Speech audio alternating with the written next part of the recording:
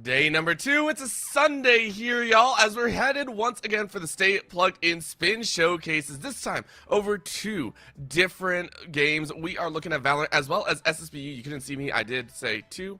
That way. We are ready to go with a couple matches headed your way. My name is Orbital. With me is someone a little bit newer to the Stay Plugged In desk. It is beautiful Crow. Crow, how you doing today? Look, the tornadoes couldn't keep me down. This weather could not keep me under. I am back, I am alive, and I am here to shout at some great gameplay today.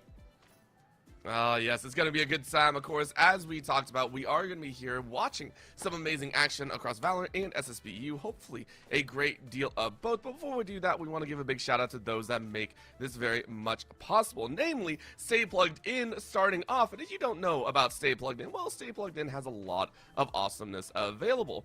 Within the esports landscape, Stay Plugged In is a leading esports recruiting platform in the country, and creating an account and competing in these showcases is free. A free account will allow you to search for college esports programs, build your personal esports brand, and gain competitive experience by competing in Stay Plugged In online recruiting events just like these. If you want to take a step further, our Platinum plan will make your search for the colleges become unstoppable. You can use your Spin profile to keep track of your search for colleges, work with our Spin recruiting specialists to create a personalized plan of action and narrow down the search of schools that make sense for you, as well as message college esports recruiters. Make sure to visit staypluggedin.com. Once again, that is staypluggedin.com, and start your journey to collegiate esports today. Yes, of course. Thank you so much to Stay Plugged In for having us all on and, running such a wonderful ship. Wonderful program, absolutely. But, of course, with a wonderful program, you kind of got to get some good threads for that, too. And we do have a wonderful partner in Emerge Apparel. The esports landscape could be so overwhelming. Such an overwhelming environment for owners and directors of new esports teams, leagues, clubs, etc. and programs. Let Emerge take the burden of merchandising off your hands. Organizations of any size can work with Emerge to create a custom online storefront with on-demand printing and fulfillment, all while generating revenue for their org. That's right, within Emerge storefront, teams of any size can earn proceeds from every single sale to put back into their program. With the Booster Club storefront from Emerge, you never have to purchase and keep inventory or deal with the hassle of fulfilling orders. Replace stress with revenue. Visit emergeapparel.gg, that's emergeapparel.gg, and start the process of creating your own custom team shop today. And of course, we do want to give a big shout out to one of the colleges that has been amazing thus far. I think you've got what it takes to compete at the next level. At New England College, gaming isn't just a passion, it's a championship tradition. With a state-of-the-art esports arena, back-to-back NECC of Valorant titles, and a community of elite players, NEC is where gamers become competitors. Small classes, big opportunities, serious gaming. Join a college that takes esports to the next level on the screen and in the classroom. Visit NEC at edu/esports to learn more. Once again, that is nec.edu at esports to learn more. Yes, and of course, with all the esports being mentioned, all this electronic frivolity going around, we cannot forget one of the most important things, and that is your internet connection. And we got Brightspeed Fiber Internet here with ultra-fast speeds for all your streaming, gaming, and work needs. No more dead zones, just reliable coverage everywhere in your home. Type !Brightspeed in chat. Get that command up and check it to see if Brightspeed Fiber Internet is available in your area. And of course, to compete in one of those high-speed action, competitions out there, we had the Formula STEM Esports Cup, the first ever Formula STEM Esports Cup presented by Brightspeed Fiber Internet. It is just around the corner. Compete in F124 with weekly qualifiers, an 8-week season, and a championship event. Race for $5,000 in prizing and weekly rewards. Learn about job opportunities that exist in the world of racing and esports combined. Season kicks off March 20th, so make sure it is just right around the corner, about 4 days from now. Open registration for high school students across North America is open currently, so go to racing.staypluggedin.com and join the starting grid today. That is racing.staypluggedin.com. With all that out of the way, of course, we do want to talk about today's prizing and today's action across Valorant and Stay Plugged In. We have an amazing number of competitors, not just that, an amazing number of prizings for those competing. Now, keep in mind, for the Valorant side of things, we are looking at double bracket with BO1s all the way through to the grand finals. And then for the SSBU side of things, it's the exact same, but it's BO5, so a little bit more action in there with the fighters. Yeah, it's gonna be so much fun. And you know me, I am the Smash guy. I am the man in the chair. Ugh, Fox and Wolfmane's Rise Up. You know how it's gonna be. I'm excited to get into that action, but of course, Valorant is one of those titles that I love to get down and dirty into, and we have a really nice lineup here. I managed to catch a little bit of the action yesterday. I'm excited to get into it today here, and honestly, like Orbital, like what are we feeling? What's the vibe for coming into this day? We're vibing with a pretty nice prize pool, is what I'm learning here. Listen, you are gonna vibe with hopefully a lot of the players as well, because these are all future competitors. If you take a look down the list, I mean, we got a lot of juniors, a lot of seniors, and a lot of, sophomores and freshmen, pretty much in between everywhere, but everyone's competing for a grand prize at the end. For Valorant, it is $400 for first place, and second place gets a cool 100, and for Smash, first place per region gets $150, and second gets 50. So not a small chunk of change, honestly a lot to kind of get for competing in one of these showcases here today. So for me, I'm sitting there with my little Mac like, I might touch like 5th place, but I'll take what I can get. Yeah, I mean, hey, look, I know there's an age-old saying, cash was everything around me, cream, money, get the dollar bill. And honestly, these kids are going to be fragging out of their minds to try to get for that coin purse, mighty first place. I mean, hey, it is a decent chunk, especially for a college student. Been there, I know how it is. So definitely ready for everybody to bring their absolute A game to jump into these games later on. Yeah, and it's going to be very, very exciting. We're starting off with Valorant, though, and to give you a little bit of mind, we're going with the 8th seed, excuse me, 8th seed and 9th seed here, as we had about 11 teams show up here today, so that gives 3 different matches that are going to be playing stages before we head into the main rounds here. We have the VDC Peeps versus TBD, and that is the correct name. That is TBD, I promise, because that is a fun way to put it. And these two teams, of course, comprise primarily of a few Diamond level teams. I mean, we have Diamond 3 and Diamond 2 as relative skill level across, and made up of not just, I will say, seniors and juniors. I believe TBD currently has about 3 juniors in there, but we even got like a very, very fresh freshman in Kimmy, who is running up in the VDC Peeps side of thing, graduating in 2028. I got you. I see. All right. This is a very relatively close matchup, I would say. Yeah, both like, all going around that Diamond 2, Diamond 3 area. So, I mean, I do like that there is, a close enough breadth of, expression in each other's skills. But that being said, it's BO1s, correct, for the Valorant format? Yep. So every single round, every single action is going to be that much more impactful and important so to get knocked out, So, like, that is really, like, going to be, lighting a fire under them to make sure they don't mess up. Yeah, I've always said BO1s test your adaptability and uniqueness factor more than anything. It really does show, like, hey, what map are you going to go to? What map can you handle, in my opinion, and how much are you going to get away with? I mean, we've seen people that come out with some crazy, crazy antics. I've seen, I want to say triple duelists at one point, just because this is what a team really felt comfortable with. Triple duelists should never work, by the way, not even in a BO1. No. Like, it should never work out, but they did. I mean, you run an ISO, you run a Jet, you run a Raze, you get enough chaos in there, and you can make it happen. But it's only for one map. And to me, that's what these teams want to do, and showcase their unique abilities, their unique talents here, as they do want to pine for a collegiate spot, at one of those programs.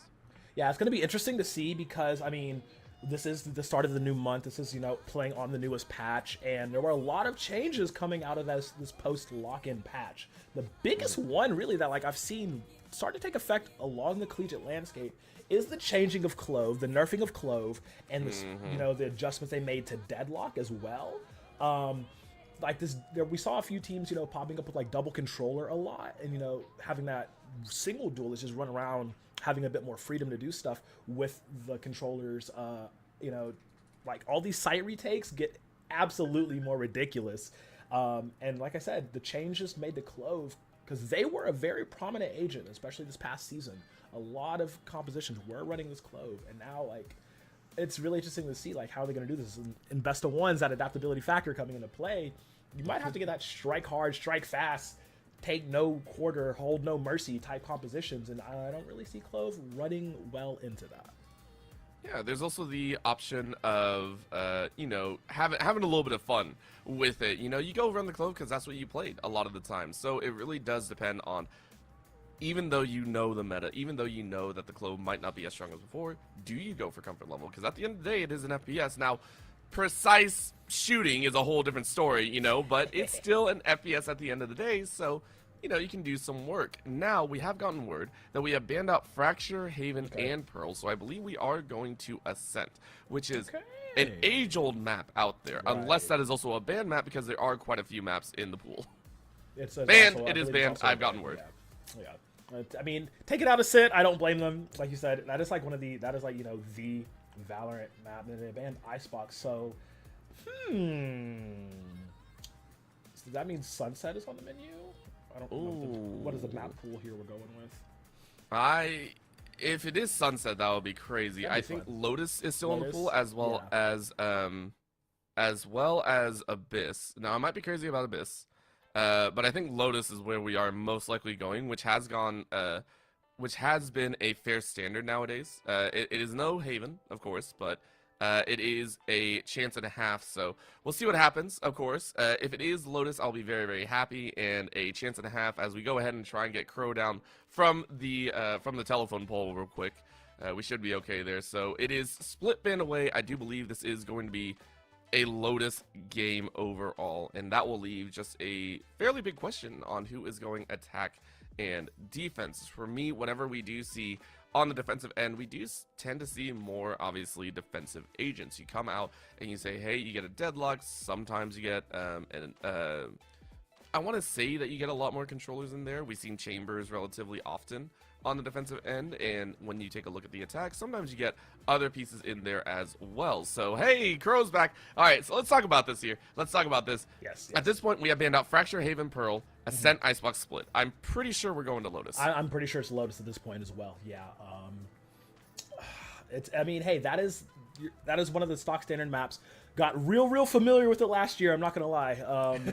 It was the default go-to, right? It's the three-site map that everybody has practiced and felt very comfortable on. I've seen a lot of crazy moments on it, and honestly, it makes sense in a best-of-1 format to give us the map that will give us the most amount of action, but also the most amount of strategy as well. Now, if they do pick into something like Abyss, you know, that's also cool, I guess. I mean, it's the, you know, the act of falling off the map, those crazy corner plays. A lot less teams are a lot less familiar with that, even though it isn't, you know, in the active map pool. It's just, yeah, this is kind of aiming. Okay, we do have confirmation from Shredder. Thank you. That it will be Lotus. So we do know we're going to Lotus. Yep, we're not just sitting there, you know, talking on our butts, which we kind of are at the same time, because I mean, you and I are very used to the BO3 landscape. You and I are very, very used to this possibly going, you know, 2 or 3, so a few more options in there. But I will say Lotus has been the de facto go-to for a lot of these, and it makes sense.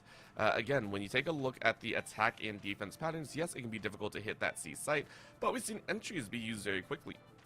Talk about the Rays being able to shell in or anything like that.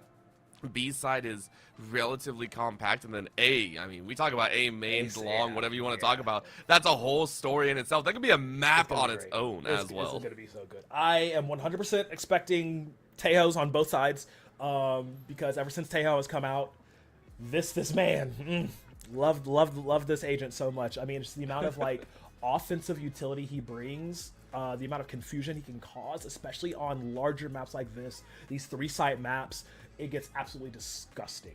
So I'm expecting to see the Tejo come out from either side or both. Honestly, you might have just dueling Tejos, but the amount of like on-site utility, him plus KJ or him against KJ, any sort of form of that, it's going to be really nice. Deadlock, after her adjustments, you know, them changing around the signature ability of being her, I believe, her Gravnet. It's interesting now because like it's on a large cooldown, very large cooldown. They put it at 40 seconds, kind of insane. But it's just the amount of area she can control with all these corridors, because Loda's got a lot of corridors. So it's just something to watch. And like you said, in this best of 1, it's either all about full-on control or all about full-on attack. And honestly, I'm so excited to see what they're going to go through. It's gonna be a whole ordeal if they do decide. And again, when you have those, in my opinion, spicy agents like the Deadlock and such, you actually make yourself stand out fairly well. You say, hey, look, I can play this. I can play some exceptionally great Deadlock, and maybe that's what you need for your team. Granted, if you're looking for a new star, maybe a new entry or anything like that, you want to look for some of those more down-to-earth agents. And I say down-to-earth because, I mean, if you're talking about a duelist, you've seen a duelist for ages. You've seen pretty much every duelist out there in the block, so you do want to have that type in the hand. But of course, we are waiting on the match to start, and to me, you already talked about the Tejo, you already talked about possibly a Deadlock in there.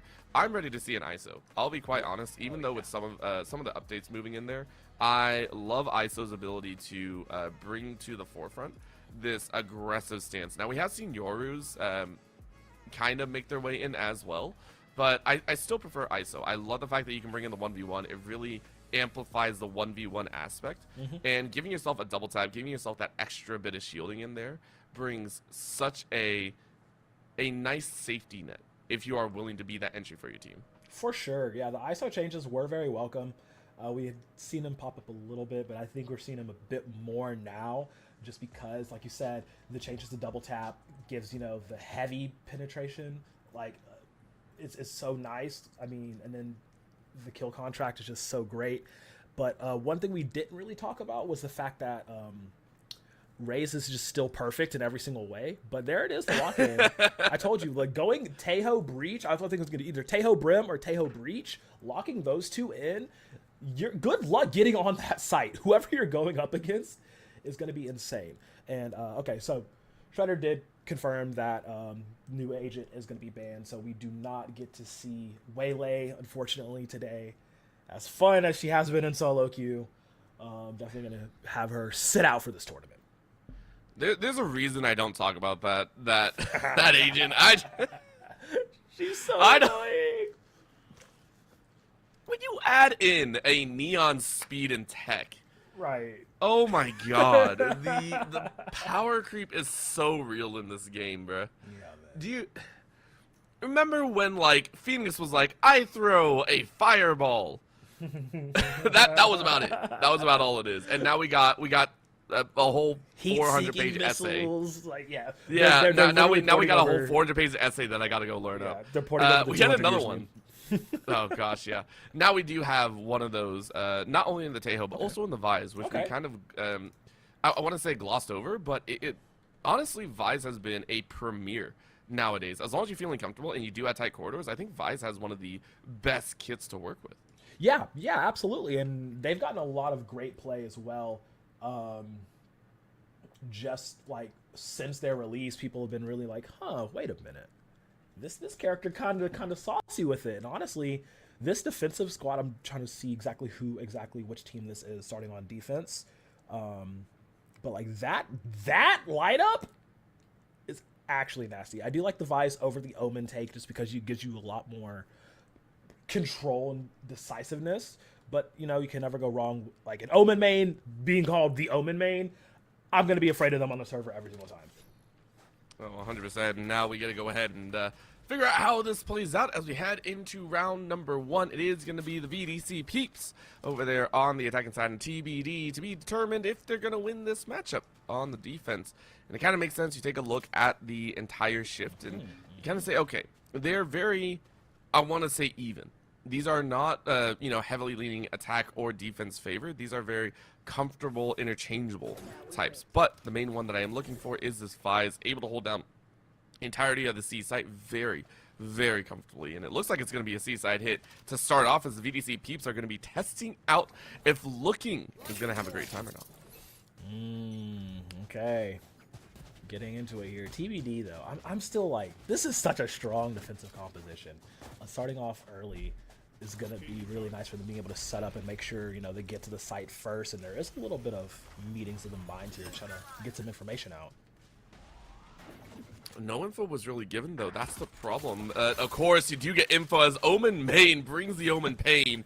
Goes ahead and takes one. That's first blood for yourself. Now you're looking for a little bit more, as this is going to be the play inside. Godspeed very quickly getting that one down, forcing TBD to rotate and through the open door as well, meaning TBD are currently corralled, and that means the VDC peeps are looking like an absolute thorn in the side of TBD. The VDC peeps looking good, and Kiwi is going to be taken out by Thornily before falling on their own. And of course, Saturn trying to get one or two, gets two at the end. That's still not 4, and BDC peeps take round 1. Okay, I mean, hey, that was a really close call. I feel if Saturn was there just a tad bit earlier in that pistol, might have gone a different way. But I mean, man, BDC peeps, they are kind of spicy. Like they, get that first frag off right, take them down, and then immediately set up shop and like not allow any sort of re-entry for a retake. And this is very well played for a pistol. Very comfortable as well. I want to talk about the speed that they got on there. They assumed that there was going to be that vise on the end, and now they're assuming yet again. But that's going to be a quick setup. What a collat looking with a 3K with 2 bullets. Are you kidding me? What a beauty of a hold down, and all of a sudden VDC peeps are like, dang, we got locked out, and now they're converging on us. That is so destructive right now. Now the doorway's opening, and this can be a whole other story. But my God, what a bully moment. Finally, though, saying, I got a response here, sends a little bit of breach util, trying to cut someone off, but it's not going to work. Instead, the damage has been done so far. 2 corralled VDC peeps, wondering where can they go. I'm not even going to lie. Getting that 3K in the opening may have just secured the round for TBD, unless the VDC peeps can really rally together. I mean, it is Breach Tejo. That's a lot of, a damage-oriented utility to still be under the table. Haven't made a decisive play on which side they want to go for here. It's a 2v3 situation, but look at the squeeze that TBD has. They do have a squeeze. The problem is that I don't think they actually have the weaponry. Keep in mind where all the weapons dropped. It was in C main to mount. They haven't been able to pick it up. So even though TBD do have the squeeze, they don't have a great amount of shells, which is why they're actually keeping back really, really far. And I'm actually curious, is VDC peeps, are they not going to push? Are they actively going to play a safe here? Oh my goodness. Yeah, they're going to let the time run out. The spike is right in front of them, but VDC peeps don't want to try to step up and grab it. This is point blank sheer fear of getting taken out here. And that's crazy to me, as that's going to be a little bit of a run by. Oh, that's unfortunate right there. So we are going to get a little bit of a tech pause coming in here. I believe one of the players had a little bit of connectivity issue, so we will get that underway, and maybe that's why we had a little bit of a slower pace there. So makes sense. Overall, though, it feels bad that that did happen, and unfortunately, inside of a round, you can't really stop that. So it makes sense why we were kind of frozen in time at that moment. But it is a breath of fresh air for TBD. They are a squad that are going to be quite happy about this start. And again, I mean, no matter what, you called it. I think getting the 3K was like that nail in the coffin. Like, it doesn't matter if someone was there or not. You're in a 2v4, 2v3. It's not going to go well as you would like. Yeah, definitely a little bit of growing pains here. But I wish I did have the POV of looking when he set up that initial 3K, because like it happened so fast. It happened immediately as the round started, so he was just in the advantageous position. But that's the thing with getting the early outlaw or getting like an early marshal, like indexing into that. It's absolutely disgusting how quickly in these early rounds it can turn things into your favor, with it being such a low cost, high powered gun. And it was just so good for them. It was amazing. And I mean, I'm pretty sure looking also wasn't expecting to get a 2K and then a third afterwards. I mean, whenever you get a collat, you're always so excited. Yeah, not only that, that was the first bullet out of that weapon, by the way. That was the first bullet fired. You immediately snap up a third kill with 2, and it was just like, okay, that's going to be it. So now that you take a look, at TBD, they've gotten the advantage, and now they are going to have weapons in their hands. How do they approach this? Because you essentially offset the early 3 rounds, which naturally will usually go, whoever wins round 1 wins round 2, and then round 3 goes the way of the other team. Now that's off kilter, so do we see TBD kind of heavily invest, or do we see them wait up for round 4? That is a good question. Because I believe the disconnect happened after that player had already fallen. I don't know if that disconnect will affect that round in itself, if we have to do a remake or anything like that. But I mean, it's So the way I'm seeing it, like TBD, they're posturing a lot around that, you know, C site, right? Definitely can see everything rotate over back towards A. Okay, no remake, so we'll be disconnect. Okay, so we're continuing on. Yep. Cool. No remake shenanigans. So that being said, I don't think they're going to go back to that site again, at least in the next round. I think it's going to see VBC like rotate over, try to get an A hit or play slow through B or A, just because this is 2 rounds now where that C side's been a little bit spicy. Only a little. And granted, I do always feel when you don't have weapons, C side is like the easiest side to hit. Yeah. A just has way too long of a corridor. I mean, the pistols are going to have fall off. And then you look at B, it's just way too narrow, and no one likes taking those swing angles where basically you're whipping your head about 90 degrees each time just to look around the corner. So it makes sense that you would go along the C. It's the most neutral side.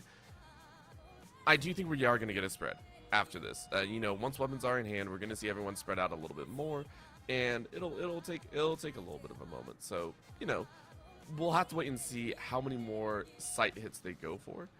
But I am wondering if we are going to see a little bit more strength come out, because here's the deal. You talk about how TBD won in this matchup. I don't know if they were able to get a huge win because of just getting a little bit lucky on the collat, or if that was looking really coming online and getting ready for the matchup itself. So that to me is the curious part.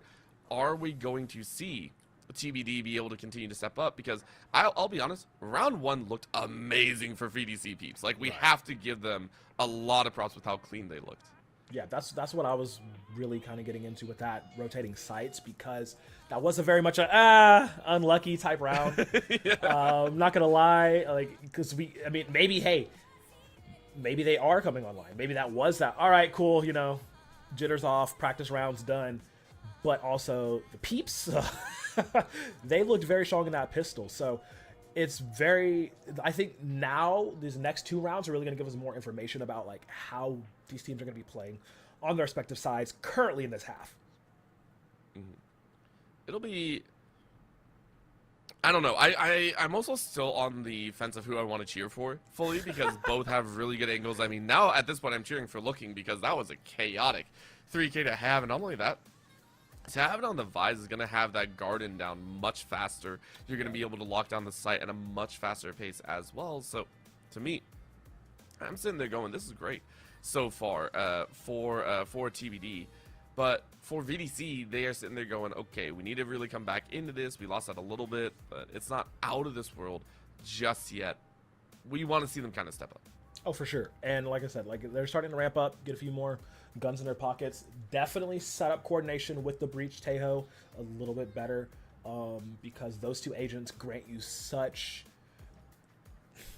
controlled chaos onto a site. Like, you get to pick essentially how you're going to dissect a game plan of a defensive squad, or an attacking squad, even in this case, playing around that. So definitely going to be watching in that area. Omen main, honestly, just keep doing what you're doing, babes. You're great. You're perfect. Like, it's good. You're ramping up. You're starting getting these really deep flanks. It's there. Like, this is the one I'm watching for sure on VDC peeps. So gonna be real fun on that one. Oh, yes, it is. And honestly, we do appreciate your patience here. We know that, you know, you didn't want to sit here and just see our faces, even though we are lovely, or at least beautiful is. We are still waiting for someone to get reconnected, and as soon as we get reconnected, we'll be right back into the game. As we have been told, again, because this DC happened mid-round, unfortunately, the team has to play it out, so we are sitting at a 1-1 style here on Lotus with VDC Peeps on the attack, and, of course, TBD on the defense.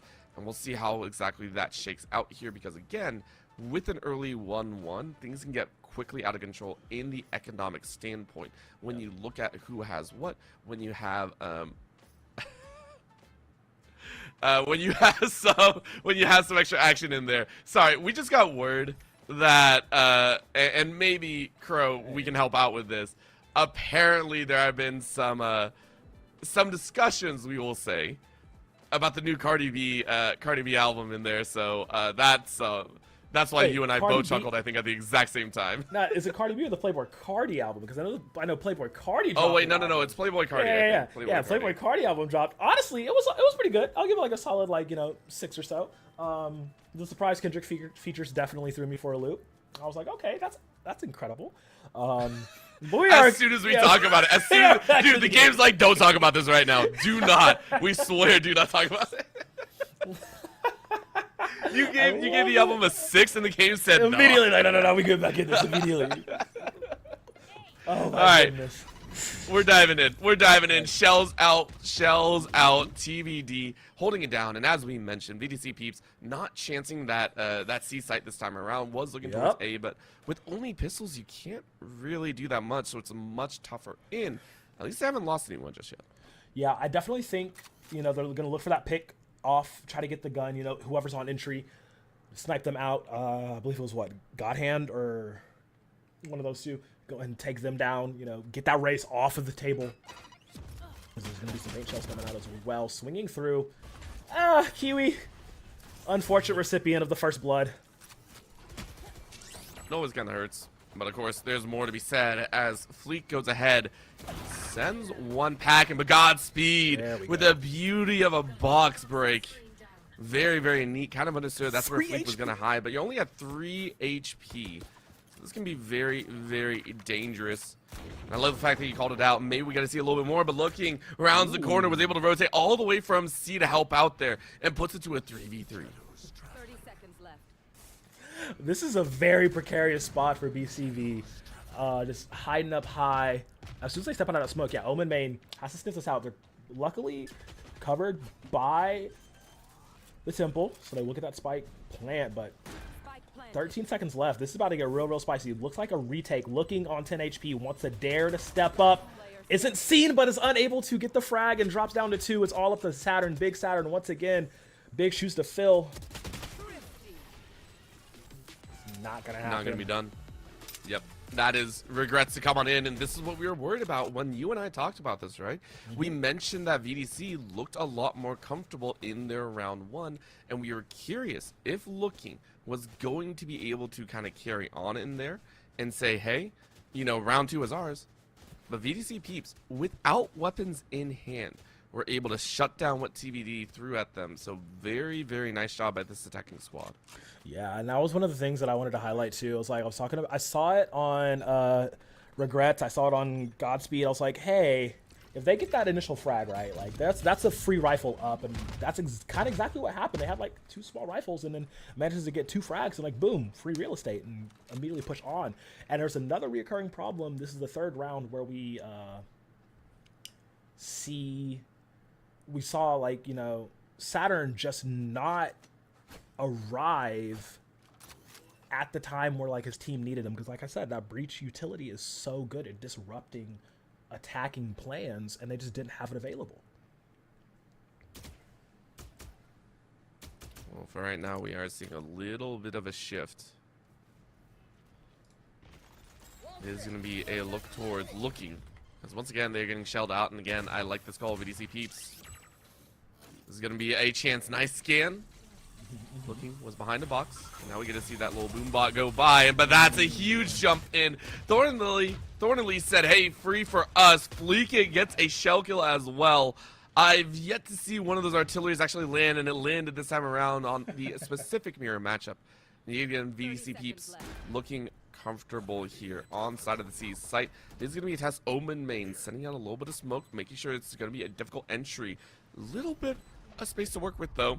And another one comes around the corner. Omen Main was ready, but Kiwi said no thank you. It's a 1-for-1 action. Godspeed, though, with one way, said easy work. He didn't think of the sliver. Godspeed sending everyone up there. They might meet God a little bit sooner than they assumed. VDC Peeps with 3 in a row. Wow. Okay. I think I might be a fan. I'm not going to lie, because Godspeed was actually kind of crazy right there. I mean, literally picking somebody off from the leg. All you saw was knee down, a little bit of ankle. I mean, they would charge you for less in the witch times. But man, Godspeed locked in, hardened up, and said, "Don't worry, guys, I got this." Securing another round for the Peeps, and This is that ball rolling. The snowball has fully left the top of the mountain and is barreling down to the sad, fragile little ski lodge that is in their sights. And the VDC peeps want to keep pushing on forward. And honestly, they're looking pretty good to do so. Right now, it's a B-side hit. You got to bring those close weapons in, but there it goes. Omen taking out one. Godspeed is down. Finally, though, able to trade back. It's a flurry of blows, as right now it's down to a 3v3. Right now, there is going to be a very, very slight test. This is going to be a chance and a half, though, for TBD. This is the most even that they've had in quite some time, but Thornley says, no thank you, Showstopper. Around the corner as you miss out. And poor Thornley's like, really? You're going to do that to me? That is going to be a clean VDC round. And they're going to be real happy. It's 4 total, 3 in a row, as I misspoke earlier, but +3 in their favor in round score. Unfortunately, Thornley wasting their showstopper just because Omen Main said, nah, we ain't stopping my style. What's going on here? So that will be, a modicum of bad juju on their side. But TBD, now going into this next round, they're down bad. I mean, they have 3 pretty good ultimates to use on their side defensively, but it's just, how do they turn it into their favor? Because they are very much bleeding economically. Just a few sheriffs and some hands. Scary situation.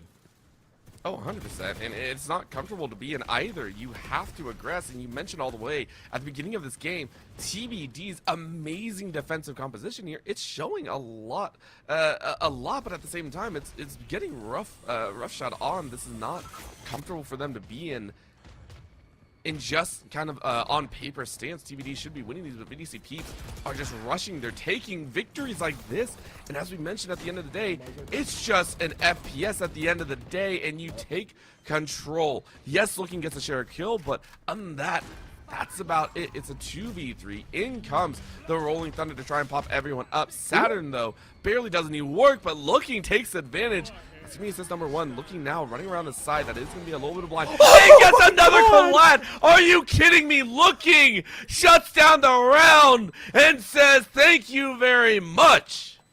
Looking through the looking glass, peeking in, and taking that shot. 2 in the same game to save the round for your team. That's absolutely disgusting. TBD, that's exactly the round they needed. They only had to use 1 of their ultimates to get the job done. Crashed a lot of the bank from the peeps. This puts them back on equal footing. Full rifles, full armor for everybody involved with a little bit of change left over. So now off of that one round that, I mean, Saturn and Looking played that the best that they could, right? Use the Rolling Thunder and capitalize off of that. You capitalize off the aftershock because you know they're looking away from Looking, who was looking at them, and they ain't looking at him. So that just gives them the onus to take that round, and hopefully they can carry this momentum, try to tie this up. They are still 2 rounds down, but they're in a much better position. Right now, Fleek saying, please don't fight us. Right now, you don't have the Rolling Thunder, and we're not going to be as silly to fight like we did before. Instead, we go ahead and drop down, but that's going to be a quick shell out, as that's a double. Saturn shows the OG Molly and says, thank you very much. That is a way to burn through an opponent.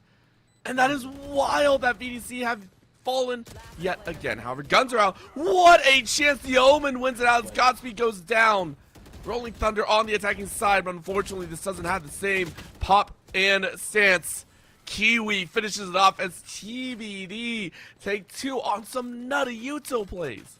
That aftershock getting a double is absolutely ridiculous. That is another one of those moments for TBD where you don't think that could happen. It's like, surely that doesn't happen to me. Yeah, what are the odds? There's a breach on the other side of this wall, and we're just lined up perfectly for a double aftershock burn. Like, that just doesn't happen, Orbital. Like, what in the world? But this is pulling them that much closer. 1 round differential, tying it up. Economy is in a great spot.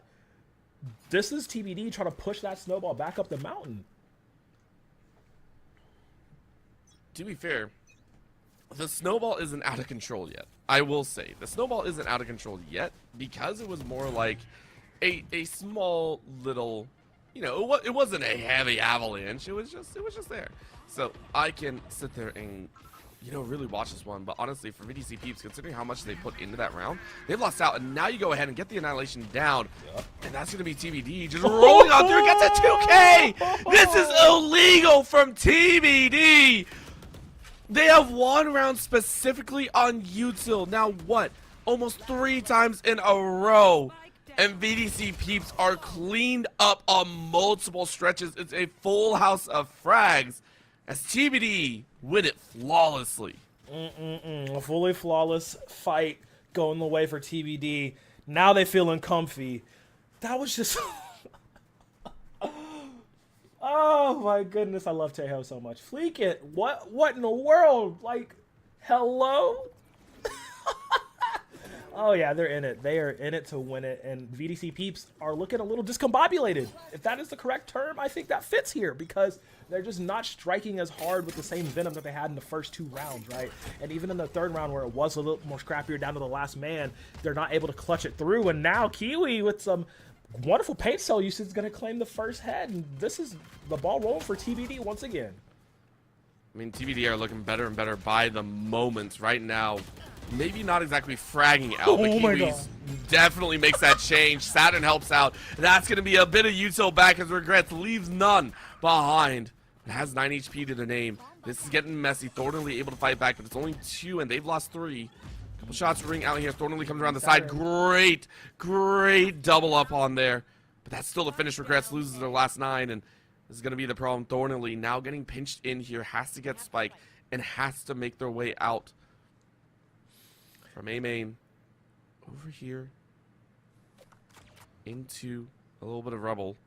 I don't know if you like what's going on. Both players, though, passing like ships in the night. And they are so close to each other. Oh my goodness, this is not what you wanted. I mean, Thornley being the sneakiest demolition head I've ever seen. Like, the loud bomb girl just sneaking around like she's Sam Fisher in Splinter Cell. This is actually insane. We'll be able to get the plant. Yeah, they will be hurt out, though. Victim is nearby. This is going to be the double swing of the century or the 2 1v1s. Nope, you're looking the wrong way. Thornley, good try. Gets a little bit of, money for the plant, but unfortunately, it's another round for TBD. A little bit slower, a little bit more sloppy, but they get the job done all the same. Well, I think that's just because VDC Peeps, like, they are still very proficient on clicking heads. Like, we've seen them win out almost specifically in gun duels, but this time around, TBD are having a util fest. They have consistently found, these frag outs without ever fragging out. I mean, paint shell kills, we're talking about the afterburner, we're talking about the annihilation, we're talking about everything that just feels like we don't normally see it. I'm pretty sure we see more util kills than actual gun kills from TBD, at least the half motion in there. So right now VDC Peeps are coming to an adjustment of that sort. They aren't respecting those util pieces as much, and they need to. So Thornley finally does. It's a nice little one-way. You go ahead and get the legs, and you take away first blood. Yep. Get rid of it. Get it off the table. Don't have none of that nonsense. It's Godspeed. See, that's exactly what you needed to see, right? Godspeed was so pivotal in those early rounds for the Peeps. Need to get back into this. Had a little bit of a lull here, but slow the pace down. This composition of TBD doesn't really operate that fast. They're more reactionary than anything. They have to have a lot of setup, but VDC Peeps have a very, very storm the castle, storm the gates composition, and they have to play off of that. Kiwi now with these showstopper fires through does not take anybody down here. Now they have to figure out how to finish off this retake. Right now, Kiwi might be doing some work. Great flank, but looking, unfortunately, drops a little bit too quickly. They only looked. They couldn't pull the trigger, and Regrets showing up here. Kind of upset that there was a slow fall there, but Saturn able to swing once. Looks for another. Snapshot misses right by their head. They're going to tuck into the corner, and right now they got to get another, and they do. No way. Saturn showing off here. And I like this call. Regrets is running away. Yeah, I think it's going to be over here. Very, very nicely done. VDC no, he can get it. Wait. He can get it. He can get it. Oh, no. Oh, no, he got it. He got it with 0.5, and he gets the finish as well. Saturn with the 3K, and with the clutch up granted by Regrets. Oh, my goodness, Regrets. was not in the right position to counteract the defuse. There was plenty of time there for Saturn. He just had to win the gunfight. 1v3, separate into individual firefights. Saturn is winning those. What happened? What happened? They look. This is what happens when you don't double swing, man. I'm telling you. I say it all the time. If you are up multiple men over one person, just double swing. He ain't taking you both. You isolate the fights. That's how you get the W. That's what TBD did, and that's why they are pulling ahead now in this game. Just a wild twist, and honestly, I don't know what else to say. This has been a turn after turn after turn, and we're seeing it happen yet again. VDC Peeps are able to get onto site very comfortably. They have 4 on site, 1 lurking on the back end, and might be with a good flank. However, the entirety of TBD are currently on the back end, and they're going to be pressuring in, but here comes that flank option. Kiwi with a great shot, number 1, but there's the Thorns. This might be the problem. Doesn't really catch anyone, though. So Regret says, I'll do it myself. Swings on 2, down to a 3v3, but again, it's a 2-piece out of TBD, down to a 2v2 now, and this is looking dangerous. Omen main, though, saying, I am the true Omen main here. They are going to be spotted, but they do not care. 3K for Omen main, and VDC Peeps swing back. Okay, Saturn tried to save the day, but unfortunately the Omen main says, sit down, bruv. You ain't that guy. Managing to hold the line and hold it all down for the Peeps, getting it done. And that was the last round before the swap. VDC Peeps want to tie it up at the half. Don't want to go down anymore. TBD, they're looking pretty good, you know, all the guns that they have. But man, that was such a fight. Everybody was just dropping one after the other. And after all is said and done, the Peeps were standing strong, but can they finish strong here in this first half? Right now, Smoke's out. A little bit of a weird one. I'm not sure what that was. They're just maybe for good luck is what they're doing. It was the Omen powwow is really what it was. We're gonna go ahead and take a look at this one, as this is gonna be a little bit of a song and dance. TP inside a tree, and that's a shell for Thornley to try and bounce around, but they get blinded immediately around the corner.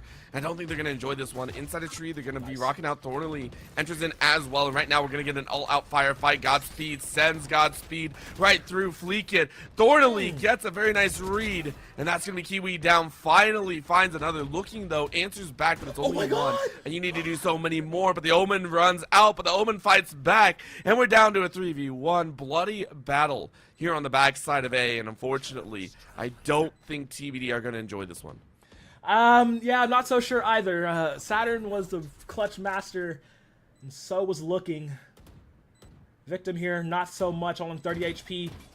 They know where he is in the smoke. Not a lot of time to play with. He has to be decisive now. This Omen has to be quick on the finger. Drops 1, 2 more remain. Not a lot of time left, and unfortunately, for TBD, he's not going to get that clutch up all the same. Tied up at the half. Out of this world, chaos reigning right now, and it is terrifying to think that this is going to continue, not because it's bad or anything like that, but for the fact that I have no idea what to expect. I really don't. Both VDC Peeps and TBD have made some exceptional plays throughout the entirety of this game so far, and yet they've been so swingy. I mean, TBD with the shell outs, with the util kills, and then VDC with this excellent gunplay, and now they're on the defensive end. I don't know what to expect. Thornley, I can't wait to see how they play this. Oh yeah. Oh yeah, that's gonna be nice. Starting off with a flashpoint, push things forward. VDC Peeps taking a little bit of a bleeding. It's okay. They can walk it off, bandage it up. But look at the slow play from TBD marching in. Again, Godspeed. You can only do so much, but you need the gun in hand. So it is going to fall to the Omen, and TBD say freedom here on the C site. Let's see how this plays out. Omen trying to take a look here. They take a few pop shots. Don't really see anyone, but they do catch the likes of Kiwi. I think sticking their head out a little bit too far. Regrets looking with the drone. Are they going to find anything? Kiwi down to 14, looking down to 56. How are they going to enter? But you look at the wrong way. Looking, though, gets dropped there as Omen Main finishes off what they started. Now on the back end, we're seeing a little bit of a song and dance. Here comes the Utah Omen Main taking one. It's a 1-for-1 down to 3v2. TBD realizing they're in a little bit of a tough spot, but Saturn says it's only tough for you as they take two, and TBD finish it off nicely. Pistol goes their way yet again. Oh my goodness. Saturn cannot keep getting away with that. Literally cannot. It's absolutely disgusting. The number leader, I believe the points leader on their team for TPD here. Just shy of it. Okay. Victim decided to clutch up and get a few more frags in there, but it's the way that they play around Saturn and Looking and Kiwi, right? Like the way these three really do command the ebb and flow of these rounds for TBD. I mean, Victim is very much on cleanup duty for a lot of them and just helping them, you know, stay ahead in these fights because peeps are very scrappy, right? Like they push in and they do not leave anybody alive for the most part whenever they charge on a site. And now switching around, they're having to, you know, wondering how the site's gonna go. Are you wait? Really? Wait. They checked and Thornley just had to eat it. That is a wild pre, but it works so well. And now you're gonna have one fight on the back end. Is that gonna be a 1v1? Saturn catches the Omen Main running. And it feels like disaster for VDC peeps as Kiwi cleans out two more Spectre in hand. It feels so good. Regrets is able to find one, but the shell is gonna deny. Looking finishes it off. TBD now stepping up on this half. 8-6. I love how Looking just immediately all chats had a feeling. It's just, he's like, hey, I had a feeling we were talking about him being behind the box. Like, I had a feeling you were there. I mean, not gonna lie, it is a very common spot. I've definitely abused the corner box multiple times myself. But wow, like again, just wanted to highlight Kiwi and Looking just like leading the charge whenever they can, and just getting everything they wish for. And that's a second time around for TBD now, where they're the ones commanding the tempo in these rounds. They really are, and the fact that we're seeing a timeout at round 3. I think this is the earliest one I've ever seen. I just haven't seen it before. So this is weird and amazing at all points. So for VDC peeps, you're gonna have to sit there and go, okay, what do we need to do? How are we gonna play this one back? We have guns in the hand. We need to win the round. We need to snuff out, I think, Looking and Kiwi, because the Omen at the top of the board is doing great, but those are, I mean, fairly good pickup kills. Saturn for their own has also done very well, so are they going to try and aggress early, or are they going to try and take this one nice and slow? No, I mean, this is a really good timeout, you know, slow that tempo, slow that roll that TBD had been on, right? Just very much, or I believe that was, what, VDC Peeps timeout? Yes, it was. Okay, so yeah, they want to slow that tempo, they want to slow that roll, they want to slow this seemingly rise of the not so explosive team that is TPD. So the peeps now on this onus like, hey, we got to regroup, we got to get something done, and taking out Kiwi, that's a great first step. Yes, it is. Starting strong here. I mentioned take out some of those early players, but Looking caught one on the door. Thornley, though, is able to find one back, and now it's down to a 4v2. This is a slightly expected outcome, though, considering the weaponry at hand. Looking is able to find one more, and this is the expected result. Thornley is able to finish it off. And TBD lose out one. Not unexpected, though, because they're going to be still comfortable in the lead with one round in the lead. Okay, holding on by one. A timeout so far, showing was a good sign. You know, being pretty useful at the moment. See if they can roll on through now this next round. Godspeed has a Bucky. Oh no. Oh no. Godspeed has the Bucky in hand. Let's go. Oh my goodness. Let's go. Omen Main rocking the Bulldog. Man after my own heart. I'm a Bulldog merchant in every sense of the word. It's just such a great cost-effective gun, and it does so much work, and potentially could change the complexion of this game, get them tied up. It really could, and already you can hear the footsteps. In pops the smoke, poisonous smoke, to say the least. That's gonna be a couple shells out. Oh no, that's gonna be a problem. You shoot one, you shoot two, but you don't even care. You run right past Godspeed, and Fleek, it helps out. Thornley is able to answer back, but my gosh, was that devastating. Down to a 3v2 position. As TBD are going, yeah, what's up? Are you kidding me? They bounce right over Godspeed. That's so funny. That is so funny. Oh, I want to be in that comm room right now because I want to know what they are saying. Still got 2 more to deal with. Taking that 2v2. A little do-si-do and TBD. Flat back. After chaotic opening. Extremely chaotic. This is why I said it's very hard to call who's going to come out with the victory and who's not, I think. Yeah. When we talked about the fact that these rounds can go either way depending on how the opening goes, depending on who steps up, right? This is why. We are seeing the likes of looking of Saturn really put their own foot down, and then VDC Peeps every so often will also shine a light. We talked about how they're very proficient in the gun duels, and yet these are not decided just on guns. This is decided by util usage. That TBD seem to have a very large leg up, at least at the current stance. We are now getting an A-side look, but TBD don't really want to fully aggress just yet. Yep. Definitely drag it out just a little bit. It's a dangerous 4-1 stack. They have done it often. It has worked out for them more than it's not, I guess. They're going to drop down the garden, try to catch somebody out, maxing out his aura, I suppose, just daring anybody from Peeps to step forward. It's Kiwi gonna open things up. Saturn running back with the rest of the team as that Annihilation is gonna roll on through, but not really catch anyone.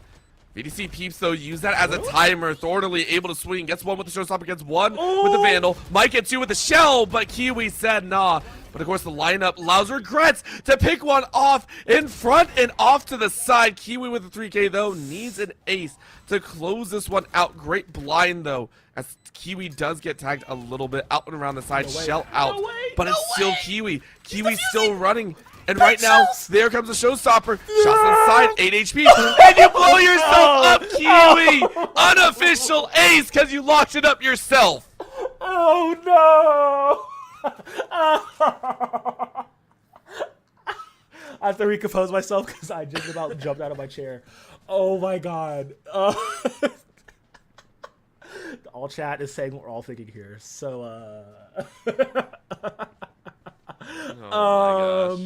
Man, I was about to give Kiwi the biggest hype, the biggest smoke blow up of all time, because that was really their round to win, and it just literally blows up in their face. Oh, wow. That allows VDC Peeps to close the gap just a little bit by the grace of God, but TVD are entering this next round in a pretty good spot with all things considered. Yeah, I mean, they're not in a bad spot, of course, but saying we could be in a better spot. Goes ahead and opens up with the first blood. Yet again, Godspeed taken out here, and this is why we do see the likes of Avize being a little bit better on the C side. Old school tech was the Viper. Old school, not the best right now, at least it seems. This is going to be now the second or third time Godspeed has been unable to hold down this site. So Omen main says, hey, let's go ahead and fight, but Fleekit's still fighting yet another. Thorn's going to slow down everyone here. Finally waiting for the rest of the team. This is going to be a little bit of a shell shock as Kiwi helps out. Double box in the back, but looking is going to fly through these opponents, and it's TBD now on double digits. Kiwi's revenge. He says, I'm not going to mess it up this time, guys, I promise. Securing the round for them and putting them first to doubles. As yeah, TBD, they played that as good as they should have, right? Like what we've seen from them early on in the rounds, just nothing too flashy, nothing too fancy. It's good gameplay and good gunplay all around. And now this is really it broke to the bank. That last round was VDC Peeps to really need to win because their bank is not that great. And you can see that now coming into this round. You're just rocking a bunch of pistols in the arsenal, like one sheriff between the 5 of them. So VDC Peeps are really going to have to hunker down here. They need to win this round to prevent an economic collapse. And Victim says, I'm going to swing around and make you the victim. Put you on somebody bags. Taking out 3 real quick. TBD want to keep on pushing forward, no problems. That was way too easy, it feels like. VDC peeps a little bit confused about what went down. And rightly so. They feel like they had the push and they just didn't look towards that rebel side. And it was just a problem. And now TBD gonna try and keep everyone safe. That hurts. That hurts a lot for them. TBD looking very, very comfortable as VDC go, alright, what went wrong? How do we fix it? All they have is Thorn and Lee. Last one alive, granted. Weapons are not exactly in their favor. It was a slightly expected outcome, but it's a round that they really didn't want to lose there. TBD, 2 rounds away from moving on. They're trying to close it up. Slow and steady wins the race here, apparently is the name of the game. I mean, VC peeps, they will have a bit more money in this one. They got them some nice shiny rifles. Now, Orbital. If I were the peeps, how would I approach these last 2 rounds? Because the plan A, B, and C are not working. What is plan D looking? What is plan D looking like here? We already expended plan D. We're down to plan like G at this point. It's it is an attempt at tapping heads yet again because the competition just it hurts. And Saturn is about to blow all that away. However, no one gets caught. So hey, plan G already working, and now you get a flank option. Maybe you get a flank with that Viper. Oh my goodness, this is such a squeeze on site B. It's always dangerous to push on because they get assault from all 3 angles. So far, no one has fallen here. Fleek is going to go ahead and get the plant down. Spike is down. Now, how does this retake happen for VDC peeps? It starts with Godspeed getting one, but trade back immediately. But the rest of the squad is there and says, I got your back. But Saturn is preying on their downfall. He's trying to light it up. There goes another aftershock, and they're so low. If they step out this bubble, it could spell a world of danger. But for who? VDC peeps. Get out by the skin of their teeth on that one. That was looking messy, but honestly, those taps on the heads really made it work. And again, you could see the breach is kind of hiding on the wayside. Saturn was like, please, all I want to do is get these shockwaves in. And they were able to get them, but the rest of the team had fallen so quickly. And now VDC peeps, step 1 complete. Plan G worked. Now you got to go to plan H, which is use your ultimates that you were able to gather right there. Now you have your own Rolling Thunder. You have the Showstopper. You have the Viper Spit. These are all great deterrents against TBD. So let's see if they use them properly. And it is going to be that doorway yet again, denying entry to TBD. Or is it? Oh, or is it indeed? Oh, this is so nasty. This is so nasty. Kiwi's trying to find position to get in here. It's been a great starter, great can opener for TBD, but immediately gets dropped down. Thornley says, anything you can do, I can do better. Hold this rocket, fool. Gets another one down. The peeps start striking back hard. You can run, you cannot hide. And in all the ensuing mayhem that the peeps bring the ruckus, they take that round. They're at 10. What in the world is going on? We are dancing in the palm of their hands pretty much. This is opening map. Opening matchup. This ain't even like a quarterfinals or anything. Yeah, Omen main dancing. Omen main dancing. That is by far one of the cutest sprays, by the way. I love it. We are getting absolute chaos occurring right now, and I can only assume it's going to get better. Quick tap around the side as CBD are just rushing because they know the Viper Spit is down. That's a shell out. Thornley isn't able to help out though, and it is going to be a tap yet again, but you're blinded out. A little bit of a boom. Godspeed is able to find 1 and 2, able to swing much more than expected. And this might be the big helper. Now goes a Rolling Thunder, and you caught everyone. VDC peeps can do nothing. Looking gets one before falling, but we are tied. This is insane. I asked, hey, what is the next plan? Orbital, apparently plan G was the plan that works.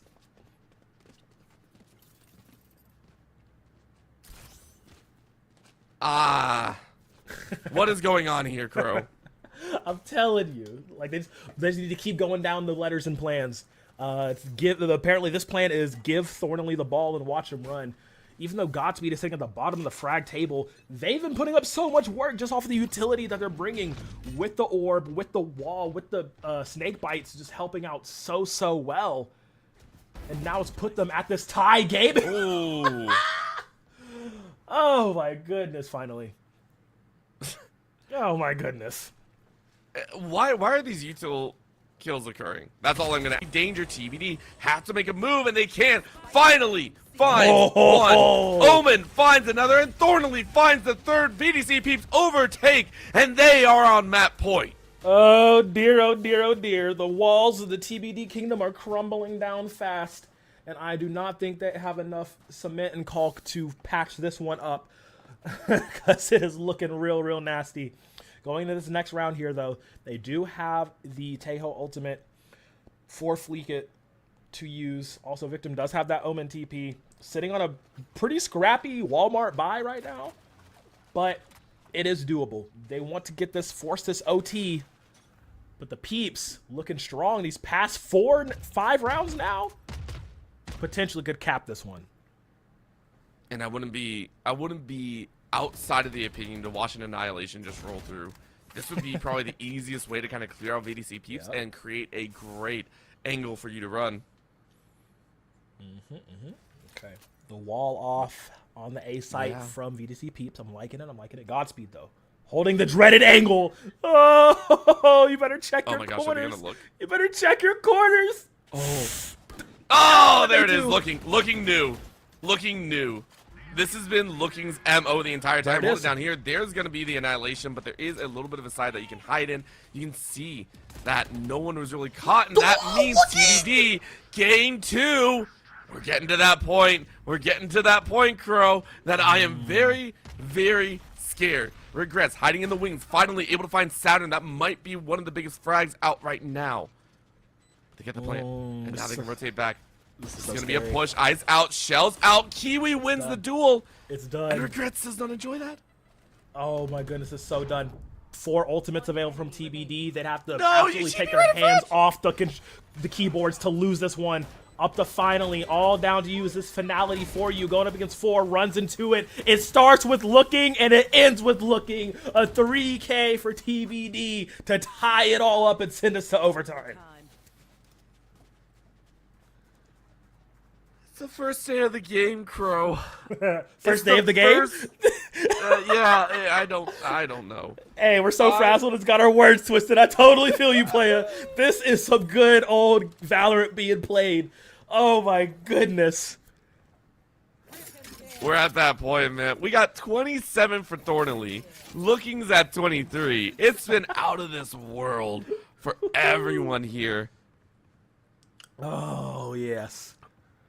Man. I can't wait. Man. This is chaos in the making right now. Let's go ahead, dive in a little bit further, because we're going to get a 5 stack here, and VDC peeps are like, great, we're on the attack again. Let's run it. My goodness. Okay, Looking coming up clutch once again for the team to bring him to this overtime scenario. See if they can push him even further here. Just need to. They're going to try and touch. Leak it. Running around the corner, but again gets lurked out here. And finally, Fry finds a freebie, and they have been checking these boxes so far TBD has. So VDC kind of gives them a taste of their own medicine. But that's going to be a huge roundabout way, as that's the Omen to swing even harder. What a collapse in, as VDC peeps are caught completely unawares. They're going to get the plant down. But honestly, in a 3v3, it's looking quite dangerous. TBD, what can they do? A little bit of a look, a little bit of a peek. No one really spotted out yet. You're meeting up with your Omen, and you're going to try and go through tree here. Thornley waiting for them to make that move. And this could be the danger. Looking, finds Regrets. That's a huge pick out. Saturn, though, eyes out, and finds Thornley. TBD with a little bit of a comeback. And right now, the Omen wondering what's going down. Godspeed with a shorty. Sees a body. But that's going to need to finish 3K for the Omen. And TBD take one more step towards the map. Victim's flank really just blew that round wide open. Peep started off really hot in that, getting that initial 2 frags, but an Omen's going to do what an Omen's going to do. Peek around the back. Make sure you're not checking your angles, checking behind you.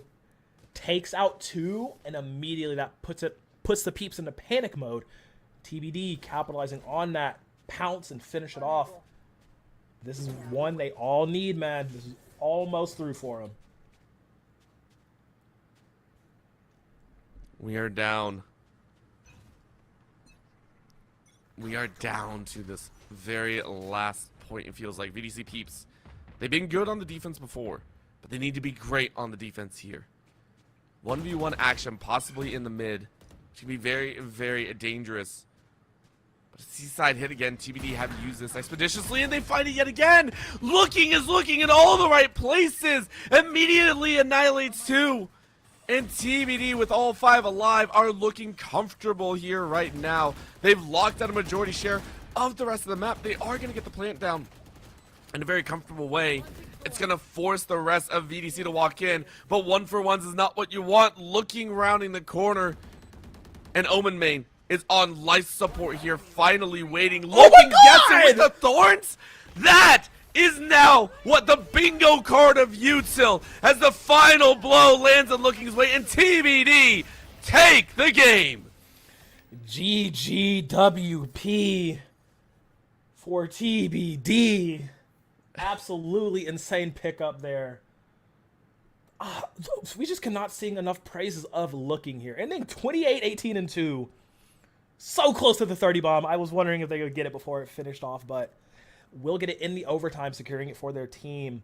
But man, Looking and Kiwi and Saturn were doing so much work. Cannot, can't talk it without talking about Victim as well. The Omen flanks were so clean and so pivotal, saving multiple rounds there towards the mid game and towards the end for TBD, and pushing them to that spot for them to get the overtime. And bro, that was just the first game of the day.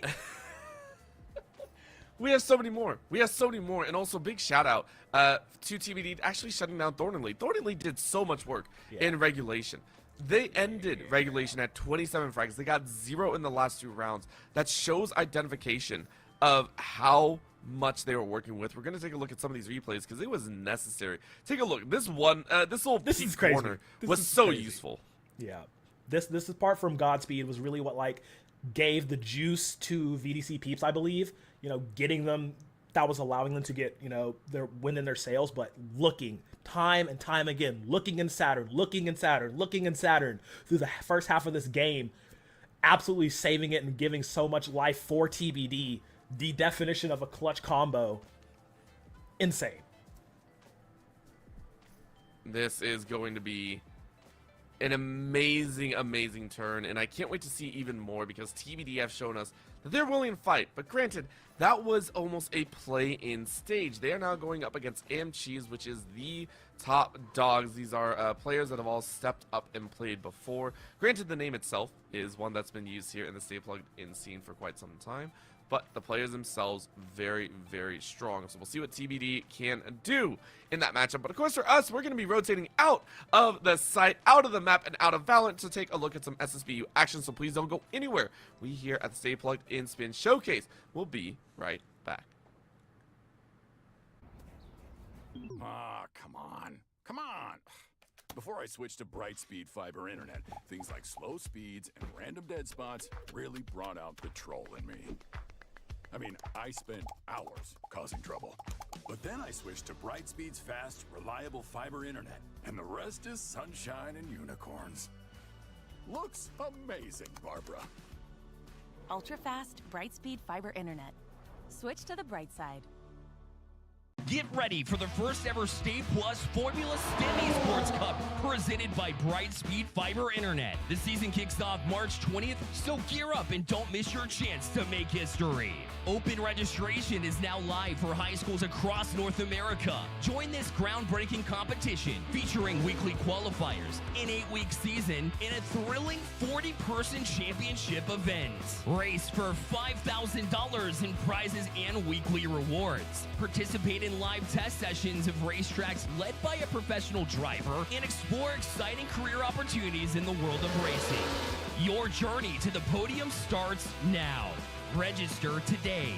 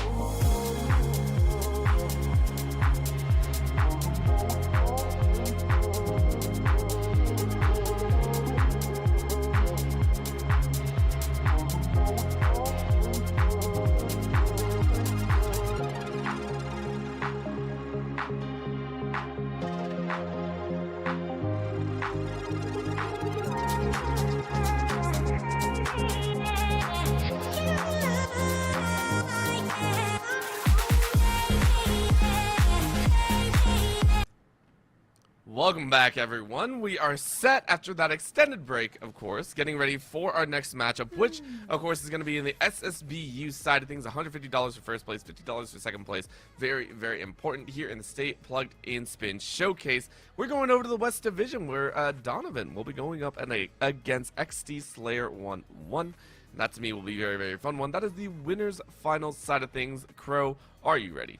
I'm so ready. I'm so ready to get into it. Looking at the bracket, they've been kind of schmoovin'. They've been kind of schmurfing. 3-0, 3-0, 3-0, 3-1 for Slayer and 1 respective match, but they've been hooping, so it should be a good matchup. I'm not sure what character selection either are playing, so that will be, found out once we get into the match.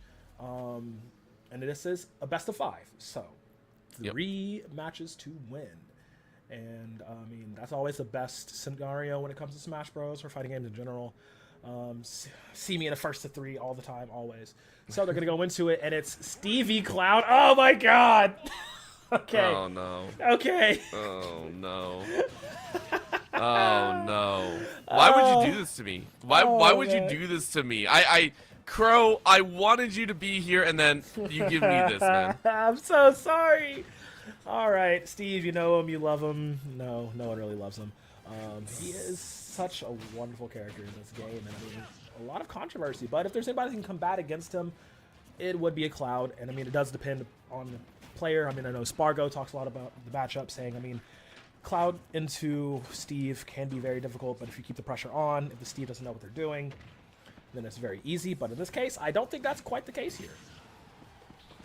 No. It's been a little bit tough, and you're talking about the Steve that, again, there is a reason why it can be so strong given the right opportunity, and you can already see the minecart being used, explosive power, covering low, covering high, and just denying a lot of those tools. I love the fact that the Cloud, though, is trying to use a lot of those neutral bees, just trying to swing hard and actually gets a good slam down, but no real finish because you're only on about 78%.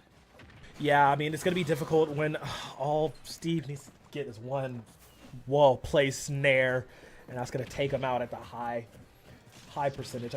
Post 80, post 90, you're in such a high danger zone with Steve. If they get anything gold or any diamond material from their crafting. 108 now, this is a lot of situations where Cloud can definitely be in the driver's seat, control in with a falling fair as well, go down, maybe do a dare to take him away here. He needs to finish off the stock as fast as possible. Oh, 100%. You want to get this one away, but honestly, you got Diamond the sword. diamonds in there, and it's going to be a problem. Quick little taps. Even the 50-50s are just painful to deal with. What a block coming out here. The shield is golden. right there. And now you're almost about to take another, and you do. Oh no, that might be the result of some bad DI coming out from, I believe Slayer is on the cloud. I mean, yeah, that diamond material just makes things so difficult. He's going for the ladder combo as well, chaining for those up airs, but not quite enough. But 69%. Finally, Slayer will take down Donovan for at least one stock, but you're in danger zone. Limit break is available, but it's not going to get you much. It'll probably get him up to like 40% if he gets anything off of it, but he doesn't actually connect with anything, and Donovan is in a very, very solid spot to take this game number 1 if he can keep this prevention from Slayer from getting on him. Oh, yes, he can. He's going to go ahead, run from side to side here, try and make sure that they're going to be in a comfortable spot. Quick minecart and a quick back here. Are you kidding me? Brutality from the Steve. Yeah, that was a light work, no problem. Going on there from Donovan on the Steve. It's so difficult, right? Like it's slightly a ticking time bomb. Just because like you really have to keep an eye on the resource meter. Like, I mean, yeah, if he has stone, if he has iron, cool. But like once he gets that gold and diamond territory, that's very, very scary because of how much damage you can rack up and how much more farther flying you are going to be sent. Every single interaction. You saw it there, just jumping into the nair, just hitting like maybe 2 forward airs, and you're just like gone, just immediate. Yep. And there, like I said, a little bit of bad DI on Slayer's part as well, but it happens. It's just a little difficult. You kind of want to aim more so up than down and out with that. But man, that's Steve gameplay for you. I can hear the hate dribbling out of your voice right now. It is not a good time right now for you. But it makes sense because, again, when we look at this matchup, I have to agree. I mean, the Steve was given so much freedom to kind of work in there, and Donovan was just a little bit slower, I think, on Donovan. Slayer was, of course, a little bit slower on that edge. So, you know, have to go back to the drawing board. Again, this was a little bit more blind than you might have liked, so now you get a chance for character swap. If you don't like the Cloud into that mix-up, maybe you can shake it up. Granted, as you mentioned, the Cloud has a lot of good variety to work against the Steve given the right opportunity. But at the current moment, you can't let yourself get too stocked like that. You gotta bring a bit more fire in there. It's so difficult because, like, I mean, it's like a lot of people ask, like, who can you do against Steve? It's like, I mean, maybe get a Kazuya if you're a Kazuya player. You're just gonna fight OP with OP at that point. But they're gonna stick with the Cloud, which I'm honestly not mad at. It's just a matter of not allowing Donovan to get anything set up. You know, keep on him with a cross slash, limit cross slash as well. Just be as upfront as possible. Fair does a good job at taking down these lower blocks and taking them out as, like, you know, so he doesn't be able to build and wall you out. But you have to spend so much time getting in and then being able to conquer your damage as a Clem Hazard will connect as well. It's just a matter of how much pressure can you exert on Donovan, on this Steve, before anything gets going. And we're already seeing a little bit of a shift here because the small battlefield is a little bit smaller platforms, it feels like. And with the rise of the center, it does feel, or this is just Battlefield, I do apologize. Yeah. This is a nicer piece of the puzzle. You can immediately see that Slayer is moving at a much faster pace. As you called, misses that up though. And unfortunately, this is going to give a huge piece to the Steve yet again with the TNT. It looked like a finish is not going to be there. Does a double TNT even. Misses that one, and that's going to be a little bit of a chance for the Cloud to fight back. Has the limit if you wish. Throws it out, misses, but a quick slide tackle. Okay. Dash attack good. Closing it out. Very good. Took a lot more damage there than you might have wanted. I mean, but yeah, that's the whole thing. Like, I mean, challenging Steve off stage as Cloud, you have a lot of options, but so does he. You cannot be you cannot be so liberal with those up Bs, with those Clem Hazards, because you can miss those a lot. And whoa! The back tech roll was so key there. As opposed to recovering for a jump, hitting it at that lava block, could have spelt doom for XC Slayer here. But he's doing a good job of adapting for the moments. He has to place those limit breaks a lot better. Limit cross slash, I like that, but the follow-up and the follow-through even is so difficult. Oh my god. It's going to change anytime soon. This is going to be that problem once again. We've seen that edge work its way out, but right now, Slayer is looking god tier in this moment. Dances over the grab even and says, hey, get out of town. Stay out of my space. Oh, reaches back. Oh my god. Yep. Immediate. That's one of the best wake-up options from Ledge. Just do the get-up minecart, especially that high percent. If they don't shield, they're done. And so, I mean, nice, ambitious. Tempting to call out the read going high, but this is the pressure that I wanted Slayer to put onto Donovan, right? Not allow him to, you know, start setup, start farming, but the up-close options from Steve are very nasty, you know, with Anvil, with the fishing rod as well. It's just, you gotta watch that resource bar. Actually, the blocks saving his life, and he's gonna find the perfect angle, use his own block against him. I love that. Good job on Slayer. Oh, that feels so bad as well, because now you're taking a look, and Donovan's like, dang, I'm really in this position. We've seen them take 2 stocks off of 1 stock of their own, and now that they have Diamond in their hand, they can do a lot of work. You can already see up to about 69, 70%. Are you going to get more, though? Quick slashes as the Steve can't do too much. Donovan realizing that maybe they're not in the best spot, that they would like a quick minecart, though, gets them out of the bad spot, even calls out the jump. But right now, Slayer just needs 1 good hit, and they get it. Launches, but not going to be the finish. Might be close, though. You're trying to get most limit. Oh, no! But it takes you off the edge. Quick up slash, doesn't follow through with the extra. A little bit of anvil helping out some more, and all of a sudden, that's going to be the lava. The magma cube does work. Oh my goodness, there were 3 separate instances in that last 30 seconds that could have spelt the game for Slayer getting it on the Donovan, but of course, Steve is ever so resilient. Nice back roll on that, gonna tech off the platform. Slayer needs to close this out. He's in such a great position to do so. He just has to not falter, not lose his mind, just lock in. Ooh, great shield. Up B is there onto top platform. Wants to finish it off. Nice neutral on the slash. Dives just under. Perfect parry. Diamond carry. Looking to finish it off here. Dodges the anvil. Shield for shield. This is the Oh mix. my gosh, no. No way. No way. There you go. Slayer says it was close, but I'll take it. Oh my goodness. Literally by the skin of his teeth. The jumping fast fall down air.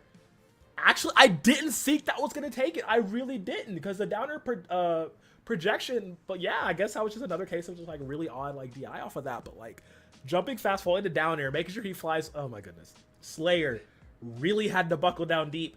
You saw how much extra effort he had to do just to get that 1 game. Down to his last stock, plus 25%. Almost in dire straits again, but Slayer tying it up, and we got ourselves a series, man.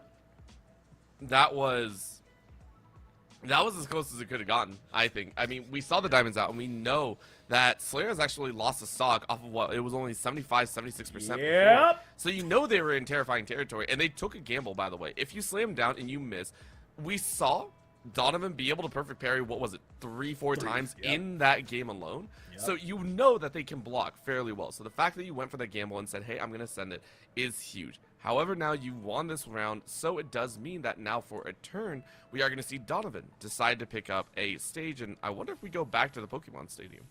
Pokemon Stadium 2 usually is a very default return to. I would actually like to see Small Battlefield, because I 100% believe, or even like Smashville would be really nice. Just don't allow Steve to have a lot of getaway options in the form of other platforms, and he does a better job, because we have seen that Slayer is not afraid to just get right up in the mix and just like throw out these, you know, fishing for fairs, fishing for F tilts or whatever have you. So definitely take away the ledge options for Steve, and that allows you to fare a little bit better. I'm not gonna say that's his weakness or anything, but it allows you to fare a little bit better. Doesn't allow him, you know, escape tools to like roll back on the platform or tech on the platform. So definitely looking at those, you know, it's like maybe FD, Smashville, and then Small Battlefield, you know. I like how you put FD up there. Like anyone's ever going to go to FD. Like, come it's on. it's a very viable look. It is a very viable stage pick for certain characters. This is not one of those situations. No, it's my stage pick. It's mine only. Like, that's the only one that I'm going to. So it's like, no, we're probably not going to go to FD, but I respect the putting it in there. And again, giving all the options out there, I think, is very, very important, especially because we have gotten word that there is a possible character swap. Now, with this in mind, this would mean that it would be, I believe, Donovan that's swapping out, because we are, well, no. Donovan with the counter pick, I believe. So it would be a chance if we wish to see Slayer, if they wish to hop off the cloud, but it would be a counter pick option over to Donovan at that point. So whole little mind game set up there if we wish to get technical. I'm not sure who all Slayer plays. I would say if they were to switch off of Cloud in this pick, if they play Joker, I'd say pick Joker. If they play Aegis in this scenario. Or the Kazuya, like I said, mentioned before. But that's only if, a big if. But like I said, the Cloud did take him very far. It could take him farther, but it actually is Kazuya Mishima. Oh my god. And we're on Kalos as well. Oh How my did you call goodness. this so beautifully? I've seen the matchup How did you- 30,000 times. That's the main reason why. Look, I'm telling you, once these two characters came out, the Smash scene was in shambles because of how absolutely busted both of them were. And how do you beat another OP? With another OP. So you send a Right. nuke to deal with the nuke, and you send a Kazuya Mishima to deal with the Uh-oh. Steve. So far, though, he's eaten a lot of damage and has not been helping him out too much. Sometimes, you know, graphics aren't everything, you know. Sometimes Yeah. gameplay is more than enough, and Steve is trying to show off. However, you lost no. your crafting table, meaning this is all you're going to get to work with for the time. And that's a slam and a half. Oh my Quick little goodness. drop down. I love the It's rage going to be arguments another there. great tech off the dirt blocks. Try side B. And you're feeling comfortable. Laser comes Laser. out, another piece, and it's going to Flare. be another turn. Oh, there's the anvil. Great job by Donovan. You cannot get under him like that. I saw the idea. Look at those those Korean forward dashes in. Okay. The movement tech is there from Slayer, but the offensive tech is not quite. Donovan knows he's in danger, so that's why he's playing this much more offensively, because you cannot allow Kazuya to breathe. Great shield, but he's in rage once again. You're going to eat another anvil, and that's going to send you packing. Orbital, I like the idea of the Kazuya, but in execution, it's leaving a lot to be desired. An OP is only OP if you know how to use the OP. Outside of that, it doesn't feel OP. Like, this is Correct. This is game one flashbacks all again. Granted, you got a stock back, but Oh you my can still goodness. see Donovan was able to grab 32%, which is more than enough to start racking up. You have the diamond sword, you have the minecarts, you have enough material to really build up. And I don't see anything else really coming from this. You can take a look. You can see Slayer just struggling in this matchup. Is able to get up back onto center stage, but is it going to be enough? Really doesn't feel like it. He has that rage art available. One is all it takes, Nope. and he's actually going to get hit with the magma block. Still going to stay alive for now, but he runs right into the TNT and the lava. Oh. Got to do it with some style points. Is Donovan going to go and take back the lead that he had? I was getting so happy because I'm like, yeah, all right, Kazuya gameplay. There was not much Kazuya gameplay. I cannot lie. No. I love how you're actively rooting against Donovan. Like, you can't do that. We are supposed to be impartial on the desk here. We're supposed to be kind to everyone. And yet the stigma of Steve even reaches into our very soul up here. Look, hey, if there's one thing I am, it is a Steve hater. It is 100%. I am a Steve hater. I'm part of the Steve hater fan club. I'm so sorry, Donovan. I'm sure you're a very nice kid. I'm sure you're a very wonderful stand-up chap, but that character, oh my goodness. Oh my goodness. But this was, like I said, this was the opportunity. We did see that they were going to go switch off character. And I ran down the list. I'm like, Kazuya's at the top. Maybe go Aegis, maybe go Joker. I mean, any of those could work. The Kazuya did not work. Go back to Cloud, because Cloud on Kalos would have been a better option. But we're going to go right back into it. And, Yep. okay, yeah, right back to the Cloud immediately. Yep, and I do not blame him. Okay, no, this is a little different. Hollow Bastion, though, is a whole different story because of the center stage platform. Is this going to benefit Slayer, or is this going to be a whole different story? As keep in mind, Donovan is the one that's currently up 2-1 in this series. Yeah, it's definitely... I mean, I think Hollow Bastion kind of serves the same vein as... whoa! Wow! Okay, nice tech roll off the back of the stage. I love that. Gets caught in the side smash, though. But I think this is going to be good, because it kind of serves the same vein as if you're going to Smashville. Just the one platform above. A little bit smaller than that, though. So, like I said, less room for Steve to run around on. More room for you to get caught in a limit cross slash. This is going to be a problem. Donovan is very, very comfortable right now, it feels like, and then all of a sudden it got turned away as Slayer was like, I'm back on the cloud. There's going to be the slap, though, and it is going to be Donovan to say, nope, not too much of a chance. However, Slayer keeping things very, very close here. They got the first stock and are now trying to run up a little bit more. Good, a little up and fast fall down, but you get immediately eaten up with the anvil, and now the stone sword and pickaxe are going to do a little bit of work. I don't think Donovan has really been able to farm up, as you mentioned before, and a great edge guard coming out from Slayer to really rack up the damage to 102 Nice. and then some. Ooh, that block saving his life again from the forward throw. I really do like that, though. I mean, Donovan is a little worse for wear. 140 on the second stock. Slayer does need to finalize this. Good job avoiding the minecart. But yeah, like I said, the smaller stage, less room for Steve to run away, more room for Slayer to, you know, get the ball rolling. He's been doing a decent job of it so far. Slow recovery, not falling for that lava block, not falling for that instant takedown, that instant stock grabber. Not playing with his food, taking his time, doing a good job here. Yep, this is going to be the quick slap and then some. Right now, we are seeing Slayer push this to the brink, Nice. catches him out There. of the minecart as well, which is huge, denying any easy follow-through, Oh! and then now reading the grabs as well, punishing as much as possible. And there's I going to love be it. the free fall down, quick damage all around. All right, I love it. I love it. The back air usage has been really, really nice. Not opting to try to go for that, you know, slower forward air or slower down air. Oh no, misses on the limit cross slash again this time around. But putting it 1-1, 103 though on Donovan. This could tie it up and send us to a game 5 right here. All he needs to do is capitalize on the high damage, you know, the little bit of wariness from Donovan, who gets that start chain going though. Forward tilt to push forward.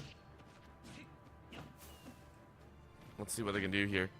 This is also Donovan trying to play for the epic, but unfortunately you don't have the diamonds like you usually do. Trying to mine up, get some redstone, but that's about it. Drops an anvil, doesn't really have much else. Quickly goes high though. The axe might do work, but it's not enough. You're out of materials as well, so there's not much you can do. And this is why we're seeing the speed. But you hit the iron block. You hit the iron block, but there is the back here to finish. Very nicely done. Slayer pushes us to a game 5. My goodness. Okay. That was pretty scary. I mean, the dodge roll out, getting chased down with those consecutive forward tilts was starting to get a little hairy, but dodging out with the up B, clutching it out, using his own block against them for momentum to hit back onto the top platform. And then just, once again, Cloud back air saving the day. Oh my goodness. Man, sending us to game 5. So do we see the Steve swap off now, though? I don't think so. I don't think so. Okay. I mean, like, that was one of those situations where the stage very much made the gameplay, because you saw how different, how night and day he was playing from PS2 to Battlefield. I'm not counting the Kalos game, to here in Hollow Bastion. The ability to close that distance, to close that gap, not allow Steve to get away from you, not allowing him to get the materials mined up or any sort of setup, forcing him to have to fight you at every single turn. It was working out so far for Slayer. Let's see if he can pull it all the way through here. Back to PS2 we go. Off we go, and this is one of the stages that we saw one of the more dominant performances out of Donovan. But now you're going to try and mine up once again. Throws out a quick grab. Doesn't really get anything. And a quick entry by Slayer to rack up 57%. Already we are seeing these adjustments being made by Slayer that have yielded such results. Double back here even to really deny Donovan any space. Yeah, I mean, he knows what he's noticing a pattern right now that Donovan is very cautious when he does get up close. Like, he has to rely on Anvil, has to rely on, you know, trying to throw out a magma block or a down smash even to try to get you out of his grill. And Slayer's just not letting that happen, and it's been working out so far, putting him at this lead currently, and now he's going to charge up some more limits. He wants to use that. Kind of been defaulting to cross slash. I would like to see maybe a limit climb hazard, limit up B, what have you, but whatever's working so far, he needs to keep working for more for Slayer. Well, for right now, seems to have stalled out Slayer. Trying to figure out why Donovan suddenly seems so strong, and there's going to be the Magma Cube. Go ahead, get a little bit of a sword in. Only stone, and the grab doesn't work, so the reach of the other sword does even better. You quick dive down, you roll on the stage, and now you're center platform. Are you going to go back to neutral? Minecart comes out, but it's the Nair to keep you safe. And what another beautiful job by Slayer to take stock 1. I see you, I see you, I see you. Okay, Slayer. Exercising all of his options, making sure he confirms off of that stock. But just the wood build, it gets so fast. It's nothing but iron coming up hard as rocks. 112 here, a lot can take out Slayer. Yeah, you see how much damage that does right there off of 1. Once hit him with the down air, try to finish him off here. Minecart catches him, sends him forward, flying forward, but he stays alive. 171 here, you're caught, you're grabbed. Back throw? No, up throw instead. Okay, ties it up to a piece here. Final game, diamond secured with a little gold in the back pocket. Donovan is online.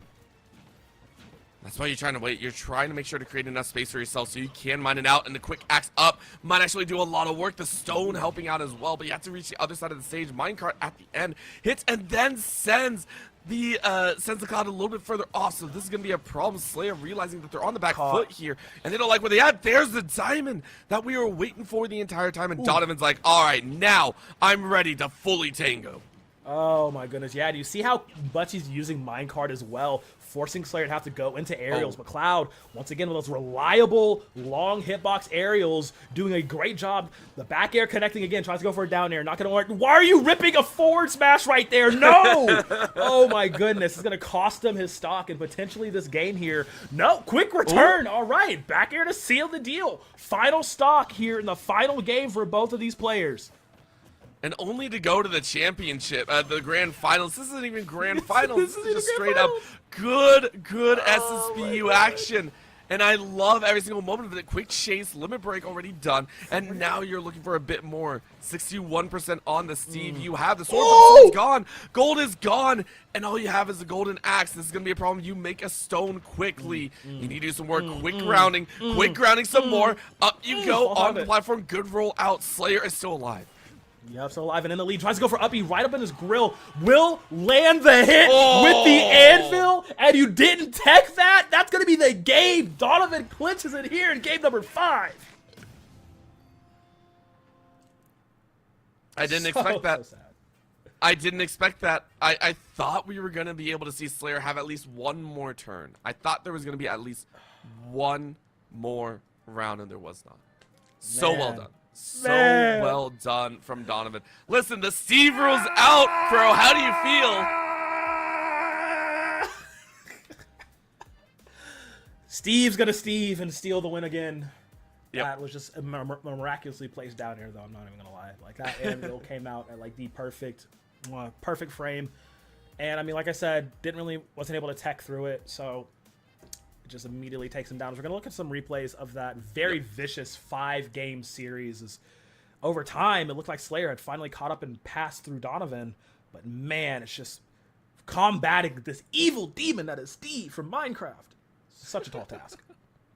I like how you say that, and you're just like, I hate everything. I hate watching these replays. I hate, watching the Steve win. And I'm over here like, this is great. I don't know what you're talking about. We went to a game 5. Like, Slayer gets another chance in the lower bracket. Like, this is going to be a pretty good overall. Oh god, we could fast forward through this one. I don't.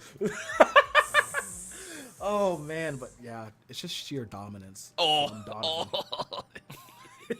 Can we show that one again, actually? I just want to hear Crow just, like, cringe inside. I die every time. But, man, Donovan. There were some answers back. Let's be honest. There were some answers back, so... For sure. Slayer had an amazing time just as well, and there's a reason. Both players were sitting in that winner's finals side, and I can only imagine that, yeah, most likely we're not going to see a Slayer Kazuya anytime soon again. But, the Cloud did work. Short hop down air. That's I want to hate with every bone in my body, but it was clean. It was very clean, and it does send Donovan forward here into grands and just one step closer to that 150. So kudos. Yep, it's a great time.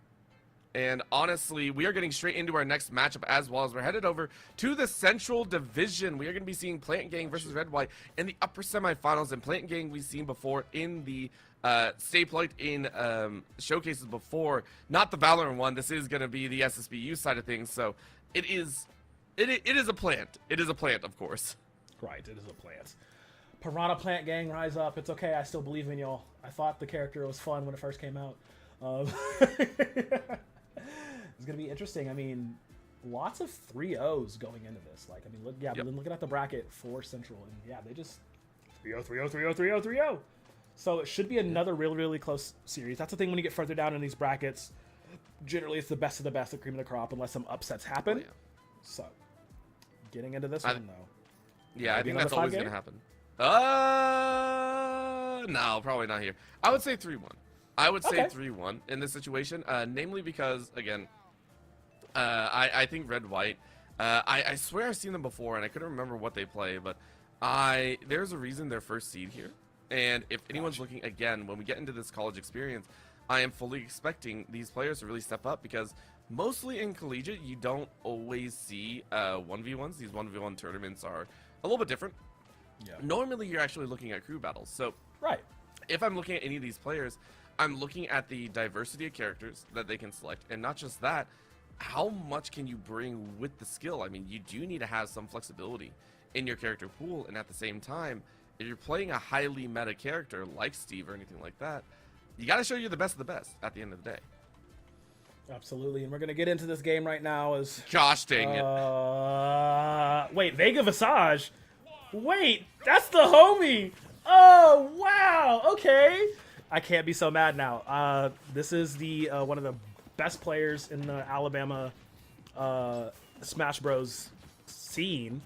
Ooh. Like, on this, you know, I mean, this is that player. But yeah, like, just pushing through is just, like, absolutely nasty. Yes, they play Steve. Very annoyed at it. But it is what it is. I like how you say that and you're just like, yeah. It's like, I can't even hate for real. But, man, That's like all we heard right there is just you like, I want to say it, but I can't. It's just like, Wait. all the way down. Oh my god. Should be able to survive here. Okay. Yeah, that was playing a little bit too close to comfort though, I think. As you're gonna go ahead and take stock number 1, as Red White does. Yep, okay. Staying up, and now Diamond and Gold in the back pocket. Should be able to finish this one pretty easily, I would say. Looking to catch off the minecart, but no, the armor through on the charge on the down B. Gonna allow Plant Gang to stay alive for a moment. Red White looking to keep pushing forward here. Probably could end this off pretty early. Mm-hmm. It's just a matter of, I mean, just because the matchup with the characters is so favored in Steve. Yeah, Piranha Plant we've seen do some work, but there's only so much you can kind of cheese away with, right? You're looking at that spike ball, and yeah, you try and go high, but Red White is perfectly in line to pull this off, so it feels good for Red White. Again, you're here in the upper semifinals, and if this is the plant, I'm sure you have a feeling that you're going to get away with just about anything in this matchup. Of course, you run straight into the spike ball yet again, so you're like, okay, maybe I don't like this. Yep. Man, 141. You would love for, like, Plant to just run up. Okay, I was going to say run up, grab or run up spike ball, but jump back air works too to secure the stock here. As Plant Gang finally gets on the board. Looking to do a bit more here. I mean, and the thing is, like, Plant does not have a lot of up-close and personal options, as you're seeing here. Like, every single time they're within the swinging distance of Steve. It's just, they're eating like 30 to 50% with each interaction. And that's the thing, is they've only had like 2, which makes sense. You're sitting at 81. Of course, Diamonds was fully utilized. However, out of materials is this Steve, and you need time to go ahead and mine up. You quickly get some stone, which is going to be great. Building blocks, great little snap up as well, and now you're just hunting. There has been a diamond tool in their inventory for a very, very long time, but a quick snipe back. So you're mentioning close range isn't really there, but long range can certainly do some work. Nice little stone wall to block any incoming retaliation. But that's a read and a half right there. You're done. That'll be game 1. Yeah, that's kind of nasty. Can't even lie. Oh my goodness. Okay, So how you feeling? Plant Gang is How you feeling, Crow? there's a large mountain that they have to climb to get back into this because oh yeah. Hey, they got a stock though, you know, like, so it's like Yeah, it's not all terrible.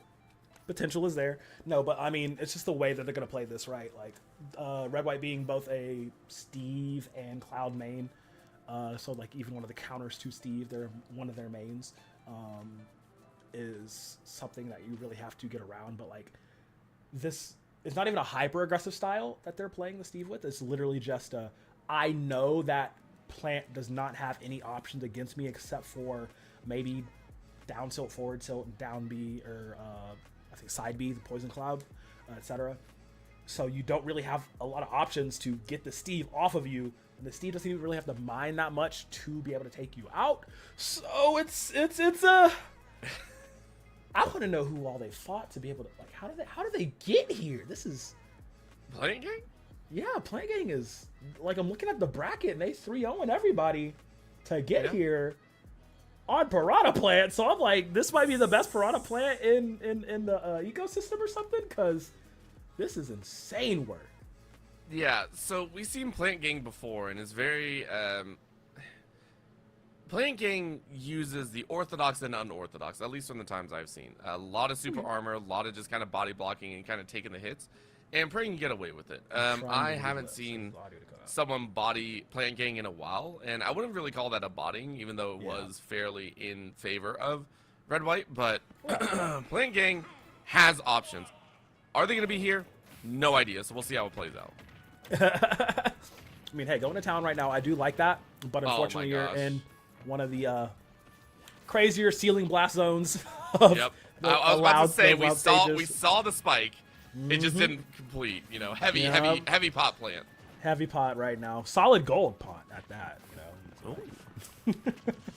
Got a little bit more weight. Sniping through the cloud, very common plant combo, using the cloud for cover and being able to snipe through with it. The armor on that move is just so nice, but this gives them a little bit more distance so they can, you know, get a little bit of the setup. Hit the Patui. The spike ball actually can kill Steve at like 60 and above. But the thing is, Steve can kill with like everything at like 60 and above. Like, what in the world? Jumping fair. All right. That's fine. Yeah, you know that thing that you were talking about? Yeah, that one. that will absolutely do it. And now you're almost looking at another one as you look for the grab, but a nice little chomp upwards.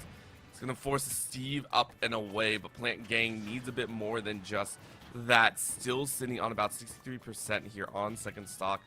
You don't like where you're currently at. Quick little diamond, though, doing even more damage, and it's just not going to stop. There's the swing! Okay. And that's another one, as it looks like Red White's going to have this one under control. Oh, yeah, I mean, the forward smash coming out. I saw the vision. I did see Plant Gang charge up the Poison Cloud fully charged, so expecting to be able to get that out before they fell. But there's just so many active frames on it. It takes so long to come out that, you know, forward smash going to beat it out. Will get an immediate return with that back air. I think that's like one of Plant's fastest moves, actually. So we'll be able to secure that and actually put it at a 2-1. Using all the armor they can to get through that, taking some damage, but still not enough to take out Red White here. Vegas Hodge going to eat a lot of damage at 89 here. Looking to snipe out Minecart to save their life. Pushing a bit forward. Ooh. Up air not going to connect because it clanks with the down air more of Steve. I like how he tried to wall off Plant Gang from that. That was always funny. But there's the minecart to finish it. A little bit of style in there as Plant Gang is down 0-2. Red White 1 game away from winners finals. Yeah, okay. I mean, I saw it there. You could tell that, like, in that interim, they were trying to clash the down air with the Steve minecart. Minecart is going to win every single time. I'm sorry. Yeah. I'm so sorry. The back air, great idea. Super strong. One of Plant's only kill moves. But that minecart is an entire just career-ending move, if anything. So it's going brutal. up 2-1, or 2-0, rather. You really, really want Plant Gang to win here. I just want to see him get one. At this point, just get one. But no, Vega's just so powerful. Like I said, such a strong player. Red White pushing through. One more is all they need. And, I mean, it's a high potential for it. Yep. And we'll see what they can pull off here. Again, we are just waiting for them to set up. And I'm curious what stage they're going to go to. I believe that's now 2 different stages that we've seen thus far. And I wonder if we're going to get a third kind of random one tossed in there. I don't know what the stage selection is, what the stage rule set is, but if it's the normal one that they normally use for high school and collegiate, I mean, I'm assuming if anything, we're probably going to get Hollow Bastion or back to PS2 as a response. Those are generally the ones that they default to in this case for counter picks or just default stages. There is the possibility of Small Battlefield, but it's a lower possibility of anything. So yeah, my guess is PS2, Hollow Bastion, Small Battlefield, one of those. They could just curveball us all and just go back to town and city. Like, all right, that's fine, I guess, if we're doing that. This is coming with all the chaos and just like, ha! Oh my this God! is what we do. What? What? Wait a minute. What is Both going of on us. here? Stun locking both me and Orbital here as they decide to pick Final Destination for the potential Final Destination I for can't playing believe we're game here. I love this stage so much. I remember the days of FD being like the end-all be-all in Fox matchups, right? Like, that was Yep. what you did, bro. Man, FD is just so funny in Ultimate because there's like maybe 6 characters in all that really want to go here at any time. This is so interesting because it is not going to allow Plant Gang on to, you know, really get away. They have to play more up close, and this is exactly what Vega, what Red White wants. As they are eating a lot of damage here, eating multiple back airs, and this could be, you know, there's a potential, there's a world where Plant Gang can eke this one out. Oh no, he's trapped. Oh no. That was the fastest caster curse to that I've ever seen in my life, bro. We gotta go. Oh my goodness. So if Plant Gang loses here, it's all your fault, Crow. That's what I'm hearing. Hey, I take no responsibility. Whoa, wait! Okay, the ping pong tricks, I like it. Good get back, though, from Red White. You go ahead and kind of tunnel under that dirt block, and now you get a chance back. You are sitting at 142, but you have put the likes of Plant Gang into a deficit, 65%, and then some. So Plant Gang really chasing, finally gets Up that. smash? Just a charge up smash? All right, you know what? Hey, if it works, I suppose. But man, now you can see, yep, Vega going to go ahead and set up shop. You know you can't get to him. He's going to connect with another minecart. Go back to crafting. Crafting a nice little iron sword. I like it. Gonna dig for some more. Look how much resource you have to go through as Plant just to be able to get an attack onto Steve. And then he just minecarts you away and goes back to doing what he's doing. This is absolutely disgusting. Ends up with a third minecart. Oh my god, Orbital, make it stop. The man's about to build a national railway at this point. Like, with how many minecarts and how many railways he's made. He does it again. And this is going to be devastating. Finally, we're seeing all the iron kind of be used up, whether you preferred it or not. And it is going to be fully kitted out. There is going to be the diamond in pocket. Finish it off a little bit silly if you wish. Shield block coming out. Helping out Plant Gang, who is still alive with this last stock. But is it going to be enough? There's going to be the magma cube. I just don't like what's going down here. Gosh, it's so insane how much armor Minecart has and allows you to clank with things that normally would kill a lot of other characters, like, you know, using the spike ball to take him out. And he's at 115 right now, using the lava to block out the down B. This is so scary because now Plant Gang doesn't have a safe way to get back on the stage. We'll use the up B to barely just recover. Ooh, iron on steel, clashing through, but the diamond is what pulls it out in the end. 3-0 going the way of Vega. Red White moving all the way through. 3-0 sweep yet again. It is not stopping at all, and I am terrified. This is a scary player, and you mentioned the fact that Red White, you even showed that you knew them, and it's scary to know that someone of that caliber is currently in one of the showcases, because that means that they haven't been picked up by any colleges. I mean, they're sitting there going, I think they are a junior here on the day, and so it's interesting to see them coming in here and saying, hey, I'm ready to kind of make my debut and get into the collegiate. Yep, if I remember correctly, Vega is last year high school? Because they played in the high school. I saw them last fall playing in the high school tournament that I saw them in. But they're, like I said, a local around the Alabama scene. Very wonderful player. Like, very, very formidable. As you can see from the replay, it's about to come up. Just absolutely disgusting with the pressure they're able to put on. If they know the matchup well, if they know, you know, how to just dissect and dismantle their opponents. If Vega's comfortable, Vega's winning. I'm so sorry. That's the way it's probably going to look at, because these are all just highlights of Red White crushing it. Minecart, Magma Cube, whatever you want to use, it is just all them, and it's not stopping at all. So very, very comfortable on their end. We are going to wait and see how they do in the winners finals at a little bit later time.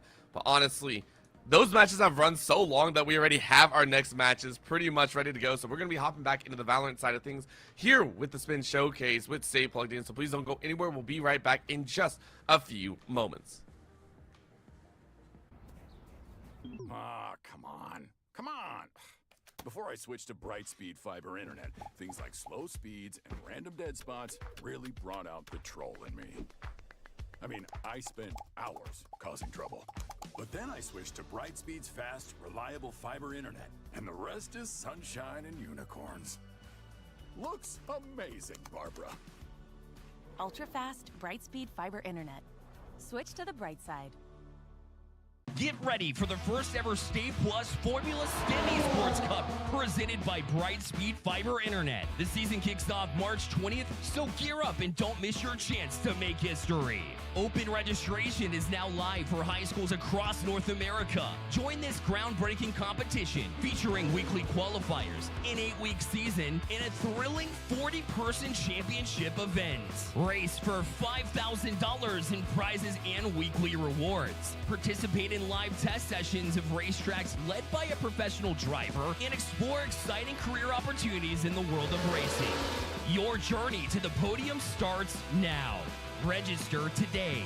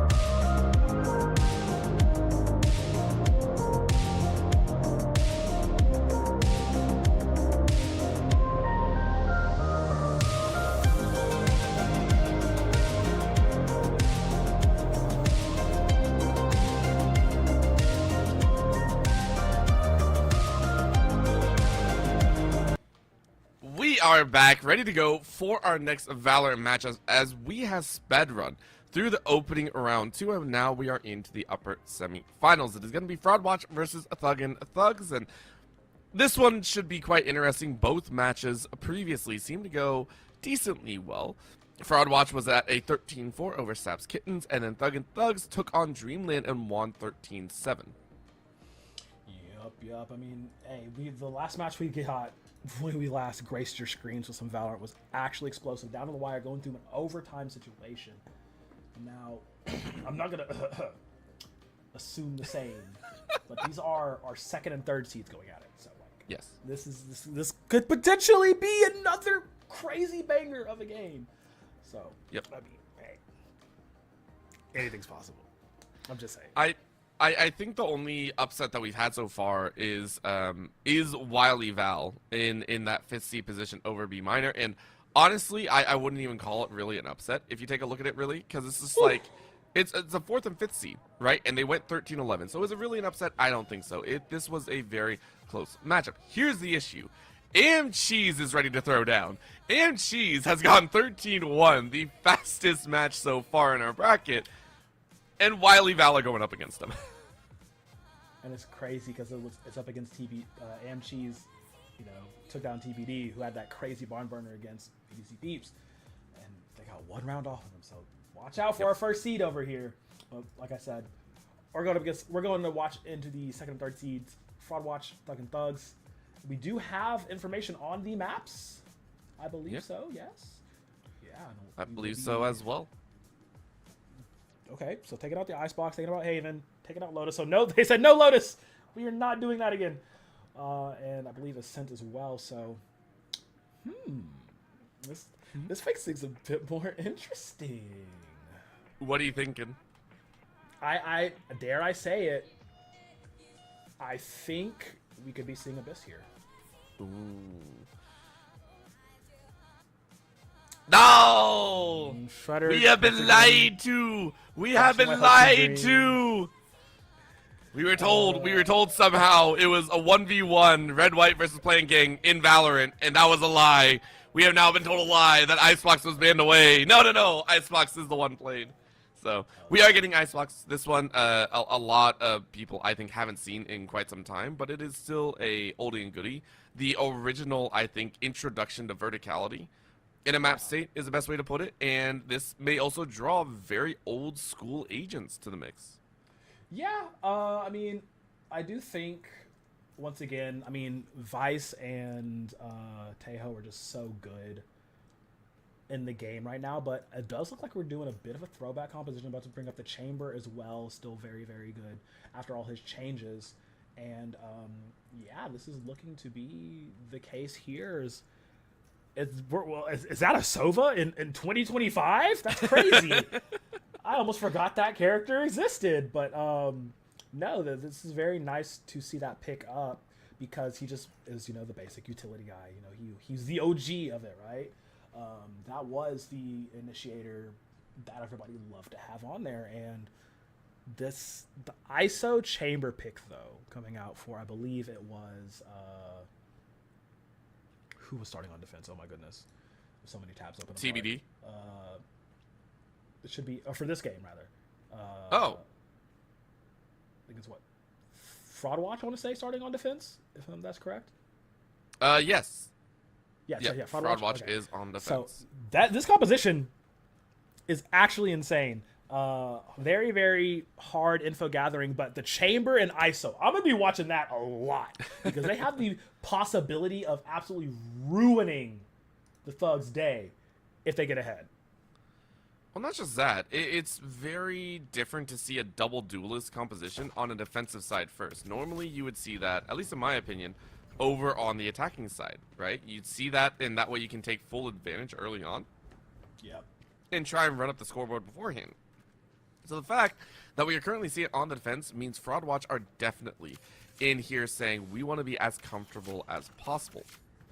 And right now with the ISO, with all that available, I'd also like to point out, I just realized this, Vice feels like it would probably be kind of bad here.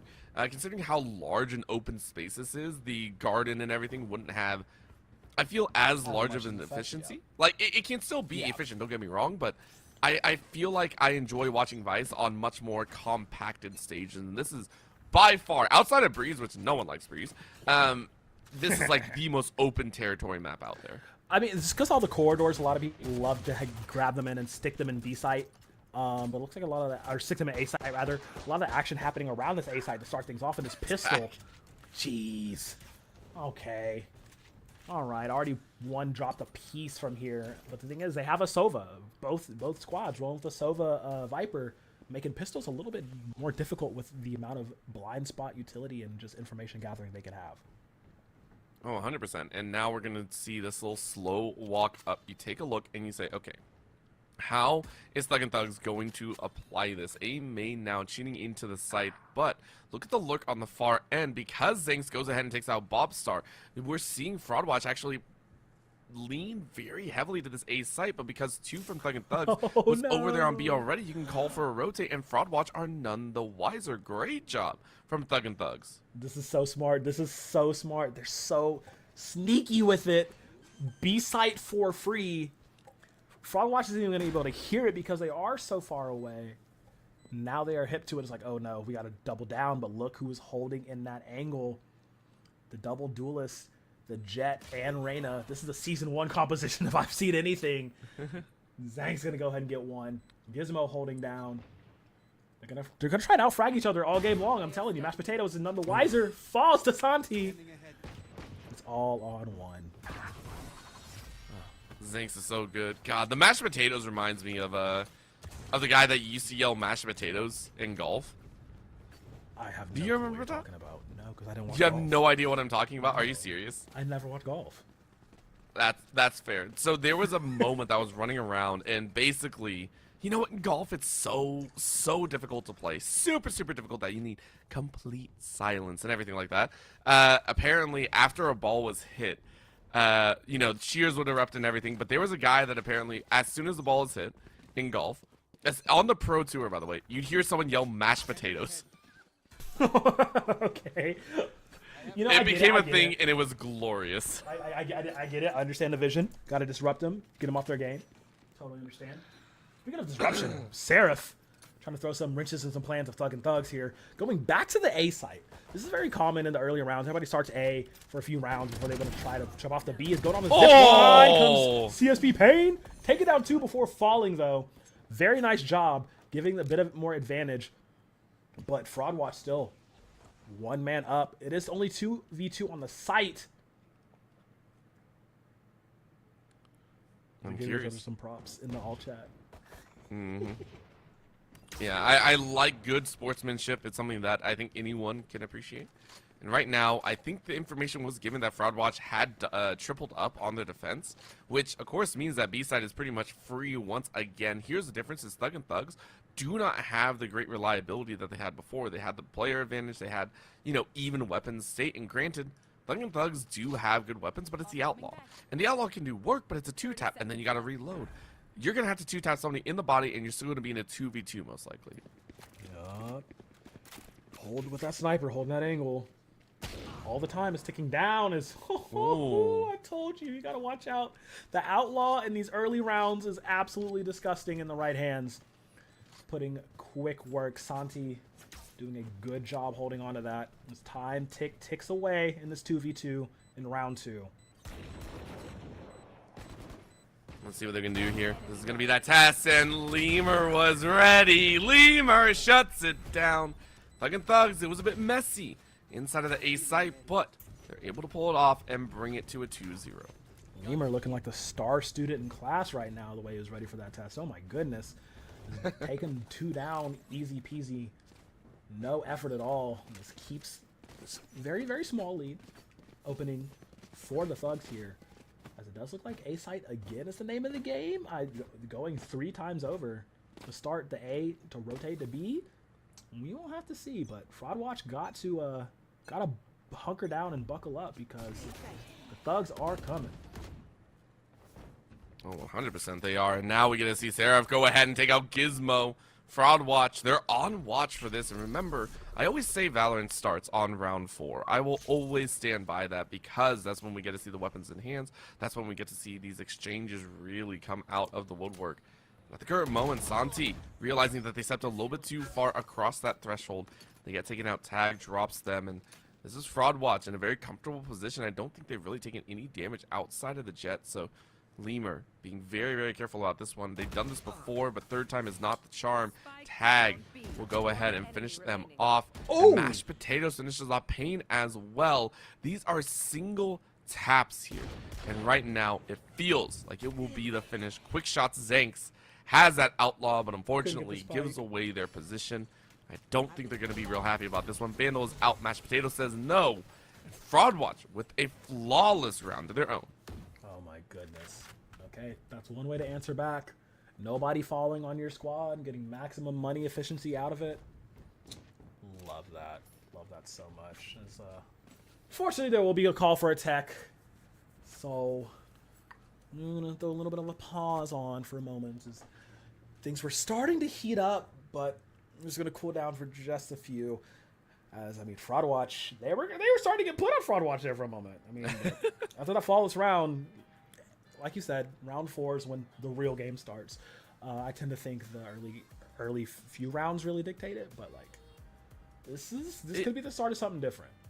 Yeah, so I want to dive into that a little bit more. Why do you assume that? Because to me, it always feels like, and granted, I'm sure a lot of people say, you know, it's the ult charges, everything like that, and yet we've seen games turn on its head, and it feels like the opening pistol and everything in pro play will give a lot, but it's like, when you look at these early rounds, they tend to be so skirmish heavy, and it tends to be a little bit of a gun check that more often than not, it really does feel like it's just a precursor to who's going to have a gentle leg up and who has a safety net instead.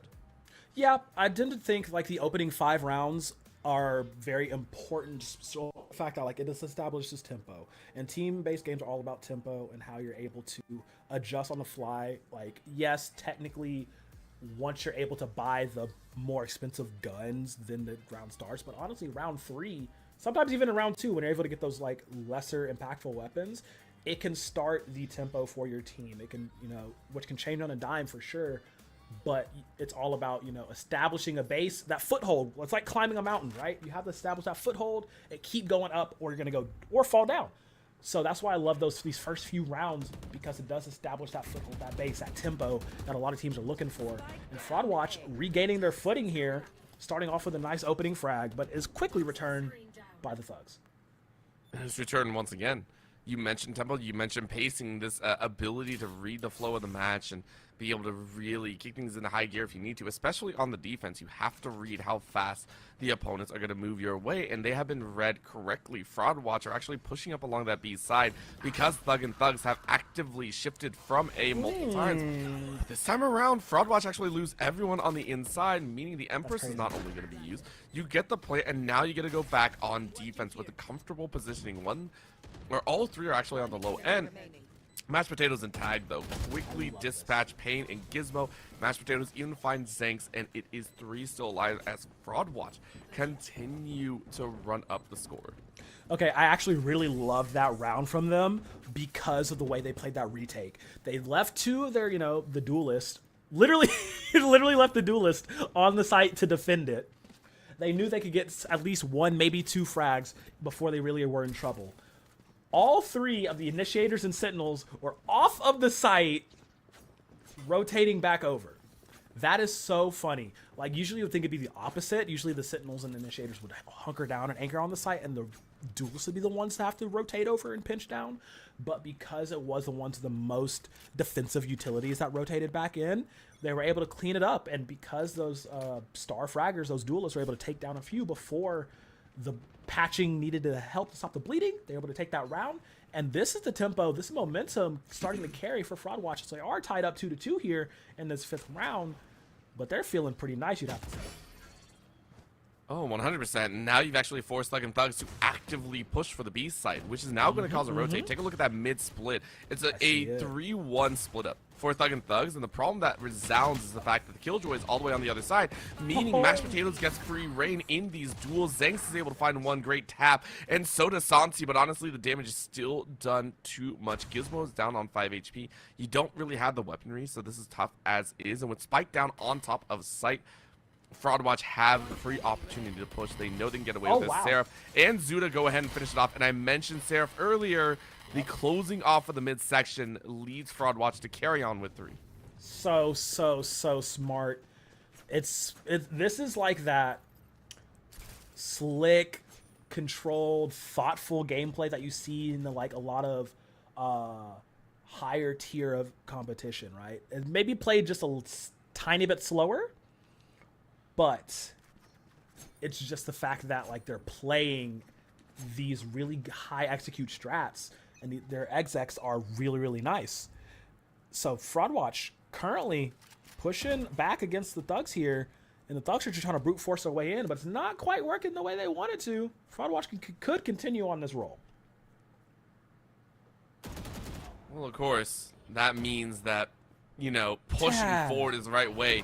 When the offense is being shoved in against the defense, you know, things have gone a little bit sour. Fraudwatch looking great as they chase Thug and Thugs back into their own space. However, that's a quick peek as Gizmo gets one, but Zuda and Mashed Potatoes finish it off. And yet again, you mentioned trying to slow down the pace. Fraudwatch are not allowing it to be slowed. Yeah, that is so nice. They're dissecting them and pulling them apart. And you would think, I mean, I'm trying to look, and, like, Gizmo is just not really doing anything for this Thugs lineup, at least this early on. Neither him. I mean, Zanks is the duelist putting up most of the numbers right now for the Thugs, but Gizmo really needs to be that secondary facilitator. Maybe they're waiting until they get knives. They're 1 point away. That could change the texture of a lot of these rounds. But currently, they're staring down the barrel of some mighty, mighty firepower. There's 4 ultimates available for Fraudwatch here versus just the 1 for Thugs. And Fraudwatch want to boost this up and keep this lead that they have, and they're doing a darn good job of it. Thug and Thugs, for the first time, haven't lost anyone in the first 20 seconds. Instead, they take someone else out instead. Mashed Potatoes is down. The weight was perfect.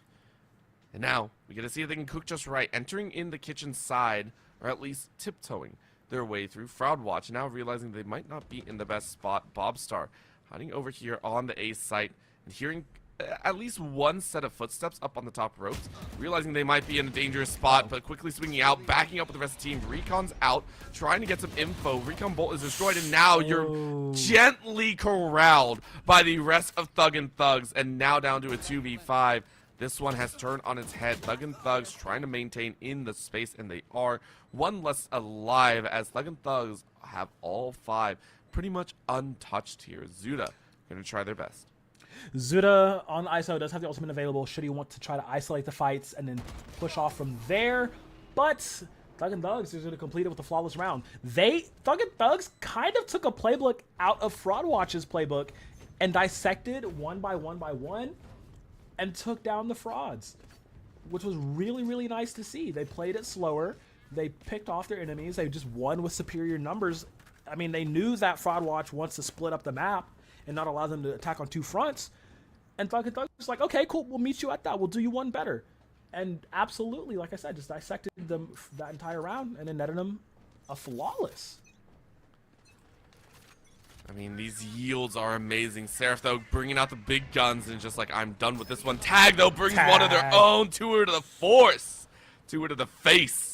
Beautiful job there. This is actually a double ult usage, by the way. 2 to 4s plus the Viper's Pit, which is corralling Thug and Thugs over here on the B side. Quick little plant, though, as that's a shoddy. You don't stop the plant, though. You do not stop the plant, so Santi was at least able to get that one. However, inside of the Viper's Pit, you see another, and Tag is on point. That is yet another one for themselves, and now they chase forward. They have one more bullet in, and they will absolutely make it count, or don't they? Pain finds one inside of their own Viper's Pit.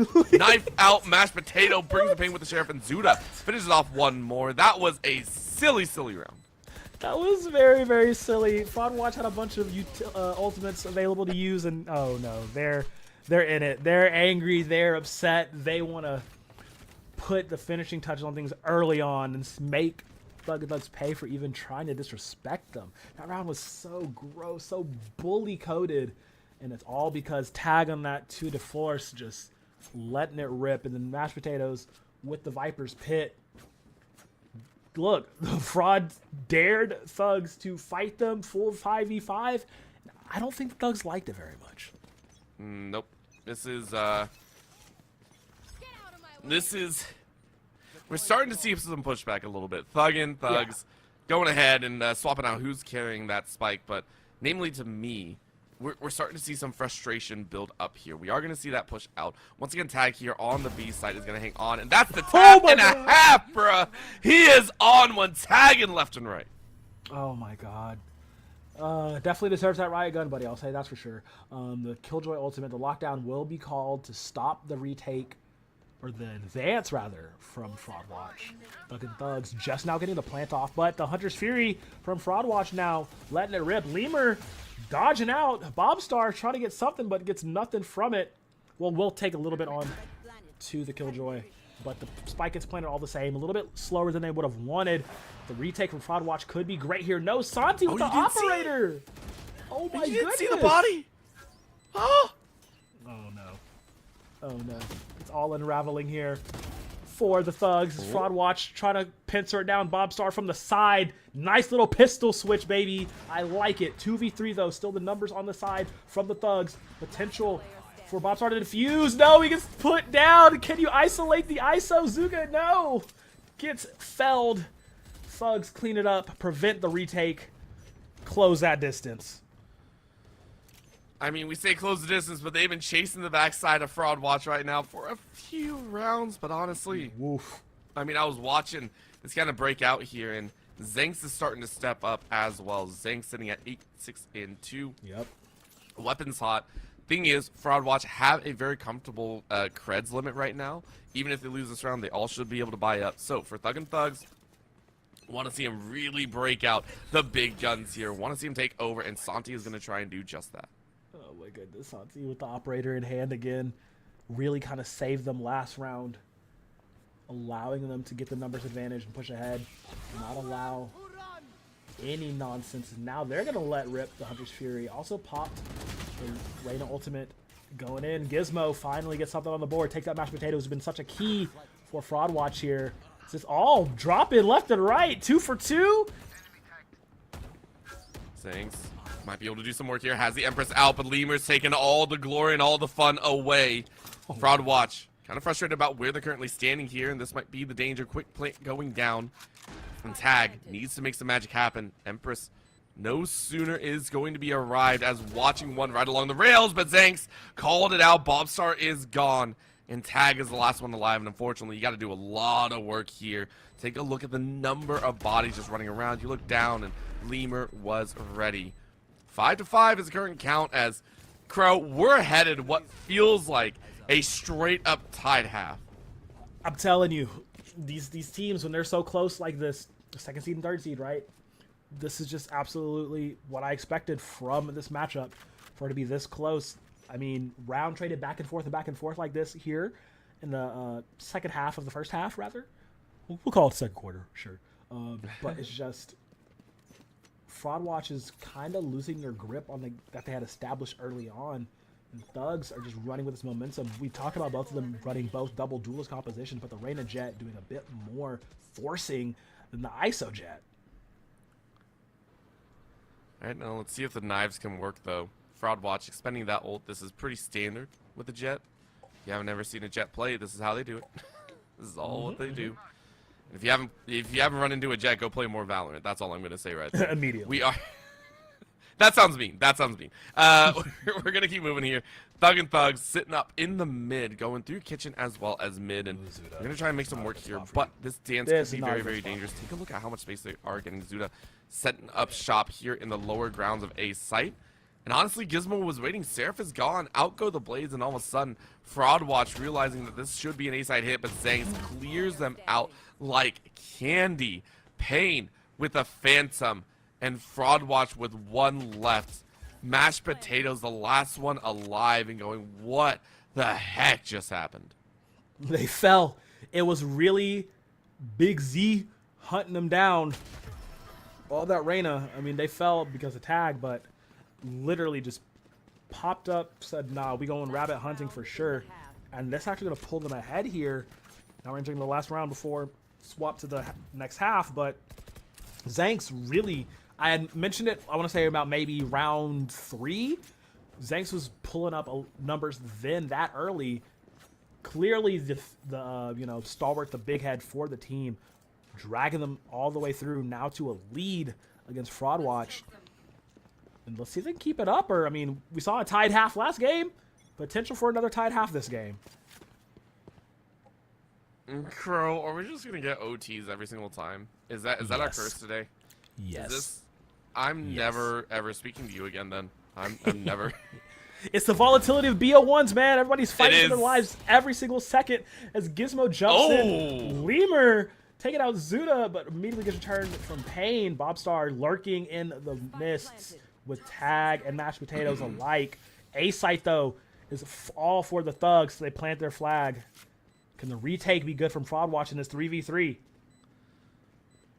I think it can be. Of course, take a look at this far end lurk all the way down. The Sova for Thug and Thugs is waiting outside the house, but inside the house is Zangs with the collat. What a chance! And Gizmo finishes it off. So, no tied half, but it's 7-5, and Thug and Thugs pull ahead. Switching sides. Zangs is so good, dude. Like, Zangs is so good. Like, oh my god. Oh, what a great half. Coming back from the Thugs, man. Now back on this pistol. Looking like they're going to do some similar strats. Hover around near that B site. Let's see if their defense, though, is as good as you see all those lineups. But, man, Thugs pulling back and pulling ahead. This is the freight train that I was afraid might get going here. Looking at all these players, and they're kind of proving me right. Yes, they are. And I'm sitting here going, okay, let's see what Fraudwatch can do. Here on the attack, remember, this is the double duelist squad. The one that I was sitting there saying, if you're going to run double duelist, you want it on the attacking side. You want a little bit more fragging power. And we'll see if they can get it. Right now, a little bit of a chase in. Bobstar watching as Tag takes out Gizmo. Great flick number one. Bobstar gets a second. And Fraudwatch feeling a little bit frisky. Getting some early frags with a quick TP out. Lemur is now set up for failure, and unfortunately they do fall. Santi is able to get one, but right now in a 4v2, feels way too comfortable for Fraudwatch. Extremely comfortable. Oh my goodness, you're in a fight with the two hungry lions. They will manage to take down one, though. It's all up to Santi. 1v3, and I mean, two are less than half health. I don't think he's too bad at those odds. It is just the pistol. As he does get one. Oh. Tries to go for the reload, goes for two, but no. Oh my goodness, that was about to be real scary. Fraudwatch gonna grasp back, but man, that was too close for comfort. I think everything here is too close for comfort, Crow. I think we've I think that's identified that valid. this That is entire game, this entire day, outside of Red White, no one like Red White did Red White thing. Every single match that we cast so far has gone down to the wire and then over the wire as we sit on the knife's edge. Like, that's what we've looked at here. And right now, this is no different. Fraudwatch and Thug and Thugs going into the second of this half. Fraudwatch with weapons hot, looking to try and get a little bit extra as Zuda is saving up with that Sheriff. Trying to running shot, but baits out Zanks as Seraph takes away that duelist. Oh my goodness. Immediate push in. Zula, who's been a little bit quiet this game, tries to step up and immediately gets stepped on. Fallen by the waysides, down to one again, but thankfully his teammates have been backing him up as Spike planted. Bobstar with the Aries. Oh my goodness. He's doing the tech, the secret forbidden tech. Oh, As Pain? Where you looking though? Where you looking though? Oh my god! Done with the spin. There's a new sheriff in town, and it's CSP Pain, baby. Dance, Pain. You deserve to dance there. Oh my god. Swapping weapons left and right. And still pulls out the trusty, reliable Sheriff to finish things off. Fraudwatch have to be kicking themselves. They have to be a little bit frustrated. We saw a couple of the members walking out with pistols only saying they were going to save up. So that's why we see a short range buy here. They're not happy about that current stance. Right now, Thug and Thugs get to fully buy out. They get to be comfortable by doing it. Thug and Thugs are going to be so happy about this if they can finish off Fraudwatch and push themselves to 9. The Thugs are just rampaging bulls in a china shop right now, and unfortunately, Fraudwatch don't have enough nets to get them down as this attack half has been real. I mean, just as volatile as, you know, the previous half for Fraud Watch, but we're looking at like who's going to carry the torch, like, and push them forward. We know that Mashed Potatoes and Tag are great, but they need to do a lot more heavy lifting to get this tied up and pushed ahead, as Zuta has just not been having a great game on this ISO, and once again gets picked off by Pain. He's trying to 1v1 a Jet here, 1 bullet left, needs to be low, need to switch out to gun, still staying alive. He's called for the team for backup. They are helping him out. Down to 77 HP, somehow still surviving, gets the better of Seraph, drops him low on their head, aims down the siphon. He's good for a third. 2 rounds in a row for CSP Pain, playing this Viper like a duelist.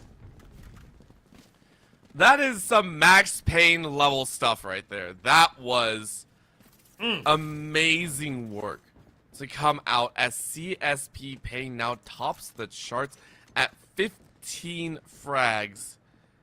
And Fraud Watch got to go back to the drawing board and say, okay, we got to fight back, guys. We got to start finding our own here. And they have been able to purchase up, so they've been able to get some guns. They do have the Hunter series as well, so if they wish to try and get a fast plant, that might work. But quick dash up as Santi gets back in around. Doesn't get scanned out here. Here's a lot of footsteps running around, though. Mashed Potatoes runs up on Zanks. Zanks gets taken out, who has been a heavy hitter for the other sides before. But Thug and Thugs not enjoying what's happening as Fraud Watch showing off their skills right now. Santi comes up behind, catches one behind, and just like that, Fraud Watch looked the wrong way. The fraud was in the other direction. Mashed Potatoes being second to last one alive, and that is going to be it. Gizmo ends them, and Thug and Thugs at 10. Oh my goodness. First to double digits is the Thug and Thugs, and the train has officially left the station. So close to taking this one all the way through. And that was a great start from Fraud Watch on that last round. That was a great way to start things off. But they just, once again, couldn't close out the round. It's been the tail of the tape in multiple for Fraud Watch here. And honestly, at this point, they might have just run out of steam. You want to play? Let's play. I think at this point, the watch time is over. They're not enjoying this one so much, and right now Thug and Thugs chasing, but Zuda yet again opens up. Zanks has been on the receiving end of a lot of these first bloods, and I don't think they enjoy it as much. Seraph reaching down, quick pick and eyes. Thug and Thugs making sure to stay safe. That's going to be the play that's being called out here.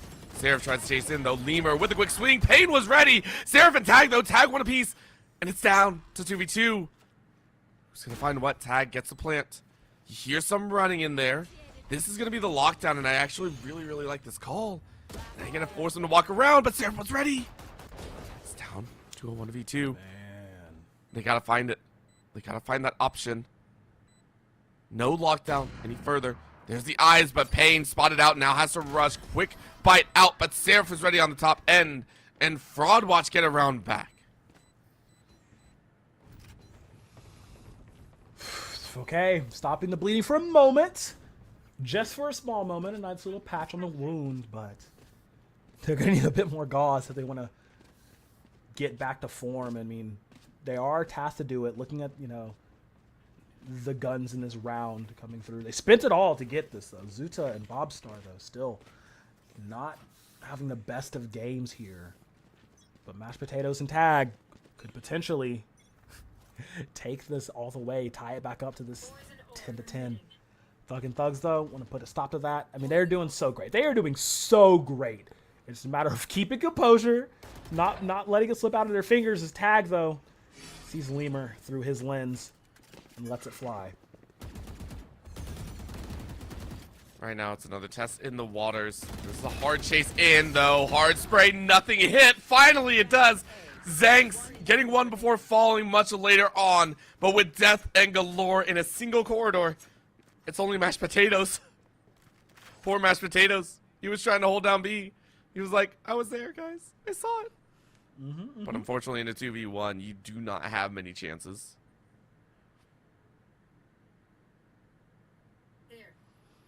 Man, Mashed Potatoes has been such a linchpin for this Fraud Watch team, though. If there's a player you would expect to clutch up for this squad, it would be this one. So there's potential there, but watching all angles, crossing their T's and dotting their I's. The crouch kill, though, in the Viper 1v1. All she needs to seal this up. Seconds left. Spike has been reclaimed, so they do have a little bit of inkling of knowledge of where they could be, hiding behind the pillar, right above zipline, or right below zipline rather. Takes a look up, tries to swing on Santi, and you cannot swing on the captain of the ropes. He's gonna go ahead and take him down, prevents the comeback train from going any further. They tried so hard there, and honestly, Mashed Potatoes with 16 matching tag right now, they have been putting in work. I want to point that out. Fraud Watch have been trying, yet the stalwartness of Thug and Thugs has been even more impressive. They got a 2-round lead earlier. It almost got ripped away from them, and yet they were able to convert on, I think, the second and third rounds of this half, and it just felt so good. So right now, Thug and Thugs, they are going to go ahead and wait this out. Yet another 5-man push. Fraud Watch stepping up. They're going to try and cheat their way in. Zuda with the pistol only hasn't used that isolation yet. And Seraph is able to fire away. No catch found. Gizmo, though, goes down after finding one. It's down to a 4v3. This might be the chance. Seraph, though, gets another reset. Lemur takes him out, though. And now Lemur gets another. Lemur gets 3! Lemur, the single holder of a site. Match point for the Thug and Thugs. Lemur, you dirty, dirty dog. That was absolutely insane. Bottom of the kill board, by the way. Like, it's just the amount of frags every single member has been getting. Everyone in double digits. Everyone has just been playing out of their minds right now. They're 1 round away from moving on. Whoo, Orbital, they have been hot all game long.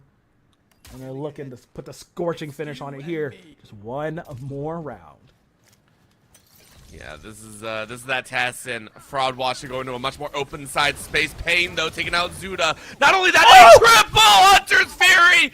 Lemur is a beast! Lemur is the god of the hunts as they ended on an absolute smacker!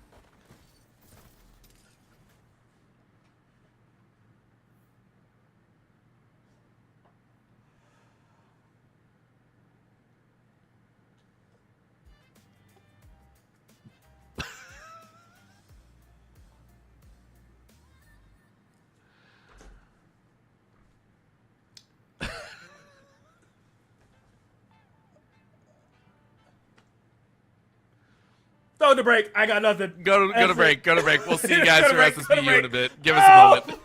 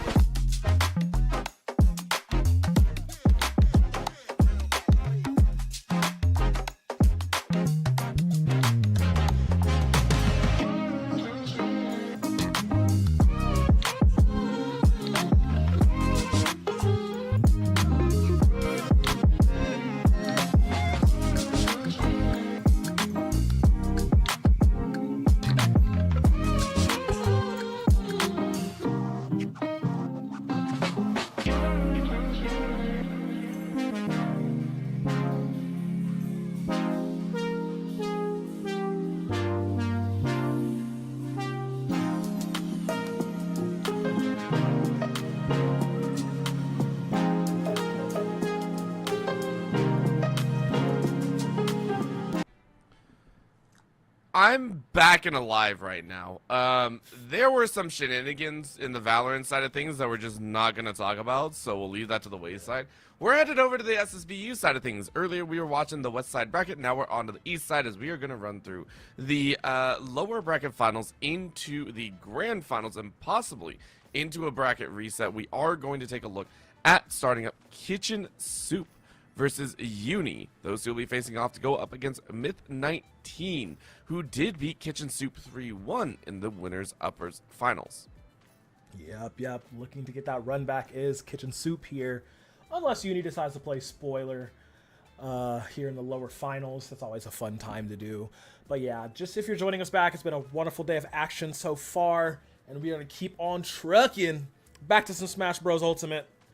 Please no Steve, please no Steve, please no Steve. But yeah, we're going to get into it here. This lower finals. Kitchen Soup versus UniCC 4 spot in Grands.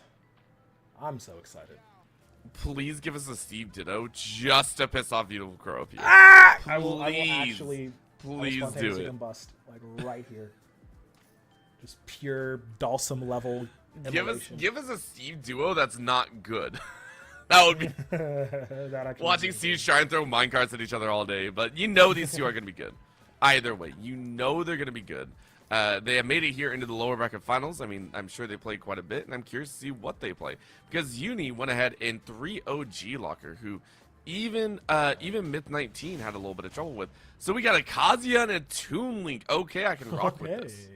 This is interesting. Interesting. A Toon Link making it this far kind of surprises me. Mostly, I mean, because you'd think to see Young Link here before you've seen Toon Link. But this is really dope. This speaks to the level of play in the region and the area. They're starting on small battlefield. I do like that. Wait a minute. I did not. Oh my god, I forgot that the actual high kick has reflective properties at the top hitbox. So that's gonna be fun to watch. I love the fact that you saw the arrow get punted back and you're like, oh, okay, that's how that works. It is a very, it's 100% an interesting space to be in. What a grab with the bomb as well. This is Kitchen Soup showing that they can cook. That is now the second or third time that they got a projectile. Yes, you're getting bodied right now, but still, you have the right tech. You have the right energy here. Losing out on a little bit extra in the back end, though, as you're trying to chase for the Toon Link. But the Toon Link has your number, it feels like. Yeah, but I mean, the thing is, though, Uni really has to play very careful because Toon Link is the floatiest, or one of the floatiest characters in the game, one of the lightest characters in the game, and so much can, oh my god, send them flying as, there it is. It looks like he's the one doing the fly sending as he's going to take that first stock, but now how long can you survive? And not for long. Yeah, somehow still there. Yeah, you're going to be okay. And actually, you put yourself into a really bad spot now, as Kitchen Soup is in a much rougher space. Very nice usage of that bomb to continue denying Kitchen Soup a clean sit-down. You can see here, again, they use it yet again, and we are seeing this constant combination. 97% finally an up B catches them unawares, but 97 damage on Kitchen Soup on their second stock. This is so interesting because, like, the one reason, like one of the big reasons why most Link players will choose Young Link over Toon Link is the usage of the fire arrows in conjunction with the small Kokiri bombs. But on Toon Link, you don't get the additional fire element and the extra damage with the arrows. You only have just regular arrows. But the bombs are so smoky and create such a cloud that you can play in that. So it works another defensive capability, and the bombs fall faster. So, and then jumping in with a beautiful nair and go and take that stock at a high percentage here. Uni is doing a really good job of mitigating any of the offense that Kitchen Soup wants to give off with this Kazuya here in game number 1. I mean, this is just out of this world. It feels so controlled right now. Uni saying, I'll do whatever. Nice little stun, though, and a punch down. No heavy spike. So Uni's able to get back, but this is... Again, you're playing with extra time. You have an extra stock to play with. At this point, it might not even be needed. Quick little bomb down. This little punch again. Tries to spike up. Not going to get a laser. Even does better. What? And that's going to be the stock there. So Kazuya able to bite back. Yeah, but he took a lot of damage for it. It's actually surprising to me how much damage Kitchen Soup is taking just to be able to take a stock off of Uni here on this Toon Link. And now he has the Rage Art available. Could potentially, if he lands that combo, just needs one, even at 0%. There's a 0% kill confirmed Kazuya combo that has 2 different routes that you can get into. And one of them starts off of this Rage Art. So if you can land it full flush, it's actually going to be significantly scary. But no, UniCC actually... This is forward air, seal the deal with the bomb, taking game number 1. Comfortable number for them. They were, it felt heavily in control. I mean, we saw the bow and boomerang combinations with the bombs in tow, covering the highs and lows. The entire encompassing value that the Kazuya had to get through was so difficult. I mean, Kitchen Soup, we saw them do a little bit of work earlier, and then it fell off to the wayside. As soon as we saw the Toon Link get rolling, Uni looked better and better as time went on. And one of the biggest things I did see is that Soup was not able to get any of the combo starters going. I don't know if that was just because Toon Link falls out of it, you know, the tech rolls, it's just rolling like just inherent DI. I'm not so sure, but it's just the fact that he got multiple Godfist, Electric Wind Godfist started on him, but there was no crumple state. There was no grab. There was no grab to down throw. There's just a lot of laser play, and this actually necessitates the switch into the Bayonetta, which I absolutely love. Gonna be able to combat with more mobility, higher damage threshold, and being able to, you know, witch time / bat within a lot of the initial onslaught that we did see from Uni here. Let's see if the swap over to the baddest witch in the game pays his dividends.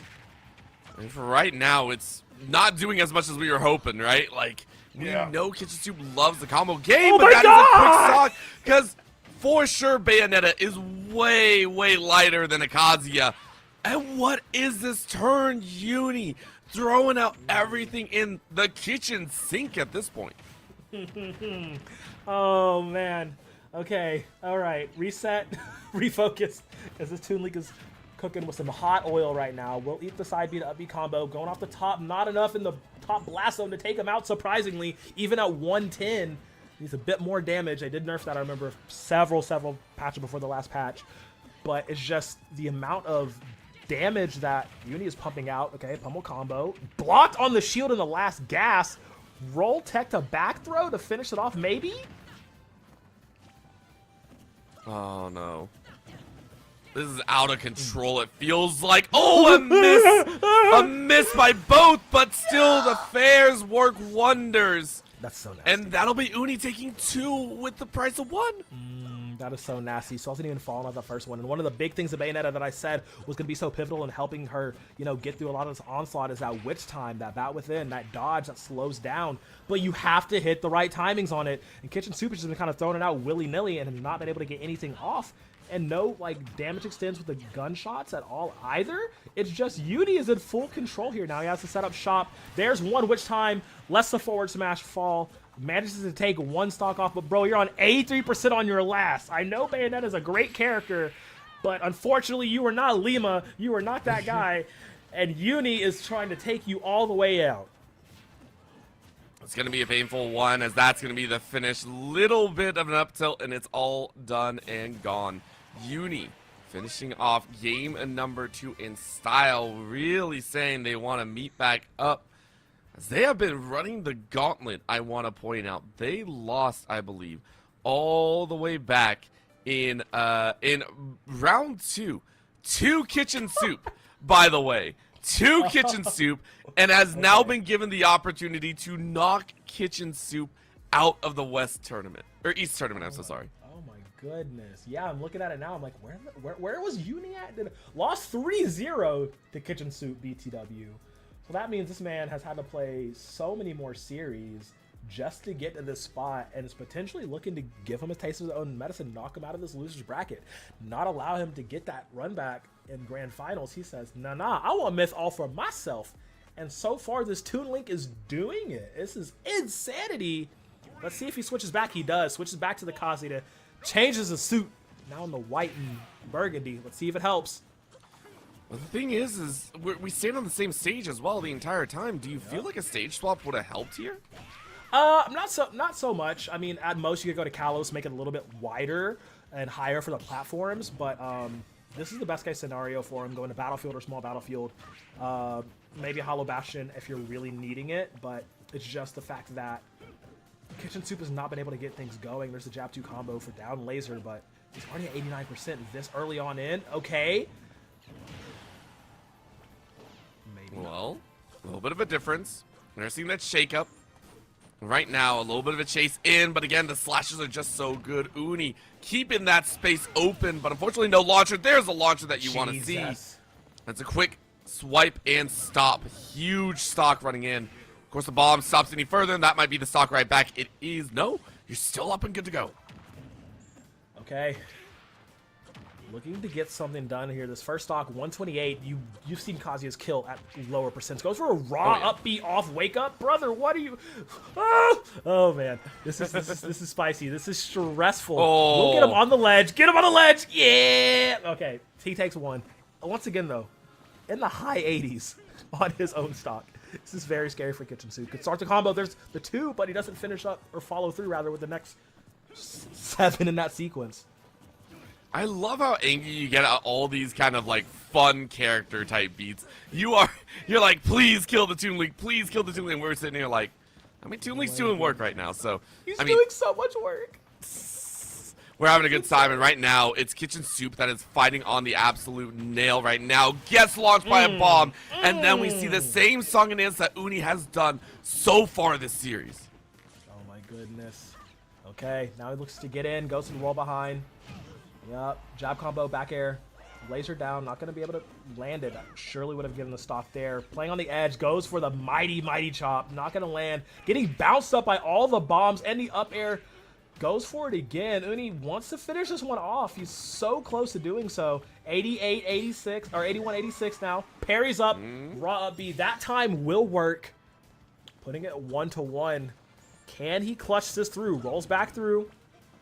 Kitchen Soup looking to not go down 3-0 here in the lower finals. Again!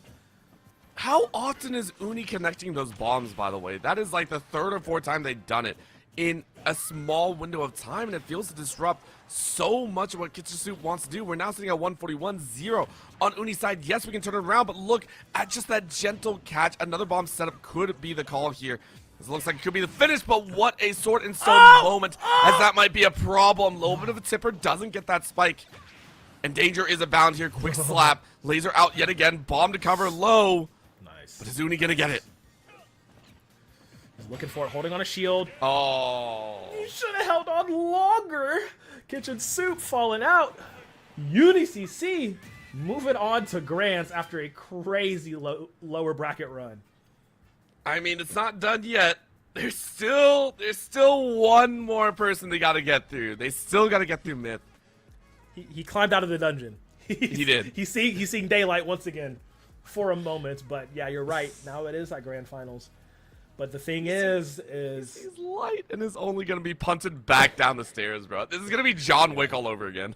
Yeah, this is crazy because I mean, since it is a double elimination format, Uni does have to reset the bracket here. So that's 6 games he has to win. But before we get to that, we're going to check out this replays of this clear 3-0 dominant run. I mean, we don't even see the first game. We just see go straight to the second game, just how the Bayonetta switch was clearly not it. Nope, not at all. And I will always feel like whenever you try and do things like this, yes, that witch time was great.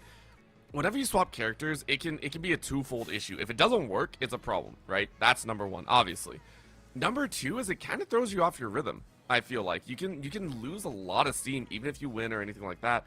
And I feel like the Kazuya this time around in game 3 was a lot less stable, if that makes sense. It just feels like he got caught out by so much more, and it felt much easier for Uni to actually take over. So huge congratulations to Uni, but I wonder what would have happened if we saw the Kazuya all the way through. Maybe we saw at least maybe one game back, or it would have been even closer than we saw just there. I'm not so sure, just because of the quality of the gameplay between games 1 and 3. It was just like,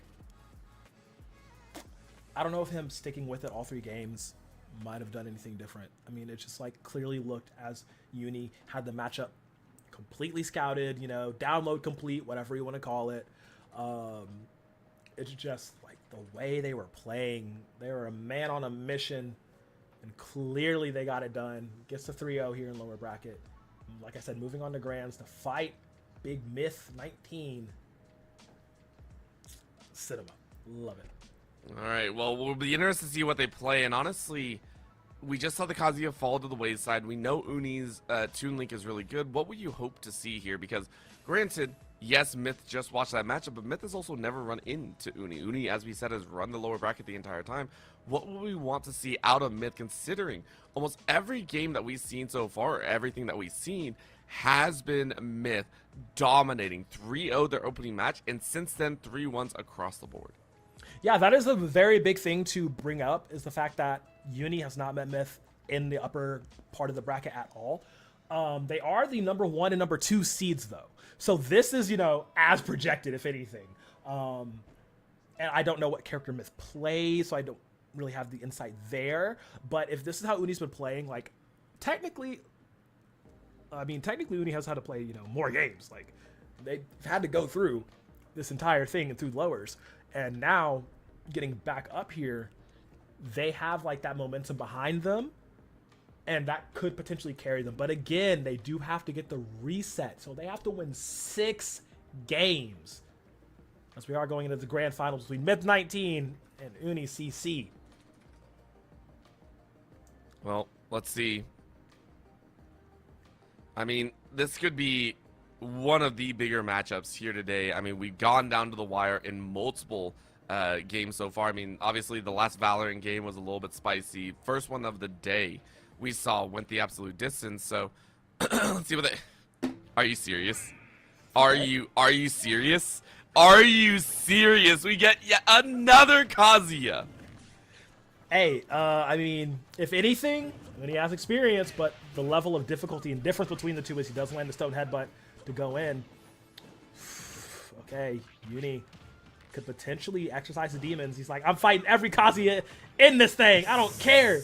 That's off to a good lead right now, but uh-oh, there you go. There's a turnaround, but still, again, Uni's doing such a good job of falling out of the combos with the DI, with the directional influence, with the text, with the rollbacks. I mean, this is... I don't know what Uni took, but Uni is looking good. Of course, we see Myth be able to fight back a little bit. And granted, that's a cheap way to knock him off the ledge. I was not expecting that one. This edge guard is a whole different story, and right now, both sitting in the hundreds peak, so these are finishing percentages on both ends. What a chase into the up B, and there it is. Easy electricity. Okay, that was, you know, I mean, I was going to say the difference in skill level between these Kazuya players was going to be the big thing to see here from between Myth and between going up against Suit, right? But Uni's still fighting back very, very hard, has not been touched just yet, trying to secure this last stock, maybe looking for a down air or just some more bombs to cover it. One thing, though, I am very terrified of, Myth, their tag is Street Fighter 4 player, so if I know one thing about Street Fighter 4 players is their frame data is immaculate. There might have been a misinput there, unfortunately, causing a tad bit of an SD. So now it's back to even Stevens, 2 apiece here, and Uni loves it. Problems abound right now, as this is going to be another touch and go. Nice laser to kind of create a little bit of space. But the bombs, again, these projectiles are causing a lot of problems here.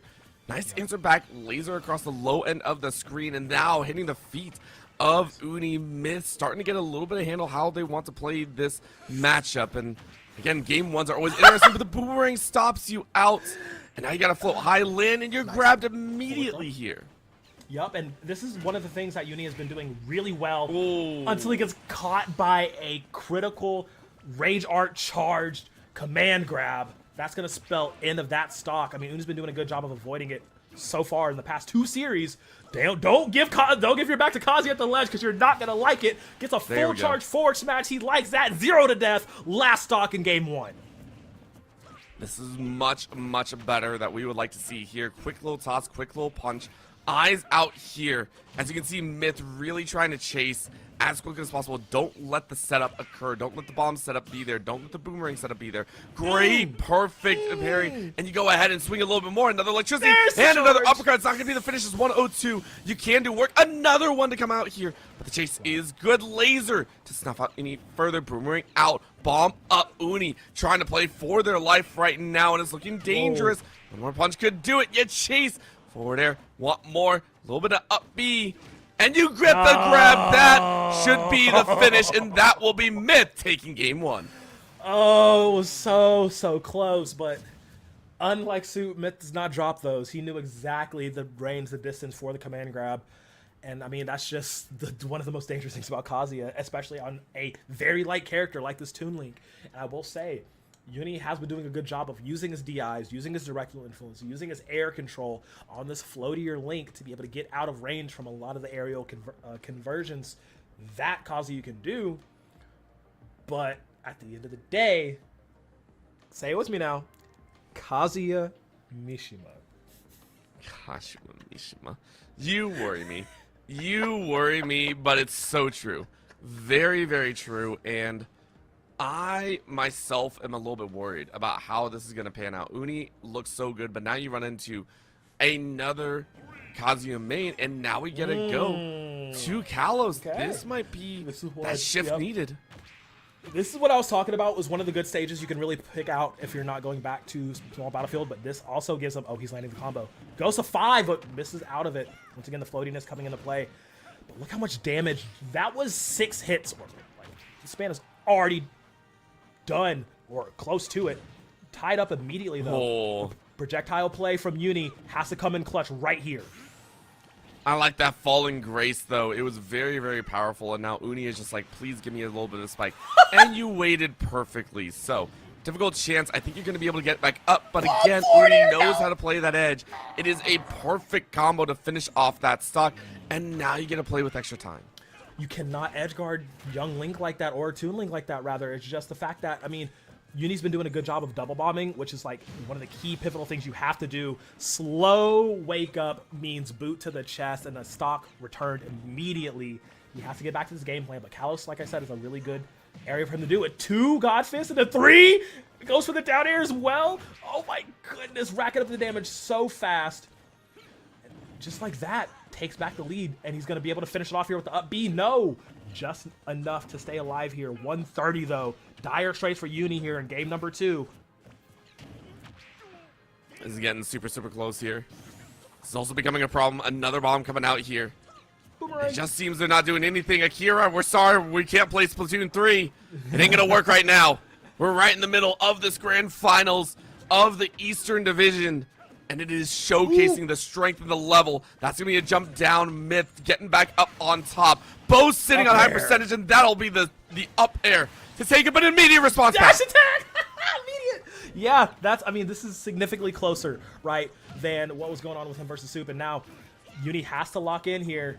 Very, very scary, because it just takes one God Fist combo from Myth to take this and put him at tournament point here. Uni still has a long way to climb up to get back to the reset. Is going to go for a few up tilts. Very nice job on that. Get some damage started, but you're at the corner. You're in a scary position. You have to be careful trying to dodge back, dodge dance away, but you're caught. Launch down, into the crumple, into the forward smash, into the game. Myth sitting at tournament point now. You called it. You called it, Crow. You saw the combo coming a mile away, and that is the first time we've seen it landed in this series thus far.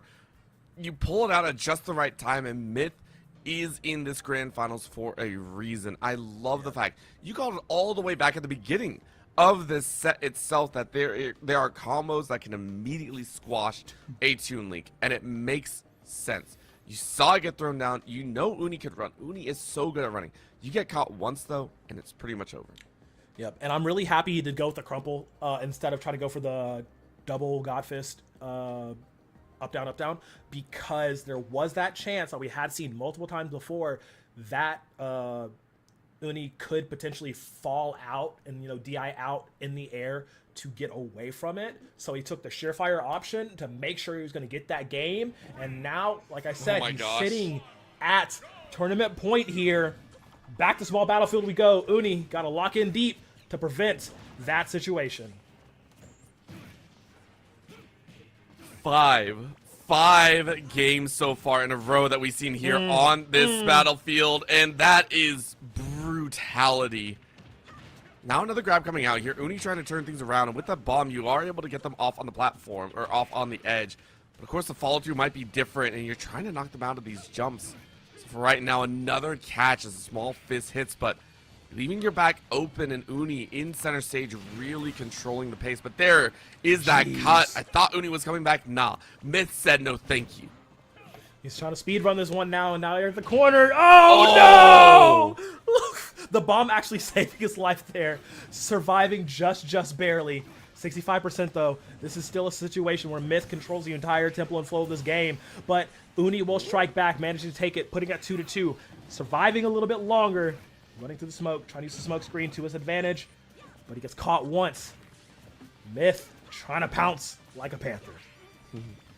I mean, Myth is just waiting as well. One of the big things with a Toon Link is it's not like heavy finishers a lot of the time. It's the projectiles, and projectiles don't do massive amounts of damage. It's normally you're looking at what? Like, you know, like 3 or 5% each tag.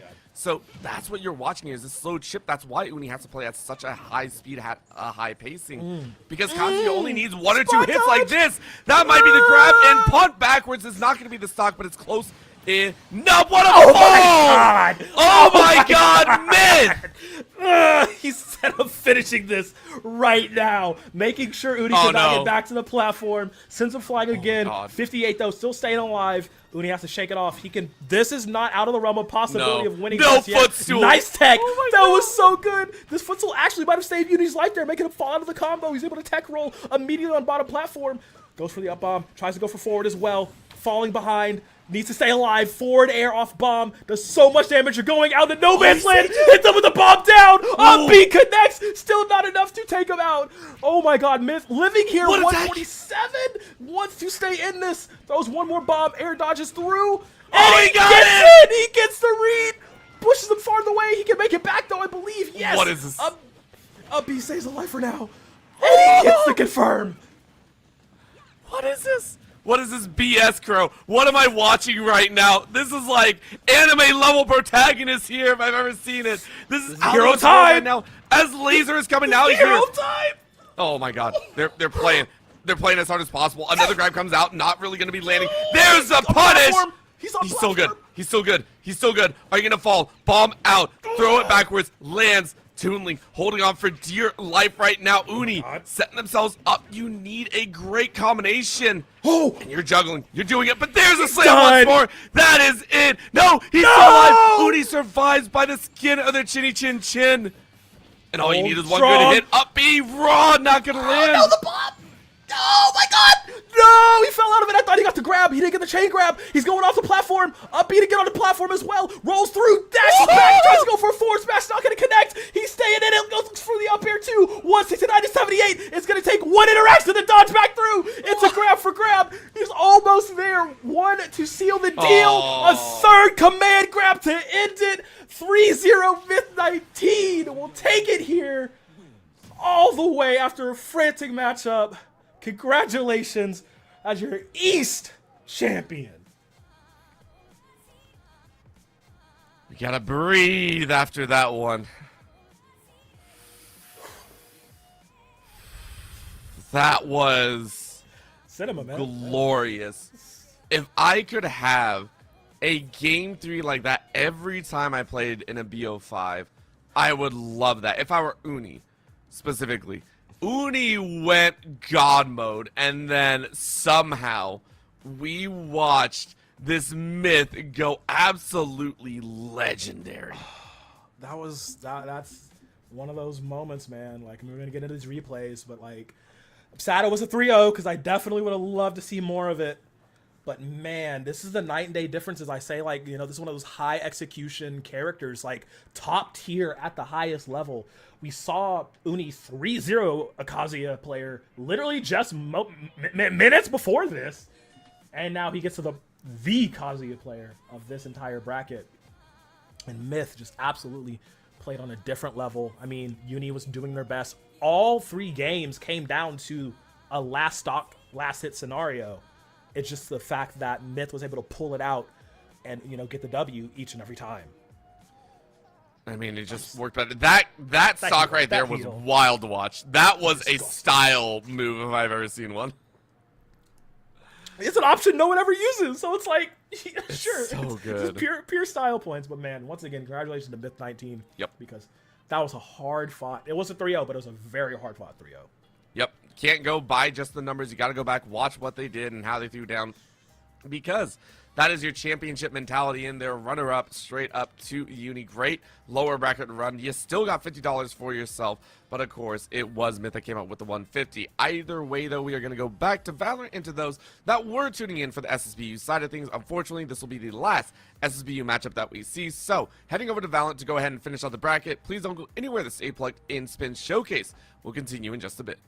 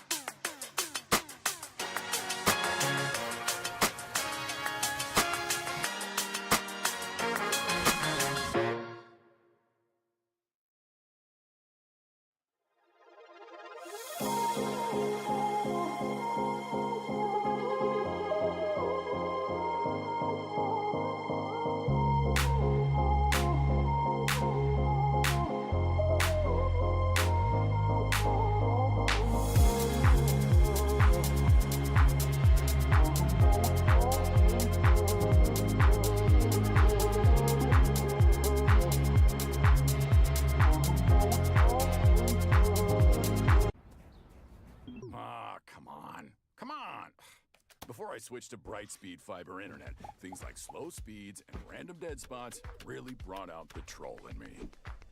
I mean, I spent hours causing trouble. But then I switched to Brightspeed's fast, reliable fiber internet, and the rest is sunshine and unicorns. Looks amazing, Barbara. Ultra-fast Brightspeed Fiber Internet. Switch to the bright side. Get ready for the first ever Stay Plus Formula STEM Esports Cup presented by Brightspeed Fiber Internet. The season kicks off March 20th, so gear up and don't miss your chance to make history. Open registration is now live for high schools across North America. Join this groundbreaking competition featuring weekly qualifiers, an 8-week season, and a thrilling 40-person championship event. Race for $5,000 in prizes and weekly rewards. Participate in live test sessions of racetracks led by a professional driver and explore exciting career opportunities in the world of racing. Your journey to the podium starts now. Register today.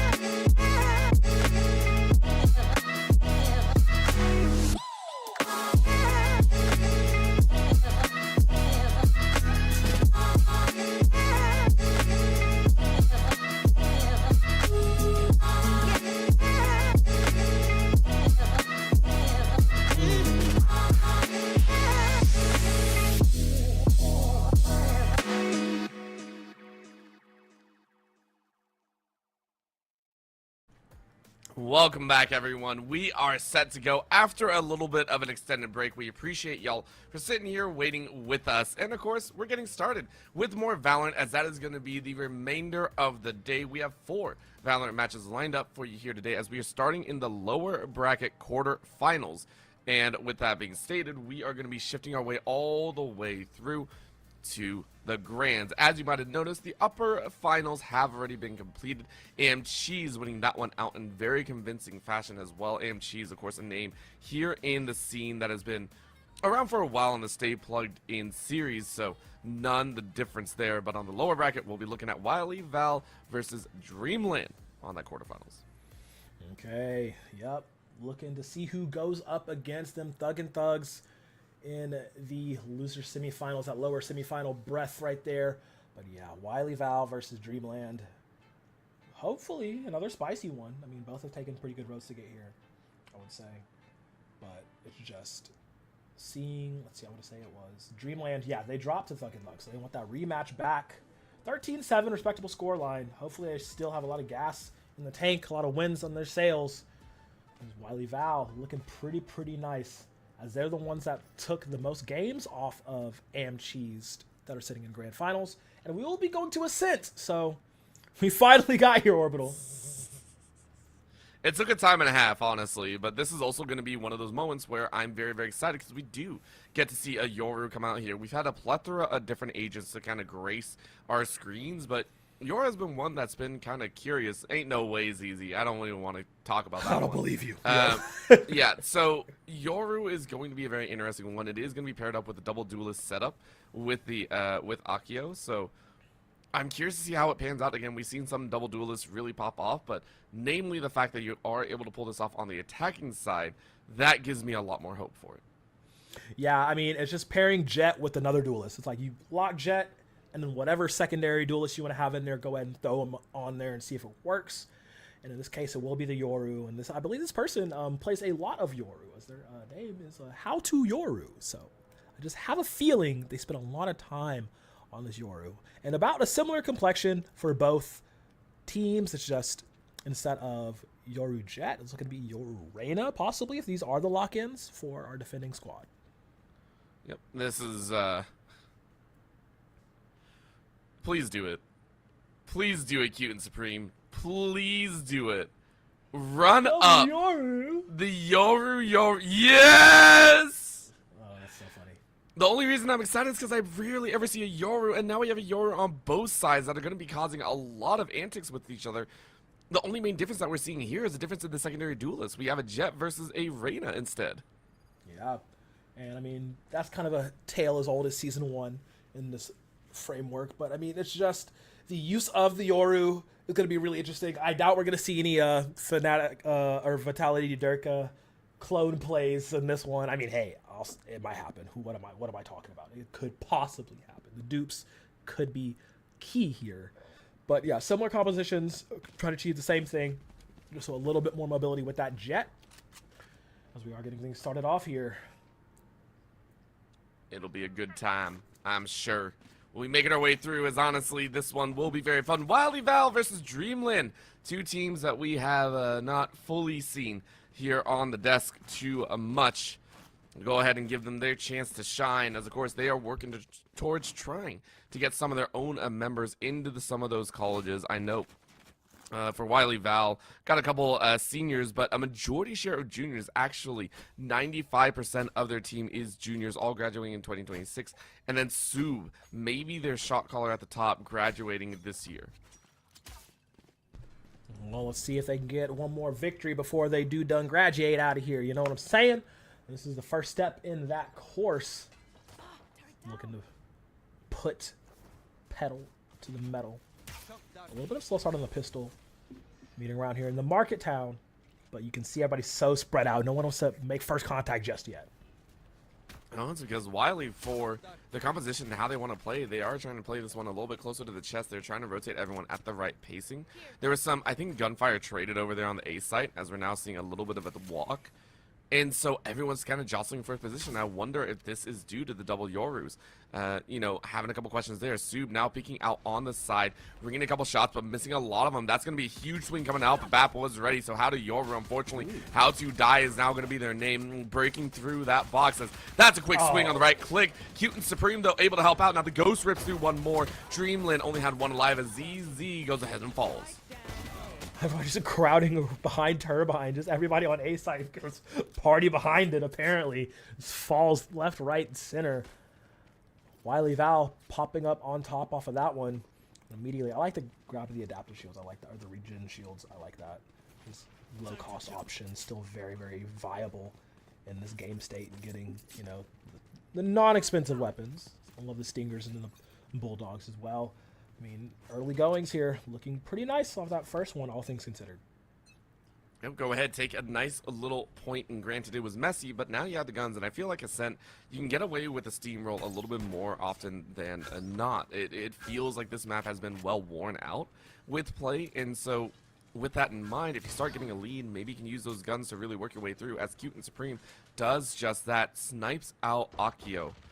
And Sub is just waiting off on the end for their own opportunity. Bap gets a little bit of freedom as well. That's going to be one on A, one in mid. Now one more there as that's a TP up to the top rungs, and Bap might not be ready. Gecko. It's going to be a question as Gecko. Both Omens about to meet, but the smoke doesn't dissipate. So that is going to be a huge win, I feel, for the Dreamland squad as Gecko is able to work the way back, but Cute and Supreme gets the revenge kill. They managed to take it out as wow through the falling body of Cute and Supreme. Koi just there in perfect timing to clean it up and finish it off. 2-0 currently for Wily Val. They played that one a little bit more loose, I would say. A lot of chasing the dog, if anything. But the guns come out on top. They don't opt to anything new buy-wise, it looks like. Maybe, yeah, one rifle. Okay. I see the Vandal on top, but yeah, they don't really have to do too much different than that. Just tighten up to a tiny bit. Dreamland kind of throwing themselves into the line of fire. And I think they kind of understood they were at a gun disadvantage. As we mentioned, once you reach this round 3, round 4, that's where everything kind of goes crazy. Right now, the one way is not going to be given more agency. Smoke for smoke, TP back out. So Wily Val, they're going to be ready for this hard push. Dreamland really are stacking up 5. Haven't been met with too much resistance. That's a dash in, and they're speeding things up. So right now, they're breaking in for a chance. But ZZ and How to Yoru take one apiece, but Bap was ready. Bulldog screaming out here, looking for a bit more, but How to Yoru flushes out that lower. And right now, inside of those platforms, platforms. This will be a huge test. Oh, the nade comes back down, though. And Yoru, unfortunately, eats that one. Koi was ready. Very nicely done on that snap, but it's down to a 1v2, and Koi might not enjoy this one too much. Actually, there's 2 Kois. I do apologize. Koi, if you will. Got one, and you can't get the other, so that'll be the finish. Risky gets the victory, but it was a narrow one. Had BAP not been reloading there, I think that would have gone Wily Val's way, because he's just commanding so much pressure and so much positioning down there right under the scaffolding. But wait, oh, there are 2 Kois. What? Okay. But BAP, you know, already top of the leaderboard for his team, seems to be a very commanding presence on the squad. I wouldn't like to know if he's IGL or not. But doing a really good job in that last one. It's just reloading. You probably should have switched to pistol, but hey, hindsight is the thing. They can keep pushing on forward. Not too bad of a round loss there. So just keep that up. I mean, Dreamland biting back as hard as they could. Now Cute Supreme setting up in the ye old corner with the judge. And immediately spotted out. So, well timed on that one. Very, very quick on getting out of there. And you know the teleport's probably used on that end as well. So, a little bit of a tap. I believe the Reyna took a lot of damage on Wily Val's side. But that was just the default. So, you're able to force out a TP. You're able to kind of get some info that at least 2 is over there on the B side. Risky, though, says, hey, there was a lot of noise here from Sub. And Sub is now finished off. Very, very comfortable spot here as now we chase on in. BAP getting blinded out here, needs a little bit of help from the rest of the team. Now swinging to the right side, Nanoswarm is down. Are you going to find more? Out they go. Here's a bounce, gets the scan, waiting to step up, but BAP gets one, only one though. Rest of the team, what can you do? Akio says not much because of the right click from Dreamland that is taking away Wily Val so quickly. Plant goes down. Koi is able to swing 1, but Koi gets another, and that's going to be 3 for Koi. Wily Val waiting for one more as the dimensional drift comes out, but how to Yoru is not going to be happy about this one. You're on the high ground. You're hopping around. You're just waiting because you do still have to get that plant, and unfortunately, you get one. Okay. Were they not tracking him? Oh my god. He's going to be able to send out the decoy here. He has plenty of time to fight against the 2 Kois. Koi Sova's not opting to try to go for this 1v1. He's very low on health himself. This is a very scary situation. Now, how to Yoru kind of just walked in and said, hey, this side is all mine. Like, wow. Oh, and a great blind as well. Beautiful flash there. And Koi had none the wiser, so Dreamland 2 straight feels so comfortable moving into this 5th. And honestly, I give a big shout out because if this is who I think it is, How to Yoru is graduating in 2029. Oh my goodness. They are putting themselves out here very early on, starting off their potential collegiate career. You would stay plugged in at such an early stage, and I really, really appreciate that. Oh yeah, I mean, them young man hands be going crazy as they are. That was actually so funny. They got that round like that. Wow, just absolutely disrespectful. But that's the kind of gameplay you got to be having if you're trying to push up forward. Once again, we'll be caught in the cubby corner. It's all too easy to be found out. But what can they do with this? Tries to go off with a long shot with the Bucky. Not gonna happen. Risky says you were playing too risky. We'll fall those. Sub, who hasn't seen a lot of action so far, will get something down in mid, running around the courtyard, picking off any stragglers, preventing a route for the Dreamland, or for against the Dreamland squad rather, for Wily Val. Now all is quiet. We say that, and there's a possibility that they're about to go ham here. They are loaded up here on the mid position. And they need to get to the spike carrier. Spike carrier all the way there on the lower end of catwalk, so it's not impossible to get to, but still, it's a weird spot to be in as they're really just kind of holding this one down. Dreamland making sure to take their time with the round. Really not wanting to push too quickly, and to me that says something. It says that they may be not so comfortable in this arrangement. TP is available. Keep that in mind. Maybe that's what they're going to play for. But of course, BAP was ready. Takes out Akio, and now they're going to chase out a little bit further. Omen on Omen action. And time's winding down. They have to rush. They don't really have a choice. Gecko trying to pre-fire this, and I don't think they're going to like it. They only got 13 seconds. Dreamland, they've run out of time. They waited a bit too long, and now you get the spray. It's an easy pickup. And time is over. You have no chance, no shot, no opportunity. And it is going to be Wily Val with Dreamland for getting the main objective of the game. Ay. Gonna hunt down one more. Yeah, he gets it. Man, I mean, I was wondering when it got down to the 30-second mark. I'm like, hey, what's the play here? Y'all are hovering around A, but no one's making any decisive movements forward, and they just get stuck in that right side near mid, like right before A, you know, in the tunnels, in that long spot, and they just don't, you know, collapse as that 3 to push in. Could have forced a 3v3, could have forced the issue, but unfortunately, not the case, and that does, like you said, allow Wily Val to push on forward and try to make a lead out of this. It hurts a little bit too much to say for Dreamland. They were not thrilled about that round, and now they're going to be much more aware of the time. It's one way, of course, giving room for Risky. I think with that kind of tearing down, I wonder who's going to be spotted out. You see the arm, quick snap. Risky saw it, though. Soup shot first, but missed, so Risky gets a huge frag, and now you're not going to play for that time. You're not going to wait too long. Lockdown is going to be used, and you can make a run onto the site. Yeah, he's calling him over. You see the map, all the heavy rotations from mid and B to go over to A. Lockdown is available for them to use. Should they try to? And yeah, they're going to arm it. Cute and Supreme, though, sticking and holding their ground, daring them to walk through that door. Are they just out of sight? They walk forward. Cute and Supreme fighting off her as long as they can and will not be able to take anyone down with the judge. Now they're onto the site immediately. How to Yoru? Oh, no. All important spot. They don't see them. Risky gets the free plant. Wily Val, only 3 to this 5. Do they really want to try to fight for this? I don't think they have a choice. They're trying to back away, but one was detained all the way there in Connector. The Connector had to wait, so that's why we saw Wily Val just taking a little bit of time. They are going to try and cheat in. They are going to try and find their way. Bap is able to find one. Are you able to find more? Underneath the bridge, though, ZZ was ready. Here's another footstep. Gecko swings on one more. Wily Val left with one player alive, and it's down to a 2v2 or 2v1. Koi might be able to do the work. Koi Sova sees one, gets it now on a 3K. And you can see how to Yoru doesn't want to mess this up. Sees a flash, goes out, tries to do it again, jumps, peeks a single tap on the arm. But Yoru was much more concise. That'll be the headshot to tie us back up at 3. The accuracy on points from How to, and he makes it count, saving that round for Dreamland because it was looking like it was perfect. But BAP, once again, foiling their plans, made it go a little bit longer. Unfortunately, Wily Val could not close it out, so Dreamland tying it up here. Very nice job. I do love how tight these rounds are, though. We're going down the wire pretty much every single time, meaning the econ is not going to be comfortable for anyone. So you're gonna have to play with as much as you got, how much you can get as Yoru. Able to run by. How to Yoru drops a little bit of a flash, but Cute and Supreme goes down. Akio playing off that information given. How to Yoru in the back site. That means A side is completely taken over for Dreamland. BAP trying to make something happen with the Bucky, but that's not the gun for the job. Puts out a few shots and gets out of dodge, sitting bleeding heavy.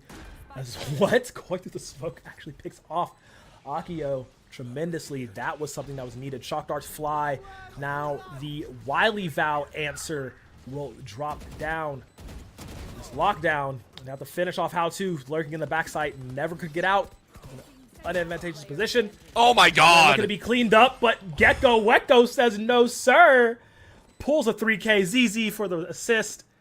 And they survive another close round. That kind of feels like it was out of nowhere, but Wily Val, they filtered in thinking they had the right opportunity, forgot to check Connector, and from the Connector came this solo Gecko just going, hey, what's up, guys? And Gecko has effectively doubled their KDA, and are looking thrilled about it as well. 6 total to their name. They now have the TP up and available once again, and for Wily Val, you gotta make something happen here. You have that Understeer plus the Dimensional Drift. You got to make a play here. Yeah, I mean, that's 2 rounds that you could have argued Wily Val should have won that were ripped away from them there in the end. They definitely cannot afford to do any more of that in this lower bracket. Remember, it's the best of 1, so you lose here, you're done for the day. No, Wily Val looking to push forward, get back to tying it up. I mean, believe in BAP, believe in Sub. Allow them to be your playmakers. Is, well, both of them are now down, so it's up to the double Koi squad to really try to right this wrong. They did get to do a bit more. Doors closed right now. Wily Val sitting there pretty on the outside of the door, but 2 more in main for Dreamland. So this is going to be a chance. How do yours? Sending out a bit of a footstep. Eyes out. Hard spray. Koi isn't able to get the finish. And that kind of hurts there. Another TP. Or not a TP, but a clone goes out. Z. Puts him to Z's. And that is going to be a problem as ZZ sleeps 3 and takes Dreamland into the fantasy realm. 5-3 in the round score. This is so scary now because, I mean, you can see Wily Val kind of falling apart. A lot of their plans they're trying to execute on are just not working. And now Dreamland, they're sitting comfortable. You know, 2-round lead, sure, but they are sitting comfortable in the credits. Like, you look at the disparity between the two. They had to spend so much just to get rifles, and they only have 2 light shields to come out on the other side of this. So now Dreamland is in this position where they can just keep on pushing forward, keep crushing like they have, because Wily Val really haven't been able to make anything happen unless Bap or Sub really get popping off in these early frags. And this is real scary. Dreamland wondering exactly where they're going to play this one. Once again, on the ace side has been their bread and butter. Are they going to eat breakfast yet again here? This is going to be a hard collapse, though, from Wily Val. Take a look at that. 3 on the back end, and they might meet the danger, but Risky was ready. Risked it all, and they found it. Cute and Supreme going down here. Owl Jones spotting out 2, so they know 2 more, probably rounding out the back. Akio cleaning out Bap. This is huge. Once again, Risky letting them know they're coming closer and closer. Koi and Sub are ready. 3v2 now. Sub cleans them up. Sub is going crazy right now. Gecko spots one out. Look at it tap.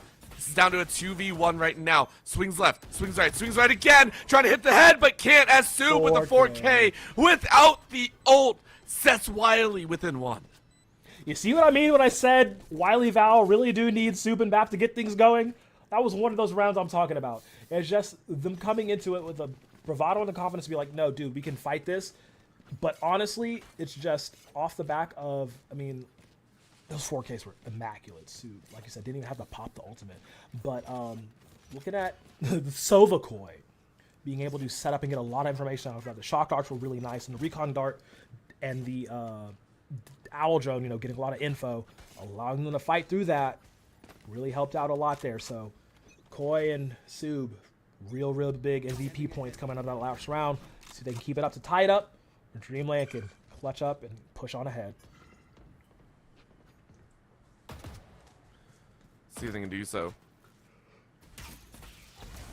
Right now, a little bit of a test. A little bit of a bounce as well. Eyes out. Owl Drone spots 1 or 2. Akio, though, just trying to break a lot of util here as Koi is able to snipe Yoru as they rush on in. So Akio is now alone. Cute and Supreme says hello. Koi on the low ground says hello with an Ares. And that is damage galore everywhere. The last 2 at Dreamland ran straight into a brick wall and unfortunately tried to back away. Gecko, though, able to snipe 1, gets another with Risky, but Bat finishes him off. And that is Wily to tie things up at 5. Koi doing their best Tony Montana impressions. I say hello to my little friend, opening the doors on the site and just letting it rip, getting 2 frags. Absolutely phenomenal for Wily to get that going right now. And this is interesting. They keep hitting on A. B is open. I've not seen any swings towards B this game. There were the baits, but no hard committals. And you would think at this point, maybe, just maybe, try for it. Well, they might do so, or it might just be a bait into the mid. And again, we haven't seen many of these defaults, so I like the fact that we're doing this now, especially with the knives out. You know you don't have that much purchasing power. So you play it smart. You go with the knives, see if you can get a reset. Akio has been okay in certain instances. However, around the corner, Cute and Supreme doesn't get touched, by the way, with half a clip expended by 2 people. That's actually kind of crazy. Okay. There's the Hunter's Fury going to be letting it rip from Wily as Koi sitting on the back. Oh my goodness, I love that. He's going to take one down. Trade will be made. They're hurting up as 3. KJ Koi says, oh no, we got to get out of dodge. Running for their life, sprinting backwards, gun facing forward, though I do like that. Very nice job. Omen v Omen violence is very apparent. Spike planted. Finish things up here, though.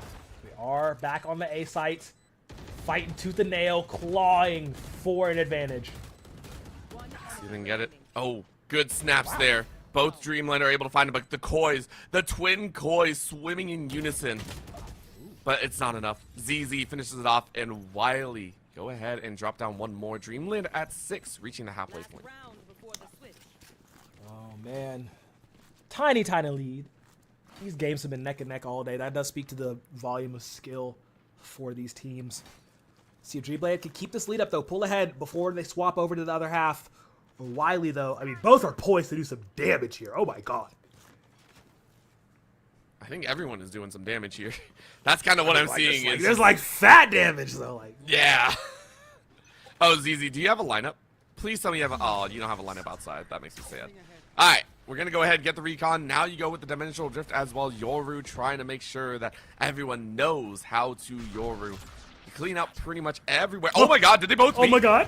They both met in front, and that leaves Cute and Supreme in a dangerous spot to behold. Huge win for Dreamland as they get to try and push into this 12th. Sub inside the Empress, but can't get anything as Akio swings well. That is huge. Now the attacker lockdown is going to be placed. Koi able to find Akio's life, but is traded out once more, and it's a 4v2 position. And the rest of Wiley Val have to back away. yeah, Dreamland got the better of them on that one. A little bit of a spook and surprise. How do Yoru gets caught by a jump in from KJ Koi? That was disgusting. Just falling from the sky saying surprise. Gonna bring it down to a 2v3. This is now winnable. The lockdown is in place from Wiley Val, and they could easily capture 2, but no, ZZ saves it.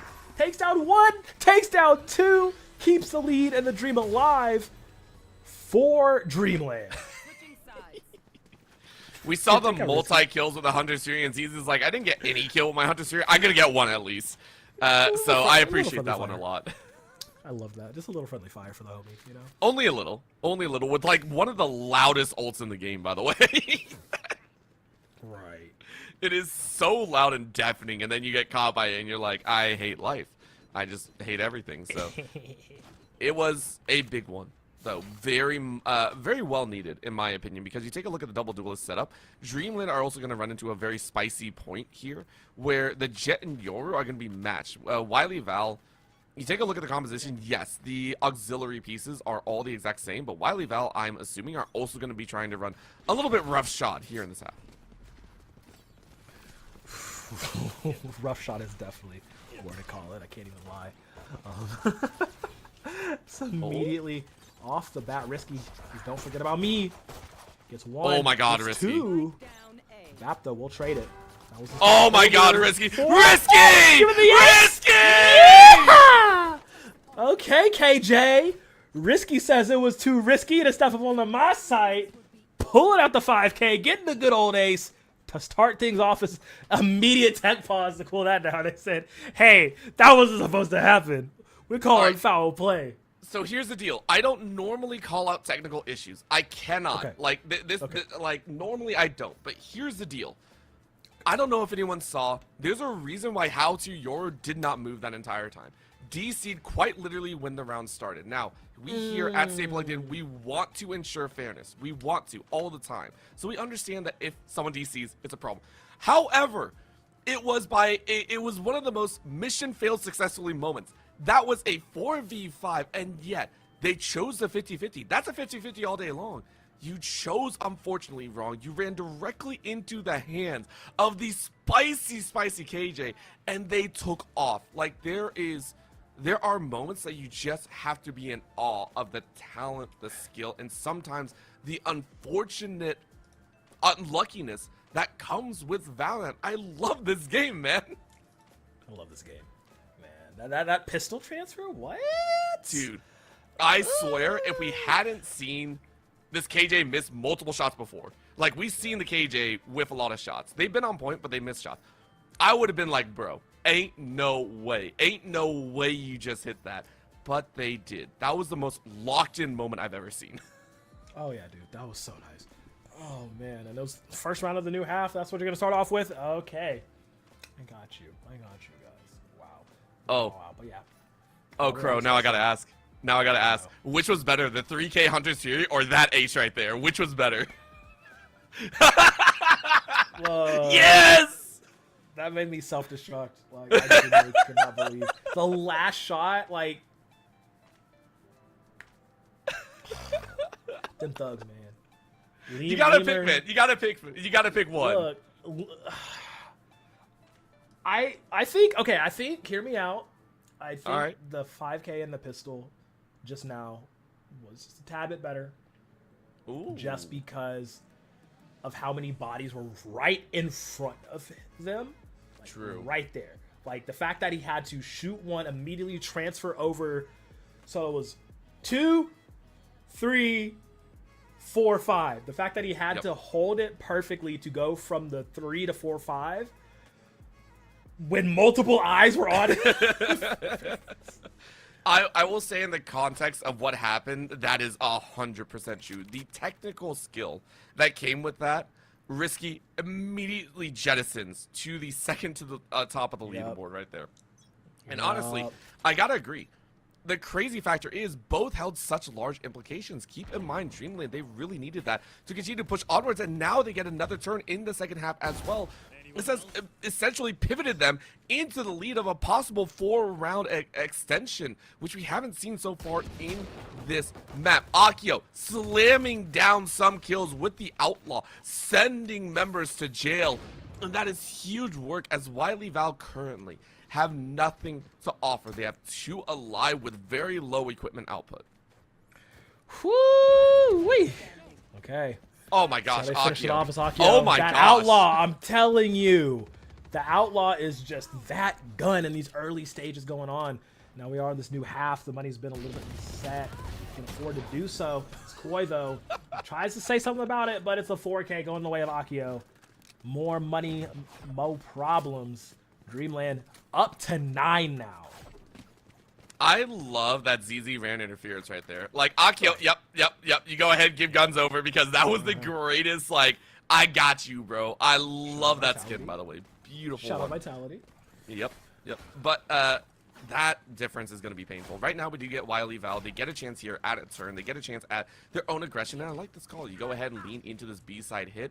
So far, it hasn't been that big of a contention. Dreamland, I think, hit it in the last, like, 2 or 3 rounds of the first half. Now we get to see Wily actually look to force it with weapons in hand. And again, with the reinforced wall, you don't really have to worry about the Odin anymore. Yeah. I mean, this is that Odin wall hangout spot, though. Let's see what Akio gets done. Oh. Oh, no. Sniper in hand. Will it be retrieved, though? That is the thing. Do they care enough to try and grab it? So now they have access all on the B side. There are a few more bodies still there from Dreamland. Cute and Supreme making sure that drops down at least 1 number. How to Yoru with the Sheriff in hand. Pops 1 before falling. It all came down to 2. Kind of what we expected here. Whoa, Gecko, though. Pre-firing a little bit too much there. Randomly catches 1 on the stray, and that is huge right now. 2v3 position. You can make this work. Unfortunately, the blind goes through. Doesn't really catch anyone, though, but Koi was ready. Great spray. Great spray again. Gecko swinging just 1 more, but no. Cute and Supreme picked up the Outlaw and sent Gecko down with their own teammate's gun.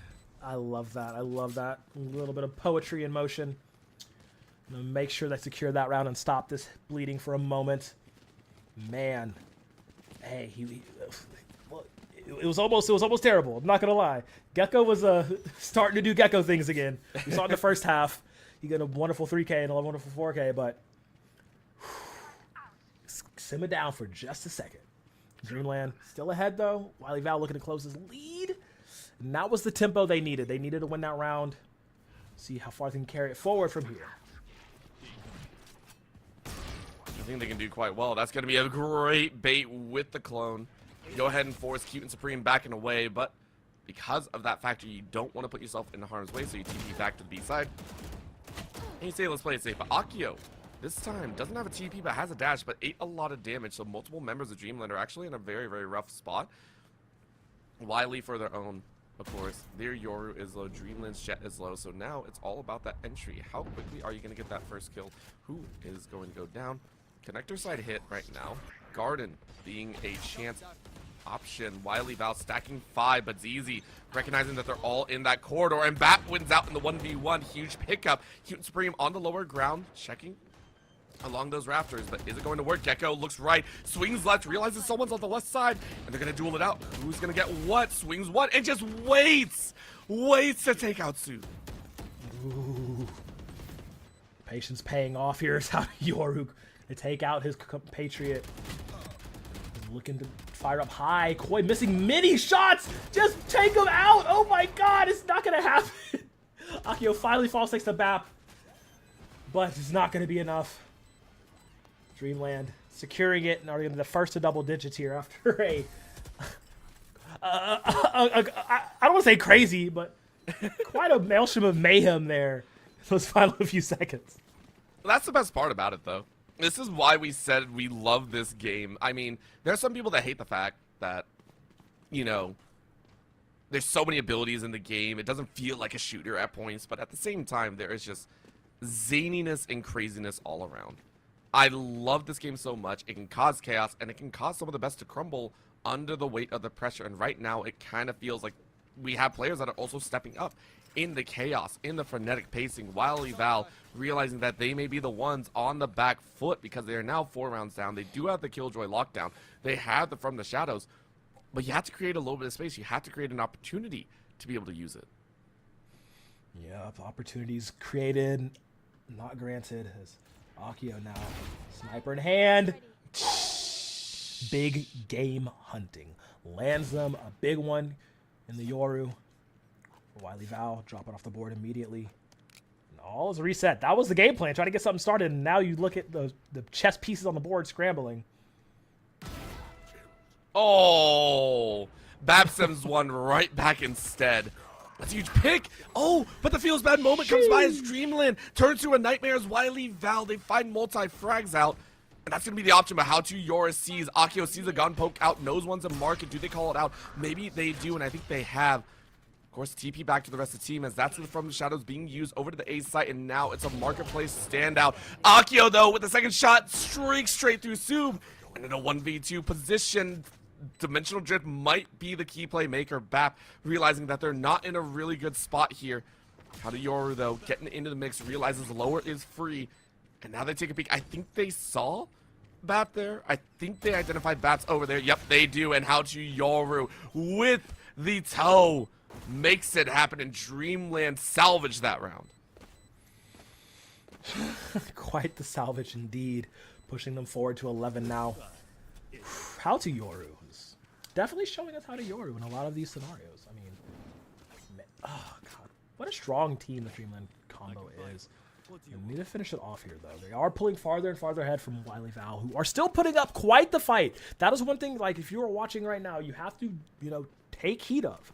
This Wily Val squad are putting up quite the fight and could potentially turn this game on its head. You know, get that 5-round run, you know, get it to that tie point. It's just Dreamland are kind of, I don't want to say the masters of de-escalation, but they are tempering a lot of the aggression in some of these, like, spicier points. This is going to be that chance, and right now we are seeing a little bit of a shift. Question marks abound here, as that's going to be TP. ZZ was ready, though. Risky lights them up like a Christmas tree. And Koi gets a burn kill on ZZ with the Nanostorm, but it doesn't matter. Cute and Supreme, though, says, yes, it does matter. As we snap up another few, out to Yor in back lines, knows someone on the low ground. And right now, one player detained with the attacker lockdown. But how to Yor is still dancing as much as possible. They're trying to stay alive. All you still use. What a blind! And you get a few more! How did you get one after you died? That is a wild turn of events. Koi gonna try and hang on as much as possible. Bangable wall is not bangable, though, because Koi is hiding off at the corner. They have 52 HP. They're on a very low level, and they have to get the plant down somehow. This is such a dangerous territory for Wily Val. This is a scary, scary scenario, Koi. But he holds all the cards right now, or rather, Dreamland hold all the cards for Koi right now. Does spin around, gets one. 19 HP, you're up, and gets up. You have to be careful. The knives are out here for... Oh no, this is such a scary scenario. One knife is all it takes. Dodging back and forth. He can't reload those. Oh my god! Says it just takes one right between the eyes, keeping it alive, putting Dreamland at 12. Match point here, saving the round. Akio gets some kudos from ZZ on that save. Akio, who has struggled through the entirety of this game, has gotten their 11th kill at the brightest hour possible. And now, you get to feel the weight of your win. Low armor buys, weapons in hand for Wily Val, multiple ultimates ready. Wily Val going all out right now. I can only expect it to go high. What a pop! Oh my god, Akio! Send him a message! Send him a message. He's trying to send him home, bruv. Gonna go ahead and pop a skull immediately to open up this potential game-winning round here for Dreamland. But often the Mice Scurry win in danger, and that's going to be Oh two my down. God. Cute Supreme fighting back hard. Wily has to win every single interaction from here on out. They cannot afford to fall. Howdy Yoru does meet them over there as well, taking them very low. Oh, Risky. Goes down. Risky with the operator recovered, trying to make something happen. Howdy Yoru sends the flash clone out, potentially bounces through as well. Cute and Supreme has been playing so well for this team, but they need to be even more cute and even more Supreme to push and past the finish line here. The defuse is going out. There's not a lot Wily Val can do to try and push on as Gecko takes down one. Bob takes for another. The final shot from Risky to finish it off the defuse. Plenty of time to do so. And that will be Dreamland 13-6, pushing on forward and kicking Wily Val out of the tournament. A double op situation is one of the wildest ones I've seen on a final round. Either that or it was picked up I from think it was Akio recovered, yeah. going down. But Yeah, my gosh, was that phenomenal to watch. Akio literally dragging the screaming squad across the finish line, making sure there were no chances for Wily to catch up, making sure there were no chances of a comeback. I mean, we say that, but Akio was at the bottom of the scoreboard. Like, Oh, that's yeah. the crazy thing, because Akio, when we're giving Akio props, it just goes to show how much better everyone on Dreamland's side was playing. Like, kudos out to, God, my brain doesn't want to work. Wily Val, like, kudos to them. They tried their hardest. They fought to the absolute bitter end. But my God, when Dreamland popped off, they popped off hard. Yeah, dude, it was insane, and it was a lot of that. I can't even lie. I'm not gonna lie. That entire second half, Dreamland was cooking the entire way through. Off of the Risky ace to start it off in the pistol, and it just kept barreling down from there. I said at the half there was that chance for Dreamland to tie it up and overtake them, but the momentum. We talk about trains leaving the station all the time. For Dreamland, this was a bullet train. This was just gone. This was the Japanese bullet trains too. This isn't no complete- American style. This is straight up Japanese, like straight up all the way Just through. absolutely insane. No stopping it. Nope. Magnet rail system. Holy cow. I mean, Amazing we got the work. replays. We're going to look at it more in depth with some replays yeah. as well. Oh yeah. That ace has to be in there, right? I think it's here. Yeah, so Risky, this transfer is wild. One, and then immediately called out on the other. Like, this was That the transfer entire was squad of Dreamland helping out on that one. Yep. And Gecko, once again, who we called out multiple times throughout the entire game, Gecko was just constantly getting 3Ks and putting his team in a very good situation to allow them to succeed. And that entire second half, Dreamland was just online and ready to fight every single time. They made it count. And what a game. These best of ones are so volatile, but they're so entertaining. They really are, and I'm excited because the teams are more than excited to get going. Now, keep in mind, we're going to be seeing Dreamland versus Thug and Thugs, and here's the deal. We've seen a lot of rematches so far in our days. This is another rematch of the upper bracket round 2. In that one, Thug and Thugs faced off against Dreamland, and Thug and Thugs came out in a 13-7 match. Yep. I mean, maybe the momentum from winning this last game can carry them through to this one, make it a little bit closer, and perhaps overtake them. But remember, this is the Thug and Thugs, brother. This is the other squad we were popping off about, with Lemur getting that crazy ultimate multi-kill at the end to top things off with, I mean, Zanks fragging out of their mind on the Reyna. Gizmo playing their heart out as best they could, but Santi so good at controlling sights and so good at holding anchor. This is a very tall task ahead of them. So, like I said, I hope the power, that energy of that last victory that they just got can make this a good fight. Because They gonna need it. I'm just saying. Oh, yes, they will. And I'm sitting here wondering exactly what Thug and Thugs have to offer, because Thug and Thugs came into this and they went down. We watched them fight up against Fraud Watch, and it was kind of the same escalation that happened. You know, second half came by, and all of a sudden it felt like the opponent just takes off. We see a very, very even state, and if I remember correctly, Fraud Watch and Thug and Thugs went about 13-7, 13-8, kind of that same level of play. And I am curious if both these squads are very momentum based, you know, one for the other, and I am very curious to see if Dreamland are going to kind of ride this high that they had and chase their way into that lower bracket finals. The day is long and the matches get longer as it goes. We have been here for a while, man. We have been here for a while. Oh, man. I would not be surprised if this does hit those overtime digits. Yep. Just with how much slugfest loving Valorant both of these teams love to play.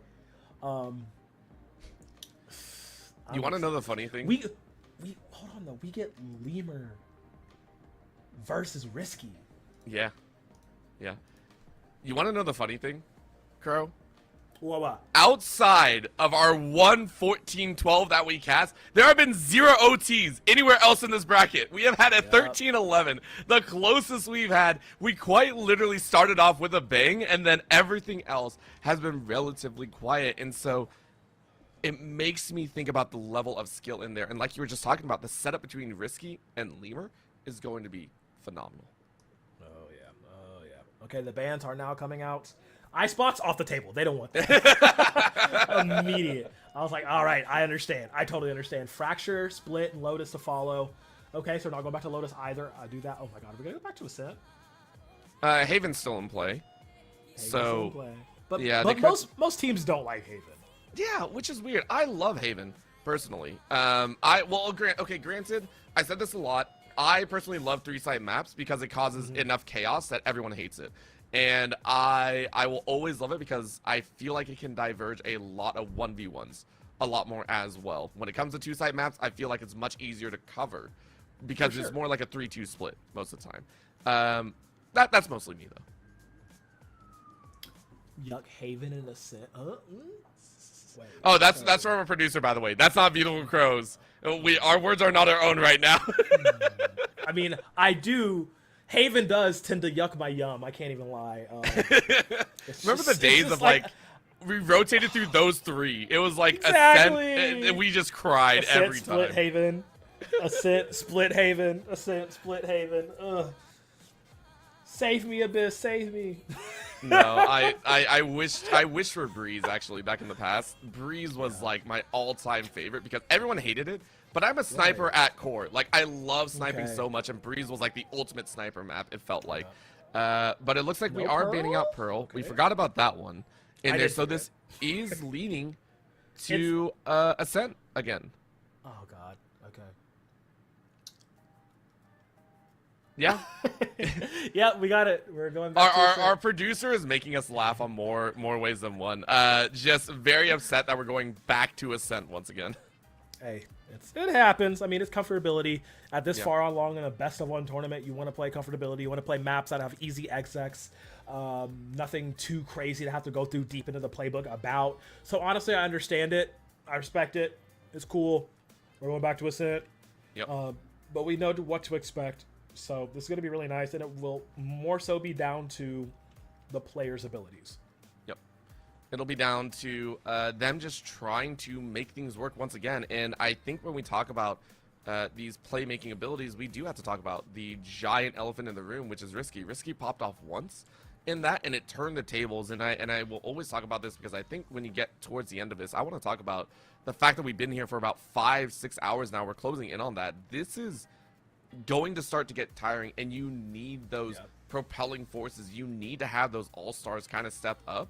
And this is, even if I'm a coach, even if I'm someone that is one of these recruiters from a college that Stay Plugged In is so awesome and being able to showcase these players for, you need to be able to have that star that steps up and kind of, I don't want to say galvanizes, but kind of pushes everyone forward. You know, you get that all-star play, you get that ace, you get that clutch kill, and all of a sudden everyone is revitalized. Everyone's ready to go for the next couple of rounds.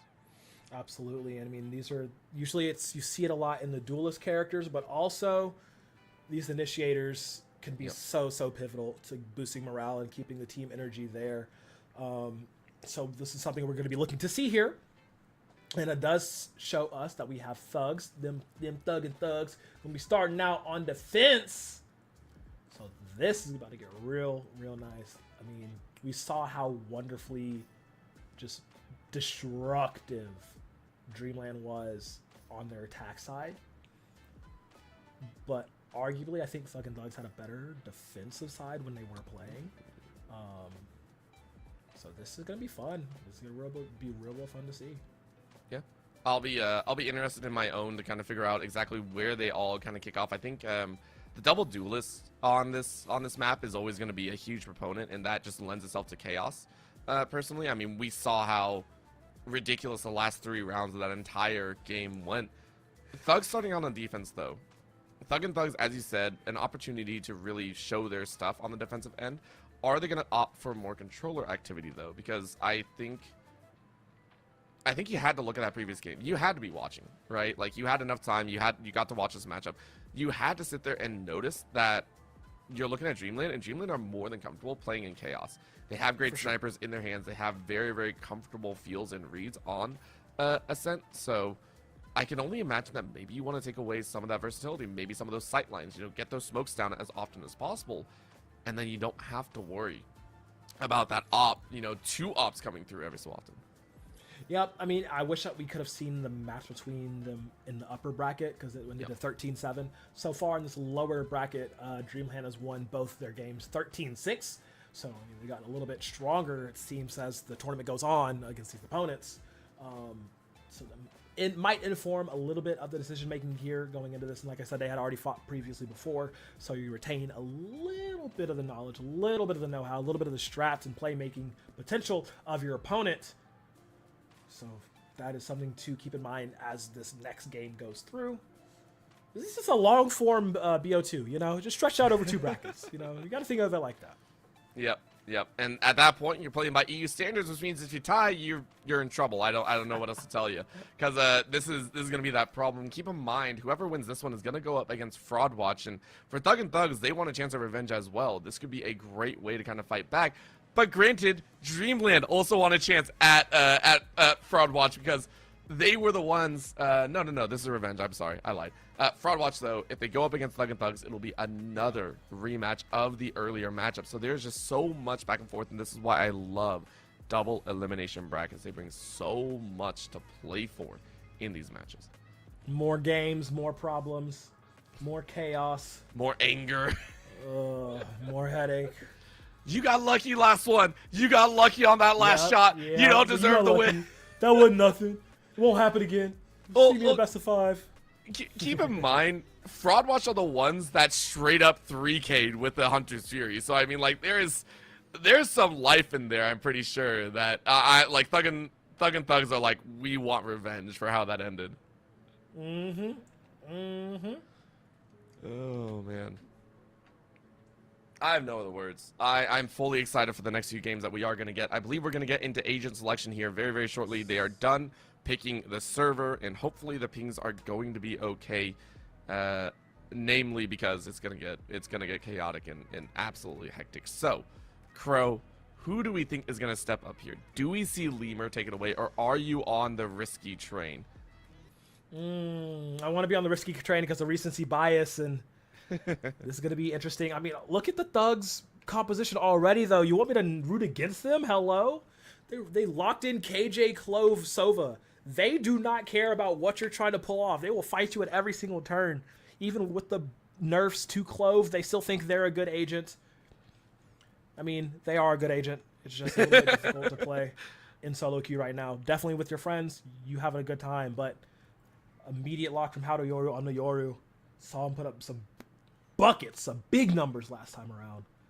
This is so much fun. Well, not just that, I mean, Enzo now on the ISO just being an absolute pain in the backside, so not so much on the smoke coverage for Thug and Thugs. They are definitely leaning more into info gathering and sustainability. in my book. Santi will be doing a lot of interference in there, but this is... I think it's going to be difficult. I mean, if you lock in the Jet, then you have a couple smokes out, but double smokes for Akio and Gecko is going to be way more enjoyable in denying once we see that half flip. But we did see different complexions from both teams when that half mark did roll around. This is so interesting. Okay, picking in the Jet. So I know there's a reoccurring joke that Clove is basically a duelist. But I mean, with, like I said, with the changes made to them in the last patch, definitely fits more back into that, you know, original initiator role. So this is going to be, like I said, the info gathering is going to be supreme, but the fighting is also going to be very high level. I would 100% agree. I mean, we talk about how Zeng's was one of the premiers in the previous matchup as well, and the fact that now you've been given this opportunity to play the Clove, it's going to be a big test, I think, for the Ascent matchup. We're gonna see how this plays out. Again, Dreamland on the attack first, Thug and Thugs on the defense. It's a deep spread look here, so Dreamland not stacking that we normally see when it comes to openers. Instead, it is a default prep. You go ahead, look at all angles, and it's actually Thug and Thugs that's set with a clear 3-2 vision. And maybe look for that early frag out unless noise is made one way or the other. Listening for the slightest crumble of rubble, you walk over, something falling, some sort of inkling ability used. So we'll go ahead and throw down the ruse over by A. But look at the hold down near the garden wall, near that tunnel. Zanks will get a lot of information. There's the call. The bullet's already flying. No one's fallen just yet. Akio stepping forward, shoots, dashes, survives for a moment. 22 HP. Will get out limping just barely. Very nice turn of the head. Very, very nice. Look down, make sure that hitbox goes low, but Santi is right beside. Right click misses, has to reload. Teammates are here. Right now, a little bit of initiation. Double tap is up and ready to go. So Thug and Thugs might want to push this, but Dreamland are ready. Double smokes covering a lot of angles, but there's a snipe. Zanks able to get two, and that's going to be Enzo to fire right back. Crazy. Right now, Thug and Thugs take them all out. Lemur and Gizmo, and sure, the pistol goes their way. That's insane. Oh my goodness. What a way to end that round 4. The Thugs getting that pistol off. What? Lemur already off to their old tricks. And I think this is something we do have to talk about. I believe Enzo was not playing in the earlier match. I thought Enzo was. Were they? I could have sworn it was it was because 2 of them had the same CSP tag, if I remember correctly. Oh, that's true. That's true. Well, now I'm curious. We will get confirmation. I think you are correct, though. I think you are actually very, very correct on that one. So, see how it goes right now, though. So, new players stepping in here for Thug and Thugs, and see if it helps out. Akio running up the side. Zanks, though, ready with the Outlaw. We've seen the Outlaw do so much work, but you got to reload. Gizmo helps out their teammate, though, and Gecko able to get some revenge, but Enzo is now chasing. Double tap is up and available. How hard are you going to chase? Look left, look right. Maybe you got to look left one more time, but you're looking behind the box. Eyes out, and you see him. But double tap is broken, and now Enzo is stuck, but Lemur is able to help out. Risky goes down, and Thug and Thugs are able to maintain a 4-2 advantage. Enzo sending up the wall, getting back with the rest of the team. And now you get a space out. Dreamland 2 stuck in mid. Gecko holding down mid. I mean, relatively healthy. How to? Not necessarily in the healthiest, but he doesn't care. He's going to get 1, 2 before he falls. Now it is down to this Yoru. 23 HP.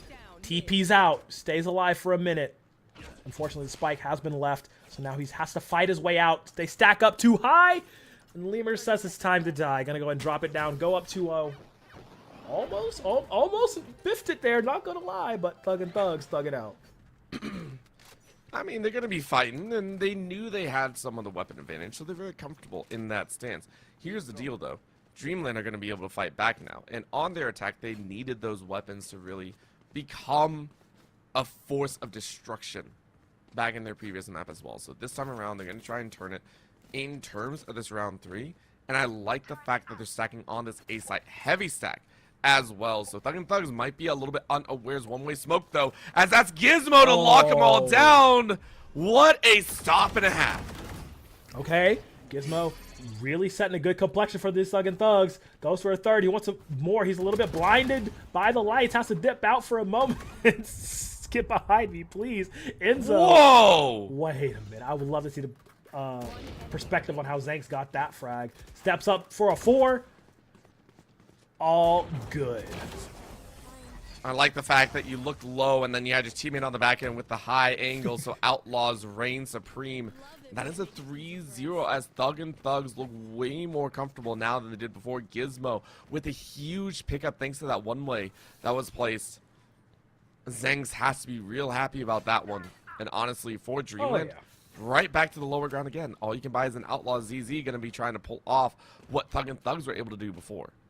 It just goes back to that, like I said, I mean, a lot of players considered Clove a duelist agent rather than a sentinel, but this is definitely not the case. Like, the way Zanks has been playing is very, still like a duelist. They're like, I don't care about these nerfs, whatever. We gonna still thug it out. We gonna play it how we need to play. And it's currently sitting them at a 3-0 this early on. Enzo needs to make a little bit more noise here. Whew, steps through. Focus up, double tap online. Takes a lot of damage, not able to take anybody out. Zanks cleans up the kill. Enzo just playing a little bit of decoy duty. Zanks cleaning up in mid, overhealed for the moment. A little bit of no man's land, but they get out just barely alive. Dreamland wondering what they're going to do with this low HP output. Zanks sitting pretty nicely with 100 combined. Risky, though. Just like, please don't test me. That's a look back, left, right, hits the shoulder. And ZZ's able to finish him off. Lemur is down. Team play FTW. Gizmo on 5 has to hit these shots clean. Right now, Thug and Thugs, even though they have a little bit more HP under the belt, Dreamland are looking way better. And now this might be a force in. Eyes out. Couple of looks. Gizmo gonna come around the corner, but that's Eyes. Zanks gets one. Sees the arm, tries to flank in, and gets the second. Huge pickup. Has the ultimate too? Oh, they can do so much work here. Oh ZZ, unfortunately, for as much as you're gonna try and do, you're gonna try and tap. Are you gonna get it? Peak 1, peak 2, Eyes out. ZZ wins it, and yeah, all Zanks is gonna try and do is stay alive, and it looks like it is done. GG's, the Thug and Thugs get 4 in a row. Oh my goodness. Zanks is actually crazy. I know we blew a lot of smoke up them earlier, but like, that hold to get those 2 frags when they were that down bad, them and Gizmo have been really, really playing like completely focused pros this entire game. Dreamland still not on the board after 2 very, very close rounds. Honestly, you could argue 3 have been very, very close to be successful for them, but just slipping out of their fingers each and every time. They gotta do something here fast if they want to turn this around before it gets out of control. Let's see what we can do. Eyes out, shots ring out. Zanks with the beauty of a shot out to Yoru. Goes ahead and falls, and now Zanks is like, bro, are you really going to do this to me right now? Hunter's here used on 1, but it creates enough space for Gizmo to find Risky. And that's going to be the downside, ZZ, realizing you're not in a good spot, and unfortunately you get taken out. ZZ was hoping to see at least an arm and a leg, but it's not going to happen. Thug and Thugs are washing through this game so far, at least this half, as all they need is 1. Double tap ain't going to do too much. It is going to be Lemur to finish it off. 5 rounds in a row. Wow. Wow. They're keeping the snowball going downhill, brother. They're not stopping anytime soon. And Zanks now with the op actually buys it for Gizmo. Okay, we're going to go ahead and initiate agent opping jet. I love it. But the economy in shambles for Dreamland right now. They could afford some small guns, but they're opting to go for sheriffs and lights, the tried and true, for a save round. They want to try and get it done with just these alone, because that would be a really good boost to their economy if they can get this done. Even if they get 2 picks and grab the rifles from Thug and Thugs, it would be a really nice look for them. It's just a matter of finishing off the round that has plagued them every time. Enzo coming out with some fire as Zanks is ready to line him up in mid. This is danger, picks one off, sees an arm step out, and Zanks with another headshot.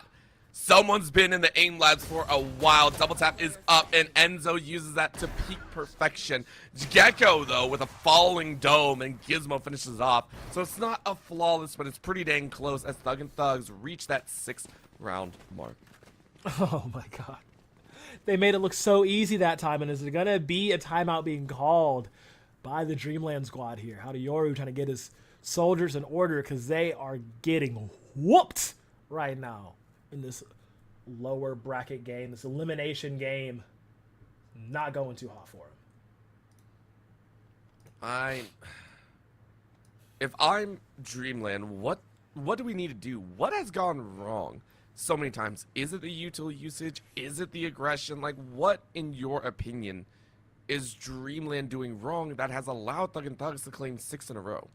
They're getting picked off, for one. They're allowing Zanks and Gizmo, and also Lemur to an extent, to get these, you know, offset side frags that have dwindled their numbers, and they're going into these team fights like 1 to 3 men down, or like, you know, that's not a good look at all. Because ZZ has been fragging a lot, but it's, you know, a lot of pickup frags, a lot of cleanup frags, if you will. And Gecko is, you know, having to be a brunt of the heavy lifting, so they need to strike more as units. Stop the pickoffs. A lot of pickoffs keep happening, and that's really coming back to bite them. They're 6-0. I hope that timeout helped them to get back in shape. Otherwise, they are about to fall out of this tournament because Thug and Thugs ain't stopping no time soon. Yep, this is going to be that test and a half. Dreamland with the timeout, gonna try and make something happen, and they chase hard, but what a dash forward as Gizmo went way too far forward. Gets caught out, and now the rest of the team has to kind of bring it back under control. But the Dimensional Drift is doing so much work as Enzo is able to stay down one, though. You just mentioned the pick-off value that they are getting in Thug and Thugs have basically stopped this original fight, but because of that, the From the Shadows being used, so that is going to be a twist. Lemur might realize that they're in a very bad spot, and they look the wrong way at just the right time, and they pass by each other in the wind. They don't even check back. That's going to allow Lemur to get this flank, and they're going to be caught so unawares. Oh no, danger. 3, 2, 1, eyes out. Lemur crosses the path. Are you kidding me? How do Yor is able to get it back under control very slightly? Gecko Weko also helps out, but right now the damage has been done. Gecko Weko with another skate shooting value as this is Dreamland with the timeout, making it happen. One more left. And it is going to be Zanks, though. They get the kill on the refresh, but it's risky to finish it off. Dreamland barely getting out of harm's way. Okay, they managed to get one, but risky, man. You gotta check behind you. Oh, jeez. Wow. That was definitely their round to blunder. Dreamland finally securing one, stopping this 6-0 bleed. But can they get the ball rolling the other way? The ball's in their court now. Their serve. Whew, that is what they needed. They could not afford to lose that round with how little gunpowder they had initially. Now let's see if they can keep it going here. I'll be honest, I don't know if they want it to be in their hands. that's the other side. Right. This is like, jeez, how chaotic has this round been. Right now, we're getting into the mess of things. This is going to be a hard drop. Zanks gets dropped right after ZZ drops Enzo. Actually, out of Yor actually fell. Zanks is still alive. Zanks is still powering through right now. ZZ getting the 2K of their own, but Zanks just is down with 3K of their own. And just like that, Thug and Thugs right back in control. Dreamland looking a little bit rough here as Lemur comes out and helps out with that frag. And just like that, Gecko is the last one alive, but this time no From the Shadows to work with. Yeah, it's a 1v3 against some dangerous enemies. We've seen Gecko get some lofty 3Ks before. And this one might be a little too tall of a task for him. Will be slotted out, has a little bit of info where they're going. They could sandwich him in unless he stays quiet. Rotating over to this B side, but the line of sight here for Thug and Thugs is very optimal. That KJ utility coming in clutch. 30 seconds on the clock left in this round. Will be spotted out. There's the call. There's the answer. Potential from Thug and Thugs here. Slow eyes out. No one making too much of a move, and there it is. Great finish. Very, very simple at the end of the day. And Santi says, what's up? This is now 7 for Thug and Thugs. Dreamland are able to take one back, but honestly, it's just looking like Thug and Thugs are ripping this one away feel comfortable in Dreamland right back in that same spot of a really weird gun purchase. They got to get something in their pockets. They're, True. you know, crowdfunding some rifles currently. Seeing what they can do. GoFundMe for some weaponry. Alms, please. That sounds mean. That sounds mean. Honestly, they're going to fight with the best of their ability, and let's see if they can do what they want to. A little bit of a pistol angle here as Risky is playing the high ground, but this time Thug and Thugs don't really chase into that main corridor. Instead, slow B-side waltz as Dreamland are going to take their time. Yup, Zanks, captain of the ship on this one. Going absolutely nuclear. Every single gameplay they have. Enzo, once again, the point guard is taken out. Risky. That's a great frag. That's exactly what they need. They can get a rifle as well. But, oh, Gizmo's right there waiting for him. Takes down Howdioru. Will not be felled by the clone. This is, they immediately call it off. Look at the call to rotate. Look at the scramble on the map. They want to try to push into B now, but they don't know that Lerner is there. They want to put a stop to any advantage that they have. They're going quietly. A little bit, I should say. Not super quiet, of course, but they're trying. Trying their best here. It's going to be that test, possibly a break-in moment. Hard shove. A little bit of a look around the corner, and they spot one. Are they going to find him? Yes, they do. Huge pickup, and Dreamland down to 2 left. Thug and Thug say the dream might be over here. Risky. Playing this one nice and slow because you know you ain't got no freedom here. This is a 2v4. Zanks on point right now. Risky even hears the footsteps, but all you just got is a sheriff, and Lemur takes him out with the shorty. Thuggin at 8 rounds here in the first half. Scary, scary, scary scenario. Hey, man, these Thugs, they came to win. They did not come to fall out this far in the bracket. They're definitely making it look a little bit easier than, you know, you would have thought, considering if you joined us in Dreamland's last game, well, that was very scrappy, very, very, very fiery. But this is just a little bit of a skill diff, unfortunately, for them. Dreamland really having to rally, though. They have 3 good ultimates to use. The KJ lockdown, the Sova, Hunter's Fury, the Omen, PP. But Gizmo's going to put a quick stop to that immediately. Goes for 2. Looks for a 3rd. The bodies will fall real fast. Spike recovered Howdioru. Go ahead and drop down. TP back to spawn. Repositioning in. Akio, though, a little bit left to their own devices. Have to fight this off. He sees one coming in, unfortunately for him. And Zanks quick on the trigger as ever. And out of Yoru, like, this is the worst spot to be in as anyone. Take a look at this flank around the side. Eyes out. Yoru's going to TP and try and get behind everyone. And hey, you're able to get the plant down, but this is a 3v1. We've seen players pull this off before. But this one might be a whole different story. You're going to drop it in the corridor, which actually kind of gives you a little bit more space to work with and a little bit easier defensive position. Get it back away. That's tap number 1. You need a bit more, but there's a revive, and yeah, you're going to sprint away, but you might sprint directly in the arms of one more. Around the back you go, and yep, Gizmo's going to take that one for free. Thuggin' Thugs go ahead and put a 9th here for themselves. It's the rugged Thuggers ball. It's the rugged Thuggers ball. Oh my goodness. This is quite insane. This level of domination that they have. I mean, in their last meeting, they definitely put up even more of a fight than this. You know, it wound up going 13-7, but in this case, it's not even looking anywhere near close. I mean, the fact that Dreamland have yet to hit double digits on the kills and yet have already reached double-digit deaths shows how locked in Thug and Thugs are. They are not allowing Dreamland to be able to spice up these kill feeds. And for the first time, I mean, Dreamland now have 4 ultimates up and available. And they might not even need to use it, though, as Akio dies once again a little bit too far, and Akio swings in a much heavier 2. 2 members of Thug and Thugs raced into the arms, but Zanks, ready with a chance, tries to get a little extra healing. Akio sends him straight down to the grave, as that's going to be a 3K for the Jet. And there ain't no real extra behind. Yoru spots one out up top. No lockdown available anymore. And doesn't really catch anyone. Lemur, though, might be able to make a play here. But no, Yoru shuts that down. That will be a full house as Dreamland get their second of the half.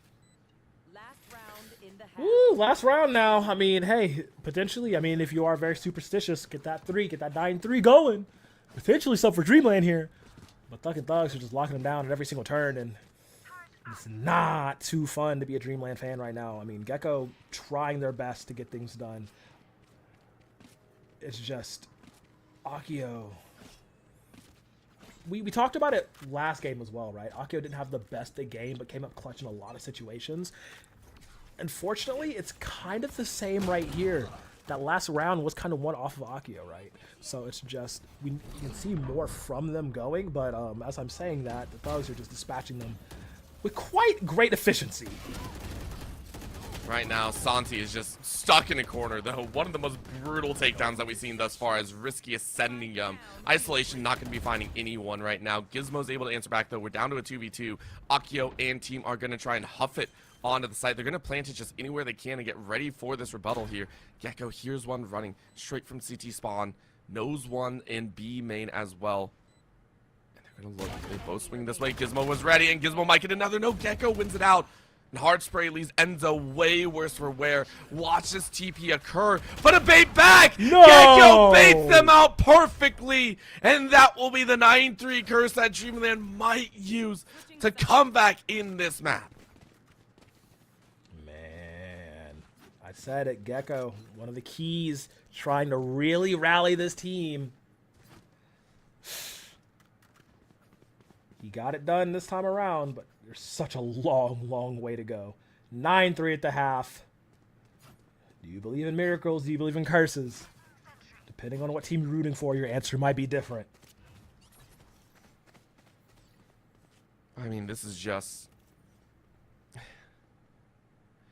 Dreamland again showing us that they have fight. There's a reason they are here in the lower bracket semifinals. And yet Thug and Thugs are a lot more consistent in their output, and that is what I'm going to be curious about. Right now, on the attacking side, One Way's immediately popped up here, and it is a full stack. Thug and Thugs saying, we know how to chase, we know how to fight. Gizmo has done this before. They chase all the way in, they fire away, but Risky was ready. Risky, again, has done this before, has gotten an ace. Free fires through, gets some extra damage. Akio helps out, though. And Thug and Thugs realize they ran into another brick wall. This one maybe a little bit more layered. So they themselves are down to 3 members alive, and I mean, where else are you really gonna go? Can you really back away to any other site? Well, about that. Oh man, this is Santi. What? Are the Thug and Thugs okay? I don't know. I think they kind of given up on this one. Zeng's still alive, and maybe Zeng's can do some work, but you're getting pinched from about 2 different directions. Got a great little bit of healing, but you're blocked out, so it is going to fall off a little bit. And now you're just down to 62 HP. Another smoke popped. That is wild to say. See the arm. Gets a tag on ZZ's head. Again, can only do so much. Right click, you're down to 22 bullets. Tagged out by the shock dart, and everyone is going to rush you. Swing right on click him. ain't going to do anything, and Dreamland win the pistol. Okay, that's the start. We saw their attack not go so well, but the defensive rounds could play more into their favor. The Thug and Thugs are very prominent on attack, though. This, especially with this composition, like this is a very strong attack composition. It's just a matter of, I mean, I guess getting a few small guns, small arms into their hands. But Dreamland could potentially, off the back of that amazing last round before the swap from Gecko, that pickup, could get things going. Like I said, they're going double Bucky. Did I see that correctly? Please do it. Please get messy with it.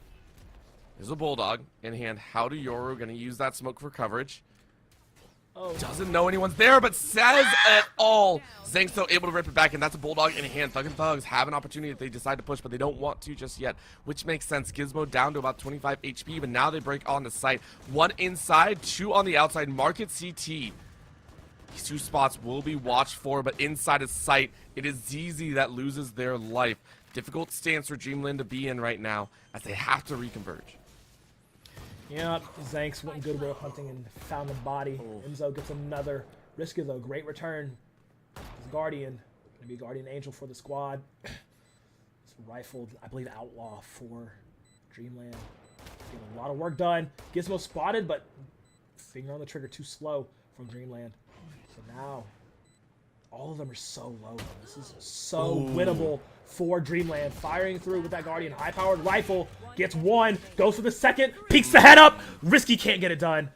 Thrifty barely scraped by for Thug and Thugs, and that puts them at 10. Honestly, that was about as close as you can get it. I'll be honest. Woo! That was... You were down a player. You had weapons. That was about it. But still, Thug and Thugs thugged it out and ran up that scoreboard. And now Dreamland are a little bit lost in the sauce. All they can pick up are stingers. They definitely needed to win that round. Would have helped them out significantly here. Scary scenario. All off of one wrong look. But they're not out yet. Yeah, sure, they're down 6. Oh,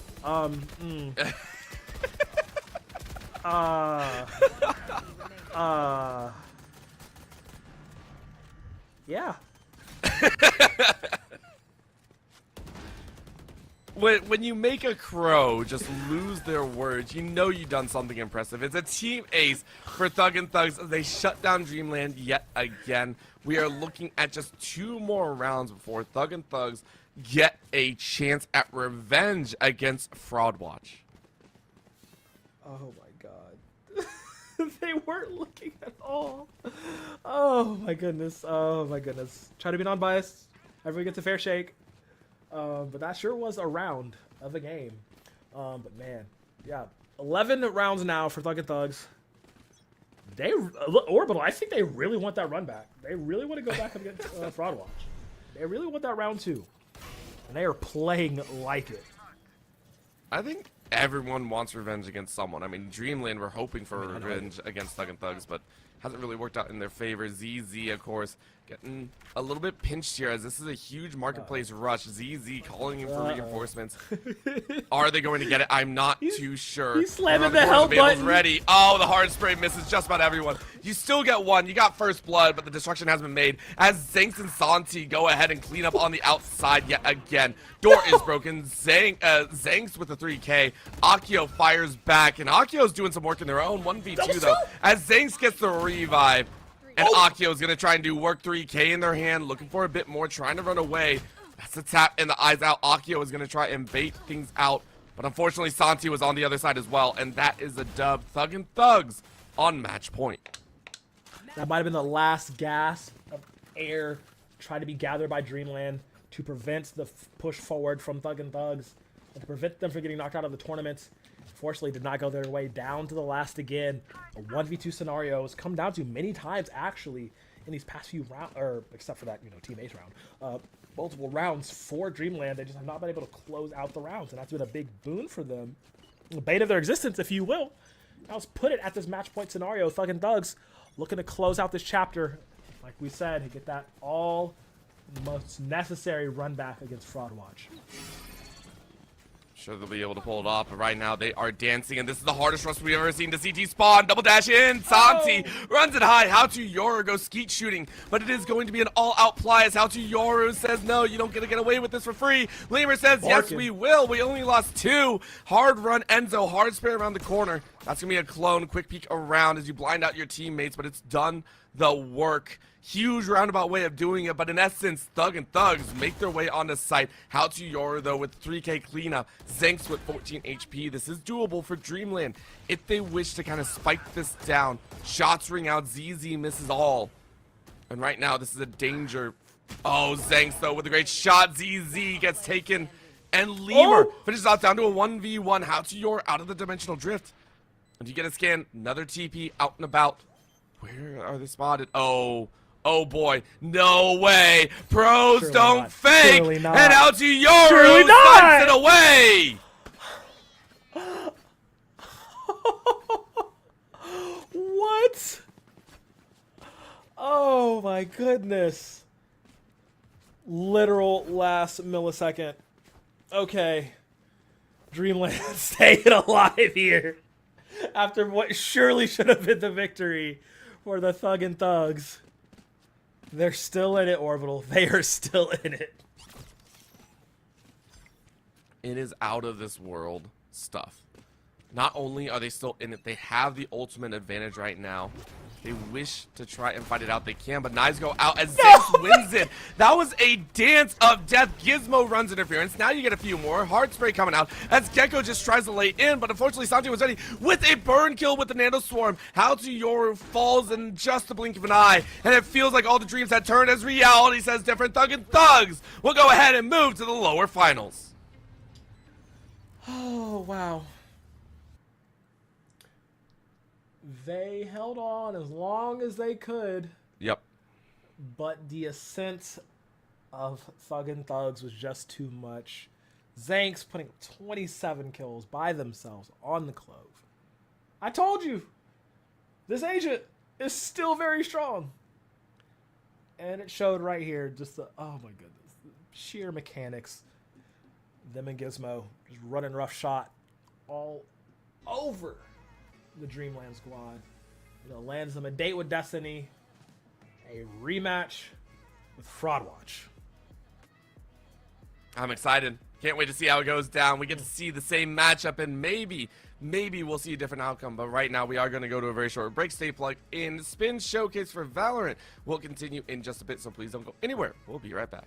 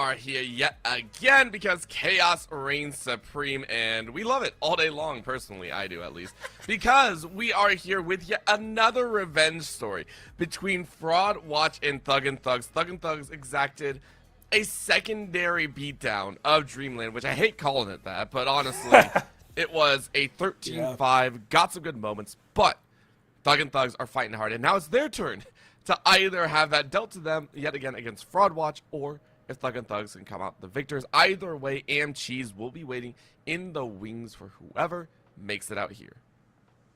Yep. Okay, then Thug and Thugs were doing skullduggery and bone thuggery in the lower semifinals. Fraud Watch, this is so dope. Like, I mean, we know both these squads were. That was, I think, that was the match we watched like way at the beginning of the day, right? Second from the start. So it was. Right. It was one of the rougher ones I think we watched because it was a tie 6-6 pretty much all the way through the first half, and then as soon as the second broke out, it was chaos. But again, that was on Icebox, which means now we change it up. No Icebox at all, but we get the other chaotic map itself. We got Pearl here. This is crazy. I didn't think we'd see Pearl today. I'm gonna be honest. I did not think we would see Pearl today. But then bringing it out here this far deep into the tournament, me likey. It's gonna be fun. It's going to be very, very close quarters combat all day long. We're going to see the agent picks right now as we are getting into that. I knew the Vice was, Vice hover. Potential lock-in. I think it would be nice of the Thugs to go ahead and, lock that in. But what do you feel about it? I think so. I think Vi's, like, on Pearl is amazing. Right. Again, with the type corridors and the fact that the sites themselves tend to be very, very narrow, and entry into the sites is painful, Vice actually makes the most sense here. And if we actually get it, there's a very close chance we almost get a mirrored matchup yet again, just with the secondary duelist being a little bit off. Yeah. I think we're going to get the mirror. This is interesting. Okay. The ISO for the Reyna, though. That is something to talk about. If they do decide to lock that in, okay, they just want to just go pure firepower. All right, I'm liking it. It's worked for them so far. Yep. I mean, both sides have done very well in that stance. And the thing is I like the ISO more than the Reyna here. I feel Reyna is a little bit more old school. And we've seen Enzo do well. At the same time, we've seen the Reyna sometimes be a little bit lackluster, right? Clove can do a lot of the same things that you want to do with the heals, with even a revive in there. Yeah. But I like the ISO on here because it's a lot easier to hit your ult in a lot of these instances. I mean, the tight corridors and very, very narrow hallways, it pretty much ensures if you hear some gunshots, you're going to tag someone. This is, I feel, one of the maps the easiest to collect someone and go into the 1v1. Now, does tag have the strength and the skill to win a 1v1? Yeah, probably. Absolutely. But, absolutely. Yeah. It's just like, but now we get to see more of that. Yeah. And I mean, earlier we did see tag, I believe, on the chamber, and they were just popping heads. So have no lack of faith there for them in this moment. But this. You were right. Enzo on the Reyna, a little bit more of a classic approach, but the Leer is just so good, and the site taking, especially when it does devolve down into these multi-man gunfights, throwing out a good Leer, guaranteed, getting that flash, that blind rather, on multiple enemies is so clutch to have. And honestly, I'm looking at Zanks because you know how great they are at popping off. Once again, piloting the Clove, running them in this map that is kind of tailor-made for Clove players. The metal and the pick-me-up are just so beamy, and the use is very effective. As Gizmo steps forward, lands them up, shoots them down, gets 4 before falling. Says, Enzo, clean up my mess. What in the world? That wasn't even 10 seconds. Fraud Watch got absolutely deked out. Rounded the corner, blindsided, a 1, 2, 3, 4 piece combo. That is brutal. And the fact it landed on Gizmo, one of the shortest charge timers for an ult, only 7, it's gonna hurt. Dimensional Drift is gonna be on your face pretty dang quickly. And Fraud Watch, they just kind of throw the round away. I don't even think that was thrown away. That was literally just they didn't get a chance to get started. Like, that was literally, all right, gang, here we go. Oh no, we're in danger, just like immediately. And now FraudWatch has to bounce and recover that. Put it in the back of their mind. Don't group up like that again. You ain't some bowling pins. You don't need to do that ever. So now FraudWatch gonna take their time and play this a little bit slower. As you see Tag lurking a lot through mid, through these B-link areas. Santi though on this side, it could be real scary. A little bit of info gain, and that's lined up. Zank says, "Give me more, feed me more." Takes down 2. The ruse is still up. Now the rest of the squad can go hunting. Look at that route. Look at what they're feeding straight into. Going through doors. They're gonna run right into the waiting arms of Gizmo, who's good for 2. Lemur makes it good for 3, and another. Well, this time an actual flawless round. I call the first one pretty flawless too, even though Zanks fell in the end. But man, fucking Thugs on fire from the start. Oh, very, very nice work. And all of a sudden, Gizmo's got that dimensional drift. And here's the deal: I feel dimensional drift in a round where you know the opponent has a gun advantage. I feel like this could be the most powerful ultimate because you want information. You want to know where the opponent is and try and catch them off guard. I think if you want to pop it for Thug and Thugs, you can do so much work and actually put FraudWatch in a further deficit here. So please go ahead and pop it. Make it difficult for FraudWatch to have easy entry. But right now, they're all stunned out as Gizmo hard sprays. Only gets 1, though. No! Gets a second blind. Enzo's there to help out with the Outlaw. And maybe you get a little bit more. Rest of the team is trying to chase, but the damage has been done. Enzo with the goes. What is going on here right now with the dismiss? You bait and wait, and you get the gang. Zanks brings the pain. Enzo bought so much time off of that. Gizmo started it off, and Enzo to cap it off. That's actually insane. I talk about post-game momentum after coming from such a good victory. Thug and Thugs are showing that here. FraudWatch have not been able to get any steam going. We talked about these crazy tight corridors of Pearl and why they're so dangerous. Bro, Thug and Thugs are the boogeymen under the cobblestone. They're popping up out of every single orifice and capping you every single time. This is disgusting. 3 rounds in. Let's see if they can keep it up because FraudWatch, we know they can bite back hard. It's just a matter of when, not if. FraudWatch, sad about what happened. Gizmo, what is Gizmo doing? Why is Gizmo allowed to pull this off? That is like 3 first bloods in a row right now. They are taking off. At this point, I'm pretty sure they're chasing. That is a flawless round, and granted, FraudWatch, they didn't have the right guns, but is that double digits? Is that double digits already for Gizmo? Yeah. Or are they sitting at 9? I believe they have 10, no. Please tell me they have 10. Survey says he has 10! We're 4 rounds in, bro! It's the fact that he beat Zanks there is so funny to me. Like, both of them has been fragging from the literal first breath. And this one is already at double digits 4 rounds in. Alright, well here we go. FraudWatch certainly won't fall a 5th time, right? Certainly won't fall for the save. Thank God Seraph is able to put a stop to the madness. And I say that with all the love in my heart because FraudWatch needed a victory somewhere. And stopping Gizmo's antics has at least given them some semblance of hope. But Enzo is still very much alive. Zanks is still very much alive. Tag going down means there's no ISO to play with. And Enzo is ready to just kind of push their way in.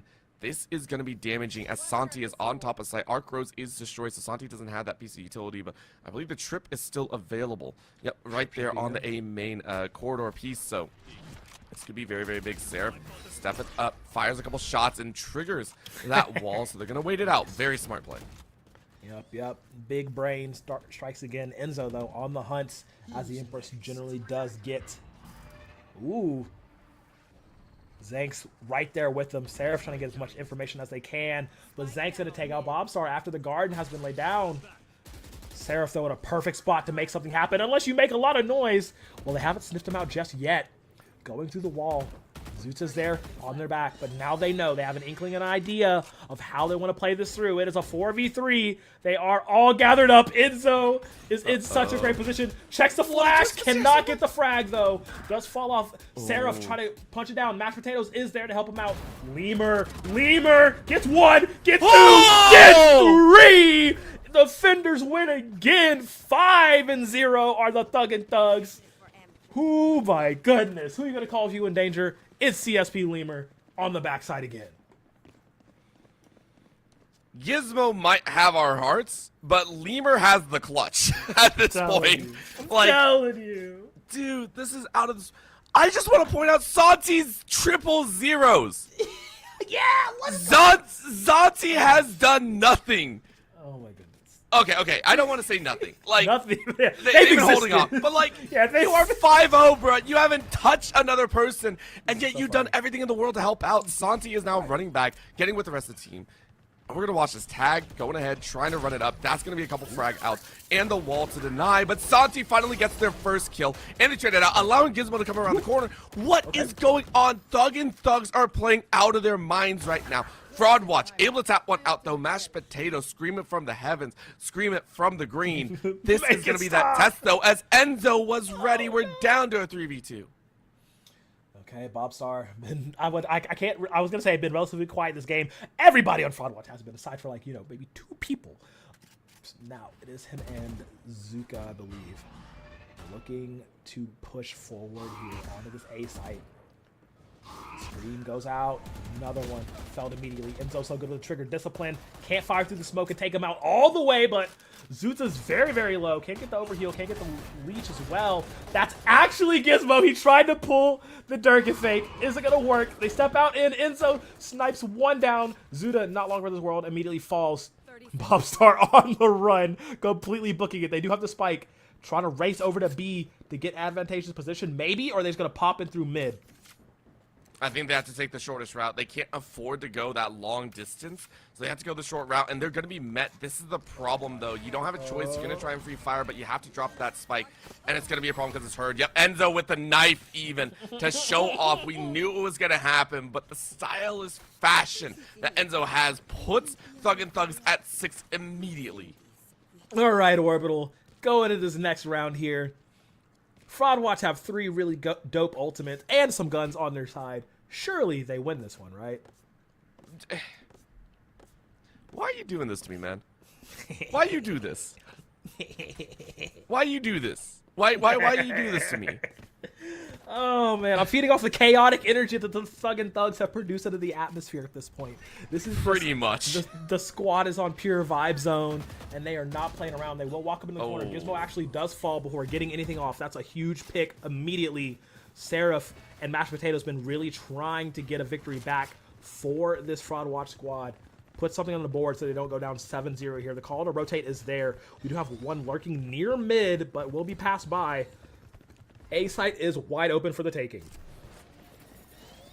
I mean, I like the call because they knew Thug and Thugs have a penchant for running really roughshod in the early stages, but if they don't win it out, all of a sudden things go south. So now, Fraud Watch, as you said, all 5 on point, but they're getting collapsed on from 3 different directions. They have to wait for one more. Thug and Thugs have one more waiting. That's going to be the call down, though, as that, I believe, is a little bit of an ISO take. Lemur wins, though, and that's going to allow the rest of Thug and Thugs to kind of push their way through. They're down to a 3v3. Empress is still up and available. Zing's around the corner. Lemur hits a 3K. Blinded out. Zing's is trying to run interference, and they just need one more. Blinded is the light. Zing's takes out Seraph, and Thug and Thugs continue on their mission of denying Fraud Watch a singular round.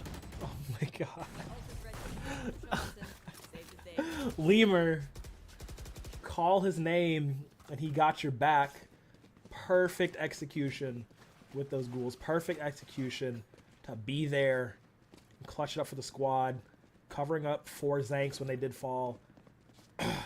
Man, Gizmo falling within the first 5 seconds of that game really didn't even affect the rest of the outcome, because in a 4v5, I'm still betting on the Thugs because they pushing through, and now they're up 7-0 here. I can only see it getting worse, I'm not gonna lie. This is gonna continue to just shove and shove and shove. This time though, Fraud Watch, they get a kind of opening, and they've given up on waiting to see if they can find Thug and Thugs. This is going to be a great garden, though. Call down, weapons out. Enzo says, what's up? And a great nightmare back, catching a majority share of Thug and Thug, so all this information. But yes, here comes this Oh no. Dimensional Drift is giving so much information. Zanks and Enzo run over everyone, and Gizmo pops on out. It's a flawless victory. Fraud Watch. What has happened?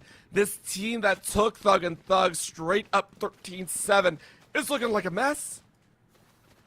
Yeah. Just that's it.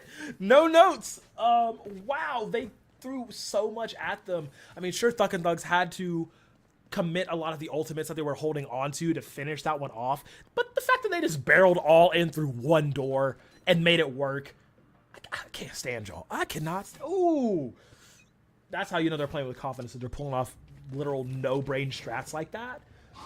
Now, I mean, the economy of Fraud Watch is just so Oh my bad god. right now. So they Oh step my forward, god. Oh my two, god. Line them up and put them down.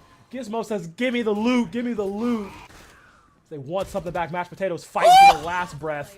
Lemur's gonna put him in the bin. One more for Enzo. Throws out the Lear just because they can. Spiraling onto the Bucky, tries to get something. Like Gizmo and Enzo, they just play for points now. Trying to outdo each other. Putting them at 9 though. Oh my goodness. The timeout is called here from Mashed Potatoes.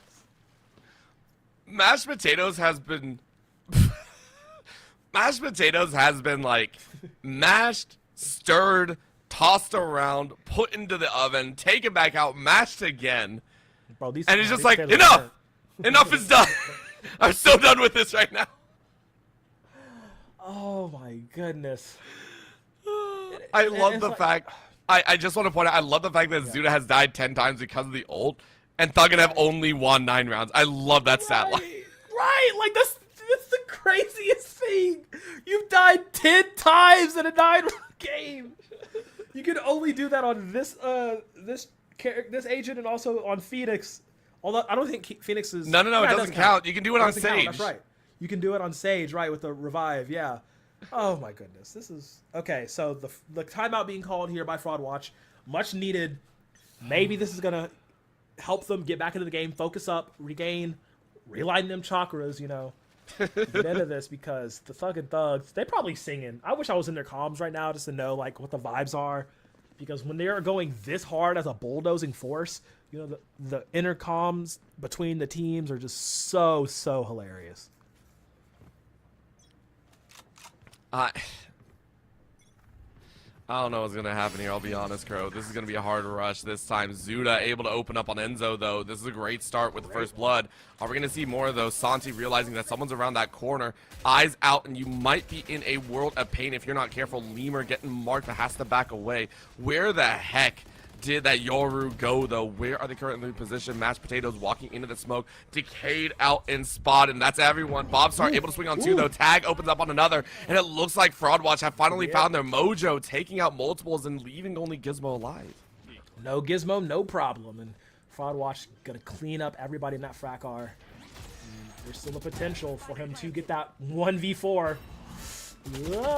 Firing off all he can, but no, it will be off of the wonderful utility usage from Bobstar to finally get a point on the board.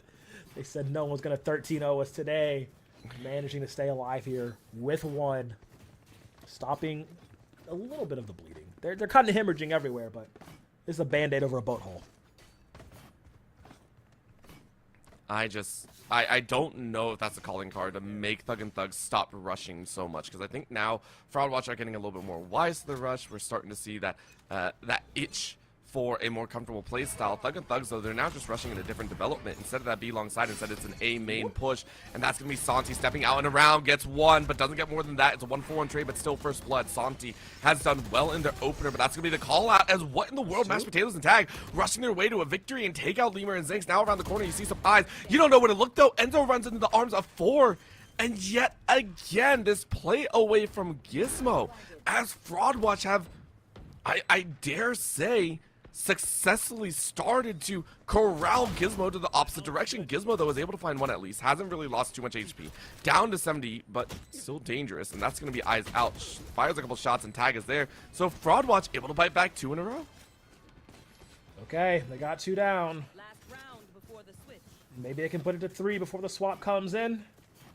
It's a possibility. I mean, I think it's really just fucking Thugs playing a little too fast and loose. It worked for a while, but like I said, Fraud Watch, looking at Seraph, looking at Mashed Potatoes, really mostly getting a lot of work done in the rounds, even though they did lose. Now looking at them to carry them through to some more W's. Fucking Thugs can't afford to run out of steam here because we know this Fraud Watch squad will definitely pass. Let's see what they can do. Blind goes out. Good run backwards, making sure nothing else happens. A little bit of extra footsteps. You're going to play along that edge. And yes, it was another call of Thug and Thugs. 50-50 yet again, and it didn't work. Trip is blown on the back end. Now all eyes are out. Thug and Thugs waiting, but Seraph beats out Santi in a very comfortable position. Lemur blinded out, and Seraph is getting away with murder. Thug and Thugs, for some reason, the script has been flipped. There's nothing more to think of. Quick pick number 1, Gizmo launching into the backside and runs straight into Mashed Potatoes' arms. And that's going to be Zanks to try and pick up more. Gets 2, but that's the revive. And now we're down into a 2v2 Empress. And the pick-me-up is here. Tag gets another, and that's the dub. Enzo happily takes the round. No curse today. And it's going to be a 10-2 half. If there's one thing you cannot do, it is count out Zanks doing so much work there, even in death, making sure it was a good death. 10-2 at the half. Thug and Thugs talking that Thug talk for sure. Oh my goodness. Fraud Watch, though, being able to get a few back was good, but now can they get even more? It's a long road before they can even tie it up. Meanwhile, Thug and Thugs, they just need them 3 to get to this grand finals. Everyone's just getting into that mess, and so I mean, that was a chaotic round, and I understand some tensions are high right now. The early start, I mean, we had a rush. I don't think any of the opening 7 rounds were past like 30 seconds, right? Like they were hard rushing that one, so it makes sense. It makes sense, and now I am very, very curious how this is going to play. Now we get another chance and a half. Tag around the corner. Going to try and hold it off. Gizmo runs down 1, but that's only the opener, as right now Bobstar wrecking everyone in their face. And again, the Vice holds so much weight when it comes to fast movements and fast frags. Hey, making it work. Unfortunately, they couldn't get that opening ace like they did last time. Not going to happen here for the fucking Thugs. Fraud Watch now at 3. This could be the slow descent into madness, getting us to the tie game. Fucking Thugs, they really got to go back to the drawing board and do a different game plan because they are up so far ahead. That is so far for them to fall as well. I don't see it happening though, because all it takes is 3 just random rounds that Thug and Thugs can make happen. True. Once they get guns, not hands. Why did I say hands? Once they get guns in hands.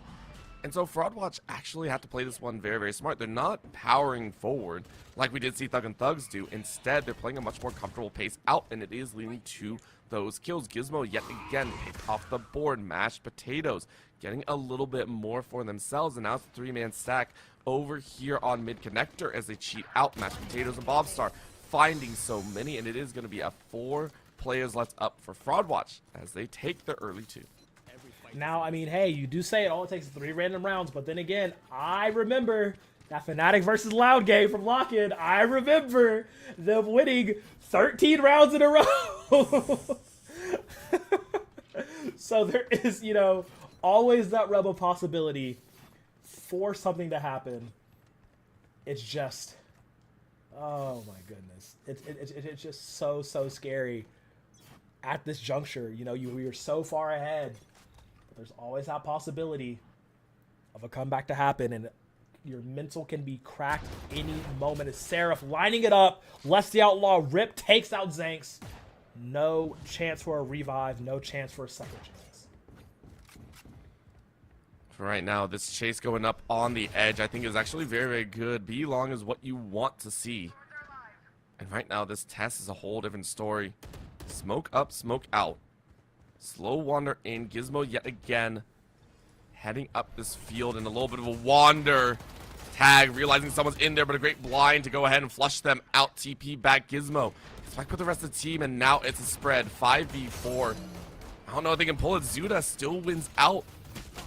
And honestly, Fraud Watch are all there. Enzo able to rip one back, but are you going to get more? Dance left and right around the corner, but Mashed Potatoes was ready, and Seraph gathers another. This fast-paced frenetic is Fraud Watch starting to take control.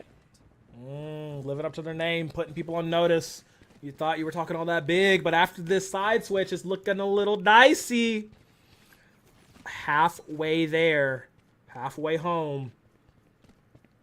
And now this round, this is the the broken round for Thugs, right? This is the Pistola round 2 round. The voluntary pistol round. Although they do want to try an experiment here. I saw a Stinger, I saw some Buckies.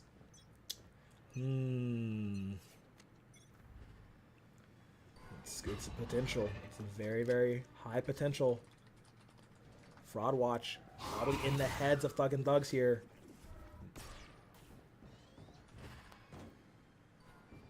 See what they can do. Right now, it's a quiet play towards the mid. Fraud Watch, not worried too much, but this is going to be a peak. Mashed Potatoes having an opportunity. Enzo on the high rise, though, waiting, and this is going to be a big collapse coming in from Fraud Watch. They're coming in from multiple angles here, and you're only going to see one, but Enzo snaps up on tag. That is a huge frag out. Gizmo doesn't see anyone, but here's maybe a gentle piece of the util. Enzo winning in the corner, 10 HP to their name, and the rest of the team trying to get back to their own. Big flood onto the ace site. Mashed Potatoes waiting. Couple pop shots as that's the blind Gizmo with the swing on 2. Able to make it even out. Thug and Thugs 4v2. Fraud Watch, though, could make a miracle happen. The bunny hopping Bucky Bomber gets 2 before he falls. Actually key in potentially winning this round for the Thug and Thugs. It is a 4v2 like you said. Low health bars though. On Enzo, gets 1 before he falls. Clean it up, make it nice, a little thrifty with a bow on it. They stop the momentum from Fraud Watch for now, putting them at 11. Just need 2 more to secure it. Man, oh man, Fraud Watch making it a little difficult for him. We mentioned just these kind of sporadic rounds. It doesn't matter if Fraud Watch are up and ready to play. You can't allow these rounds to happen, unfortunately. And I always go back to the number, like the average number, right? You look at Fraud Watch, you need what, an average about 3 to every 1 of Thug and Thugs, and it's difficult if you can't get your weaponry under control. So for Fraud Watch, we need to see a lot more in their favor if they want to bite back. Seraph, though, stepping back, up and away. High is out. And a bit of a question mark. Zank's on the high ground, though. Just making sure they kind of crawl back into their hole. Make sure that they don't get a free peek around the corner. Ooh-wee. Seraph's been stepping up a lot in the second half for Fraud Watch. Kind of leading them through the charge. Trying to get a lot back from him, but Zank's quick on the trigger. Been really well polished this entire day with their trigger discipline. Only at 5 HP, so low. The overheal shield having to keep them alive for now, but that will fall off momentarily. Let's get a drain going. Santi in a very wonderful spot to cause some mayhem, but no. Bobstar had his crosshairs aimed perfectly for a swing. Checking them corners, doing them well. 4v4 here. Nightmare being called out by Fraud Watch. No one's on the site, though. They're going to go for the defuse. No one's there to stop it. They gotta look. They gotta look. There's no other chance. Where's Thug and Thugs? Thug and Thugs are so far away.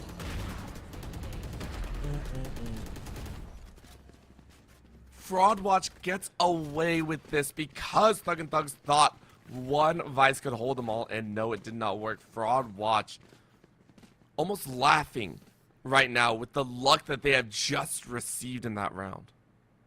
Yeah. Gifted to them on a silver platter. And now, like I said, that gap is closing. That this entire game could be unraveled from these past 3 rounds. And Fraud Watch slowly but surely clawing their way back up into this.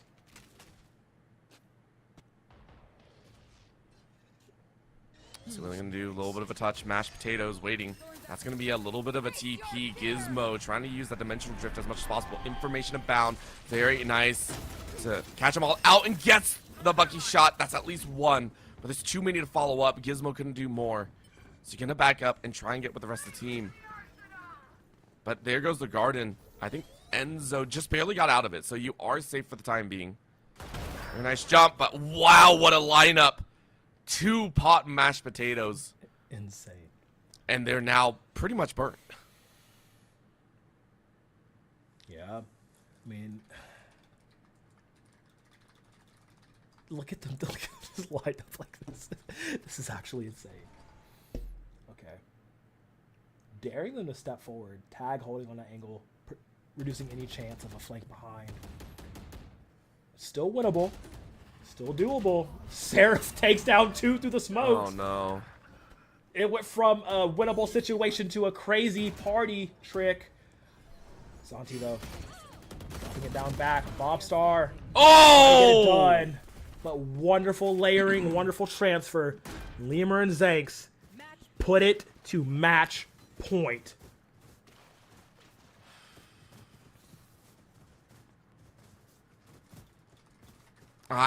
Jeez. Full util, basically out, but very low in the ult economy. Fraud Watch on pretty much life support in the armor department, but they got util, they got guns, so what more could you ask for? Thug and Thugs, though, basically have a 6th life in there, depending on how the Clove decides to play it. Let's see what they decide to do right now. CSP Lemur stepping up to the plate once again, checks the pre-fire. Realizes that they don't really want to test it, so they back away. A side gonna be the main side to drive for. A corridor. Gonna be lined up by Thug and Thugs.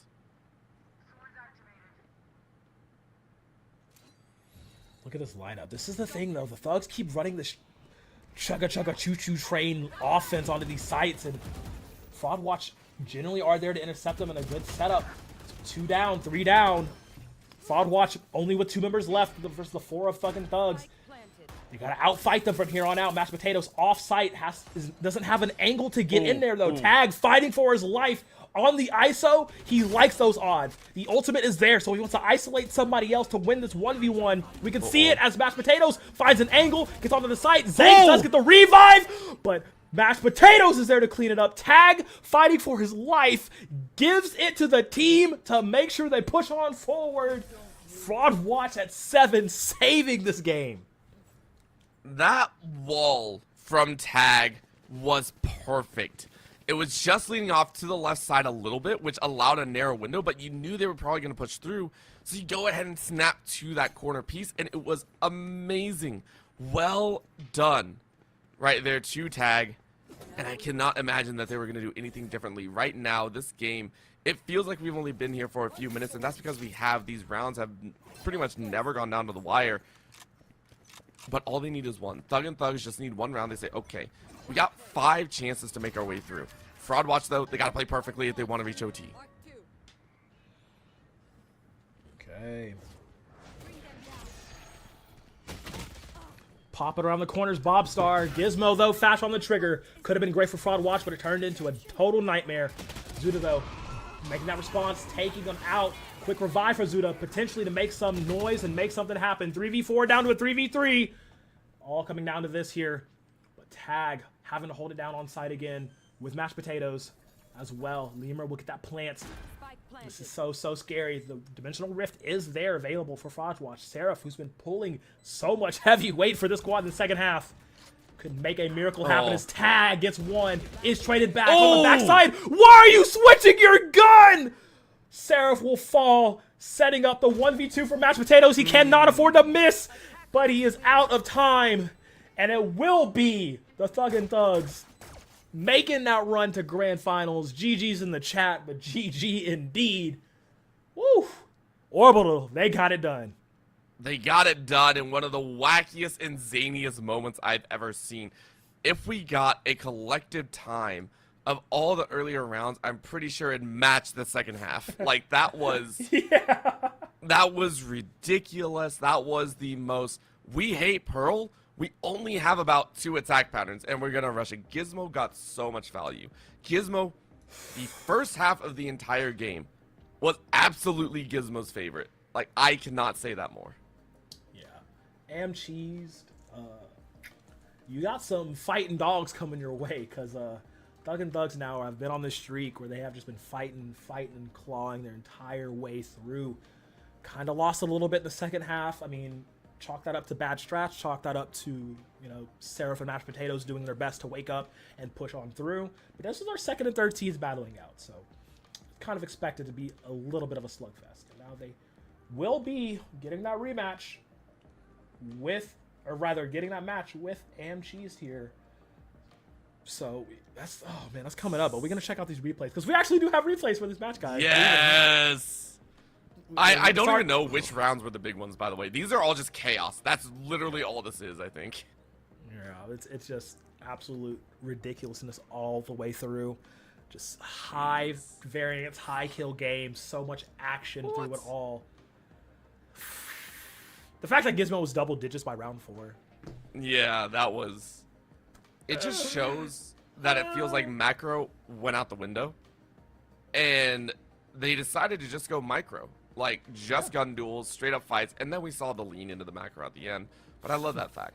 And I love the fact that they went so hard that it was so exciting for us. We are excited for the grand finals as we are going to be headed there very shortly. So let's go ahead, head to a short break, get the teams in here, and get ready for Am Cheese versus Thuggin' Thugs, your first versus third seed. Please don't go anywhere. We'll be right back.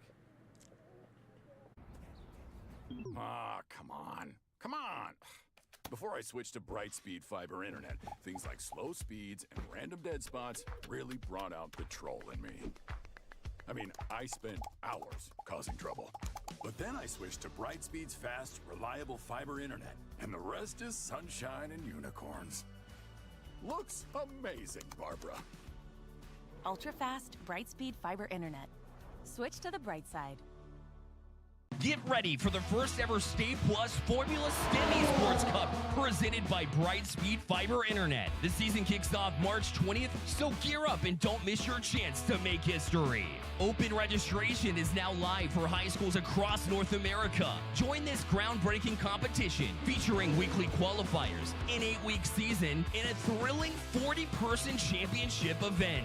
Race for $5,000 in prizes and weekly rewards. Participate in live test sessions of racetracks led by a professional driver and explore exciting career opportunities in the world of racing. Your journey to the podium starts now. Register today.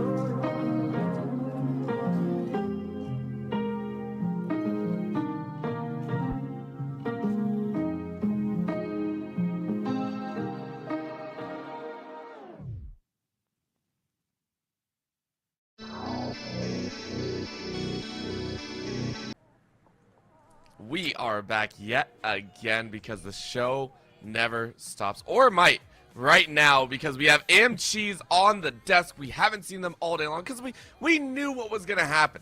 They're a team that have consistently played well in the Stay Plugged In Spin showcases and a lot of the tournaments that they run. We've seen them around, and here they are once again, a team that has never given up more than, I believe, 7 rounds in a game. And they're going to do this for the Grand Championship and get up against them Thugs, hoping for a chance. They beat their nemesis from the winners semis, and now they are here in the Grand Finals. Yes, yes. Like you said, we have not seen them all day, but as expected, having them there at the very, very end. But the Thugs, we've seen a lot of this game, and we know, though, we did get the bans and picks out the way. We will be going to a sit here for its potential last game of the day. Yes, sir, and I'm curious what we're going to get because Thugs over there on the attack first, they ran a very roughshod comp over on Ascent, I believe, and so it was very old school, and this is also the first time that I think we've seen Santi on on Cypher. But on the flip, for Tadpole, Richie, Mana, Pit, and Crashy, all these players that we have seen before in previous showcases, but every single one of them outside of Glaze, who I don't believe is playing right now. Let me double check here. I believe Richie is stepping in, unless Richie is Glaze, and that's a whole other story, but a majority share senior group all looking for a home.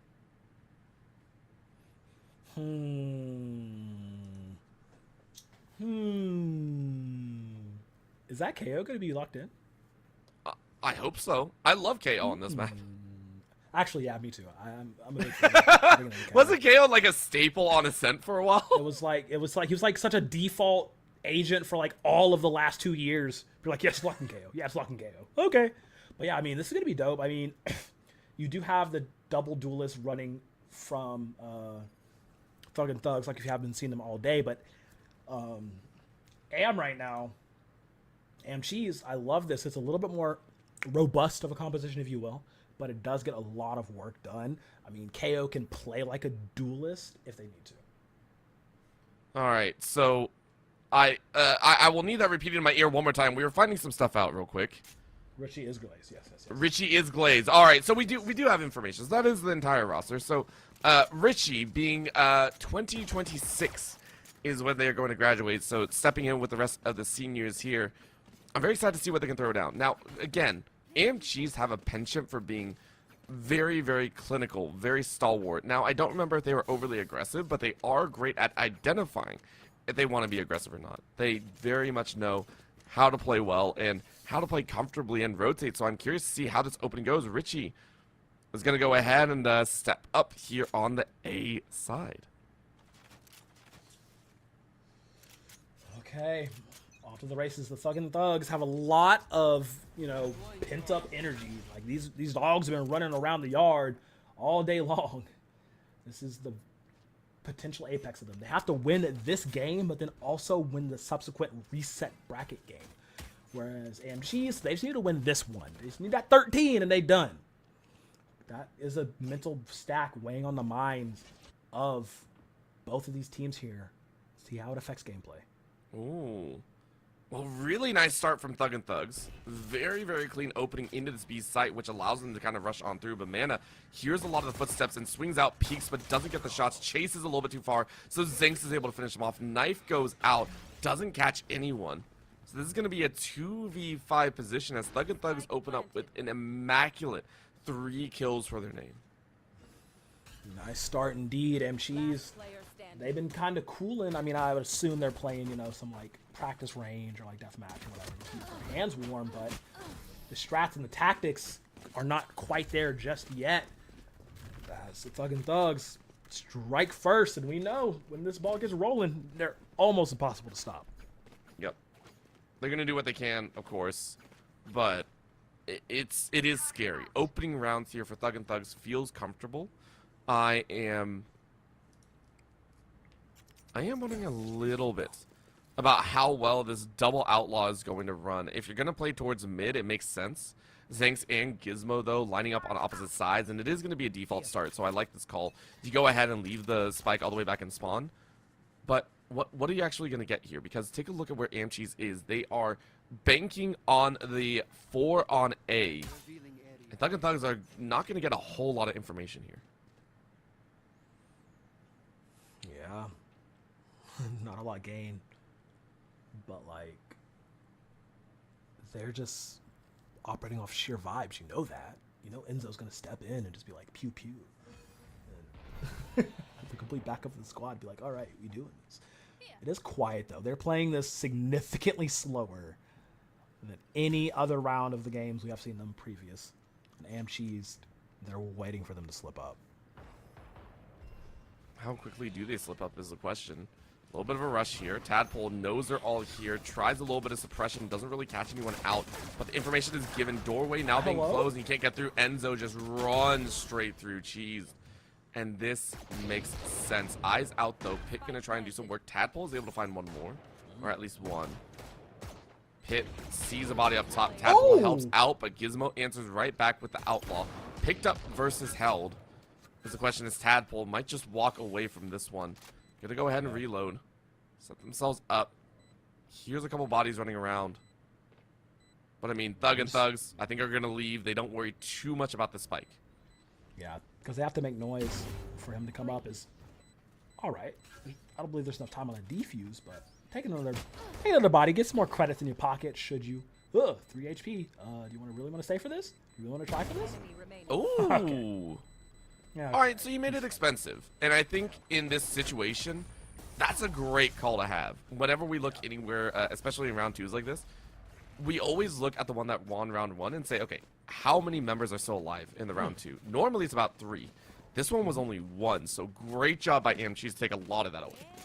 Yeah, coming into it with an extra 3,000 credits in their pocket.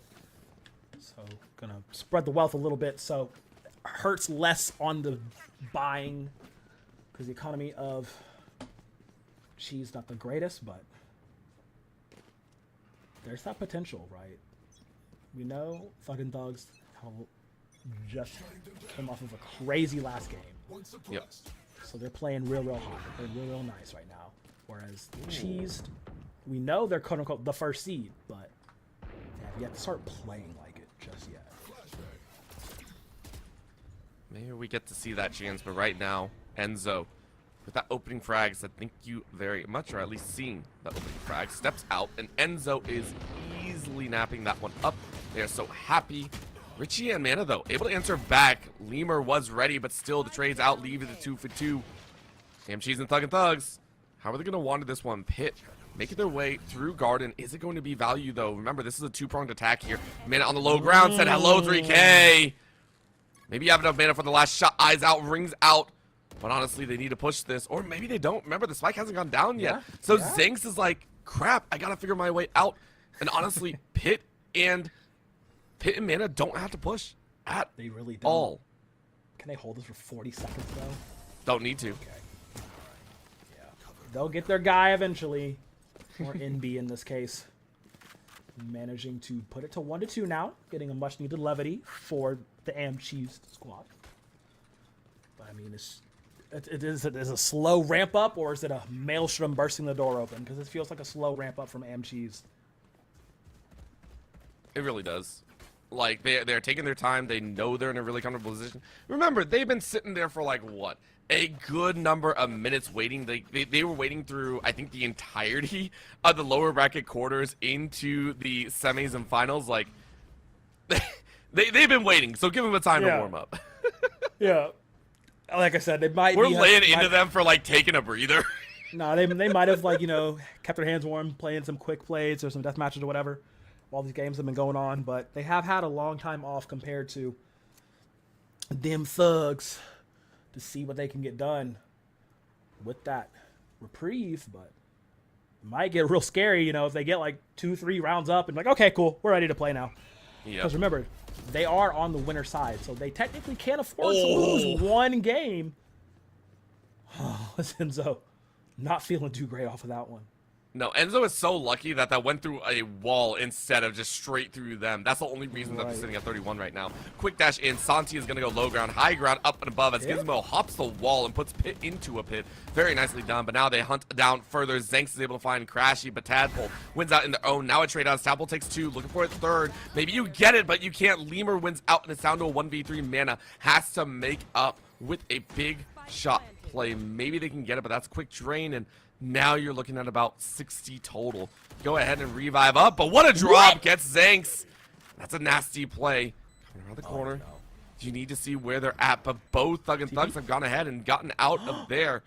And so they might get a good wraparound. This is so dangerous. Cheese has to check every corner, which is the problem. And now they might be spotted out. Picks up another Vandal, waits for their chance, and in they walk. Quick hold on the gun, but you see the gun! What? And Enzo still gets a kill. Oh man. Okay. A little crass, a little wild. I like the idea. The execution was not quite there. This, though, however, gives the Thugs 4 nice, juicy ultimates to have. All of them got those points, a few of them rather got those points in the last round. Zanks with an ult is actually terrifying. Same with Enzo. Lemur, we saw what he can do with Hunter's Fury on the table. So now we have to see Tadpole and Mana really step it up here because they've been the ones kind of carrying the team to that one victory they got. And unfortunately, Tadpole tried to cross the stream and got caught. Zank's gonna grab 2.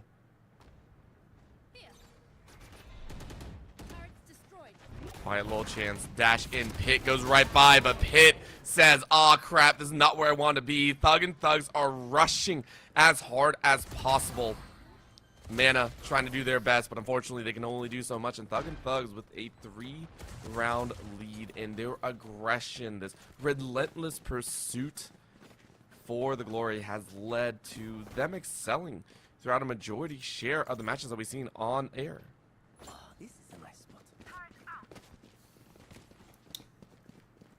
Surely they don't just go on a tear, right? Surely the Thugs don't just get like 6 straight after this, right? I mean we've been saying that, but that'd be wild because that would never happen in any of their previous games, right? I have no idea, quite honestly. I'm terrified. That shock bolt went nowhere. that shock bolt went nowhere. That feels really, really bad. All it gave was the information that there is a Sova on site. Cheese are like, ah, crap. Now comes the Hunter Fury in response, covering and masking the footsteps, but Tadpole finds one, but only for the revive to come through, and now Thug and Thugs fighting their way through. A little bit of a ramp up. Pit is alive and now gets a shot back, but holding off on their own, waiting for the rest of the team. Zanks can't revive enough, so that's a great hold. Now with the TP in to help out, and Cheese have a chance to fight back. 3v2, have a flank option, no spike on the ground. So this is it, Richie with a great opportunity, but Lemur still wins out, but you are covered. 19 HP, TP out, no idea where they were. Mana closes out the round. Okay, Cheese stopped the bleeding for a moment. Very, very difficult round, but they managed to get it done. A lot was used, a lot of ultimates expended. Actually, I think, yeah, all of the ultimates from the Thugs were used in that last round. So that is, you know, something to keep in note for Cheese here going into this next one, is they now have a little bit more freedom to play with. They're not locked and confined, to be wary of those big, powerful abilities. I think it suits them.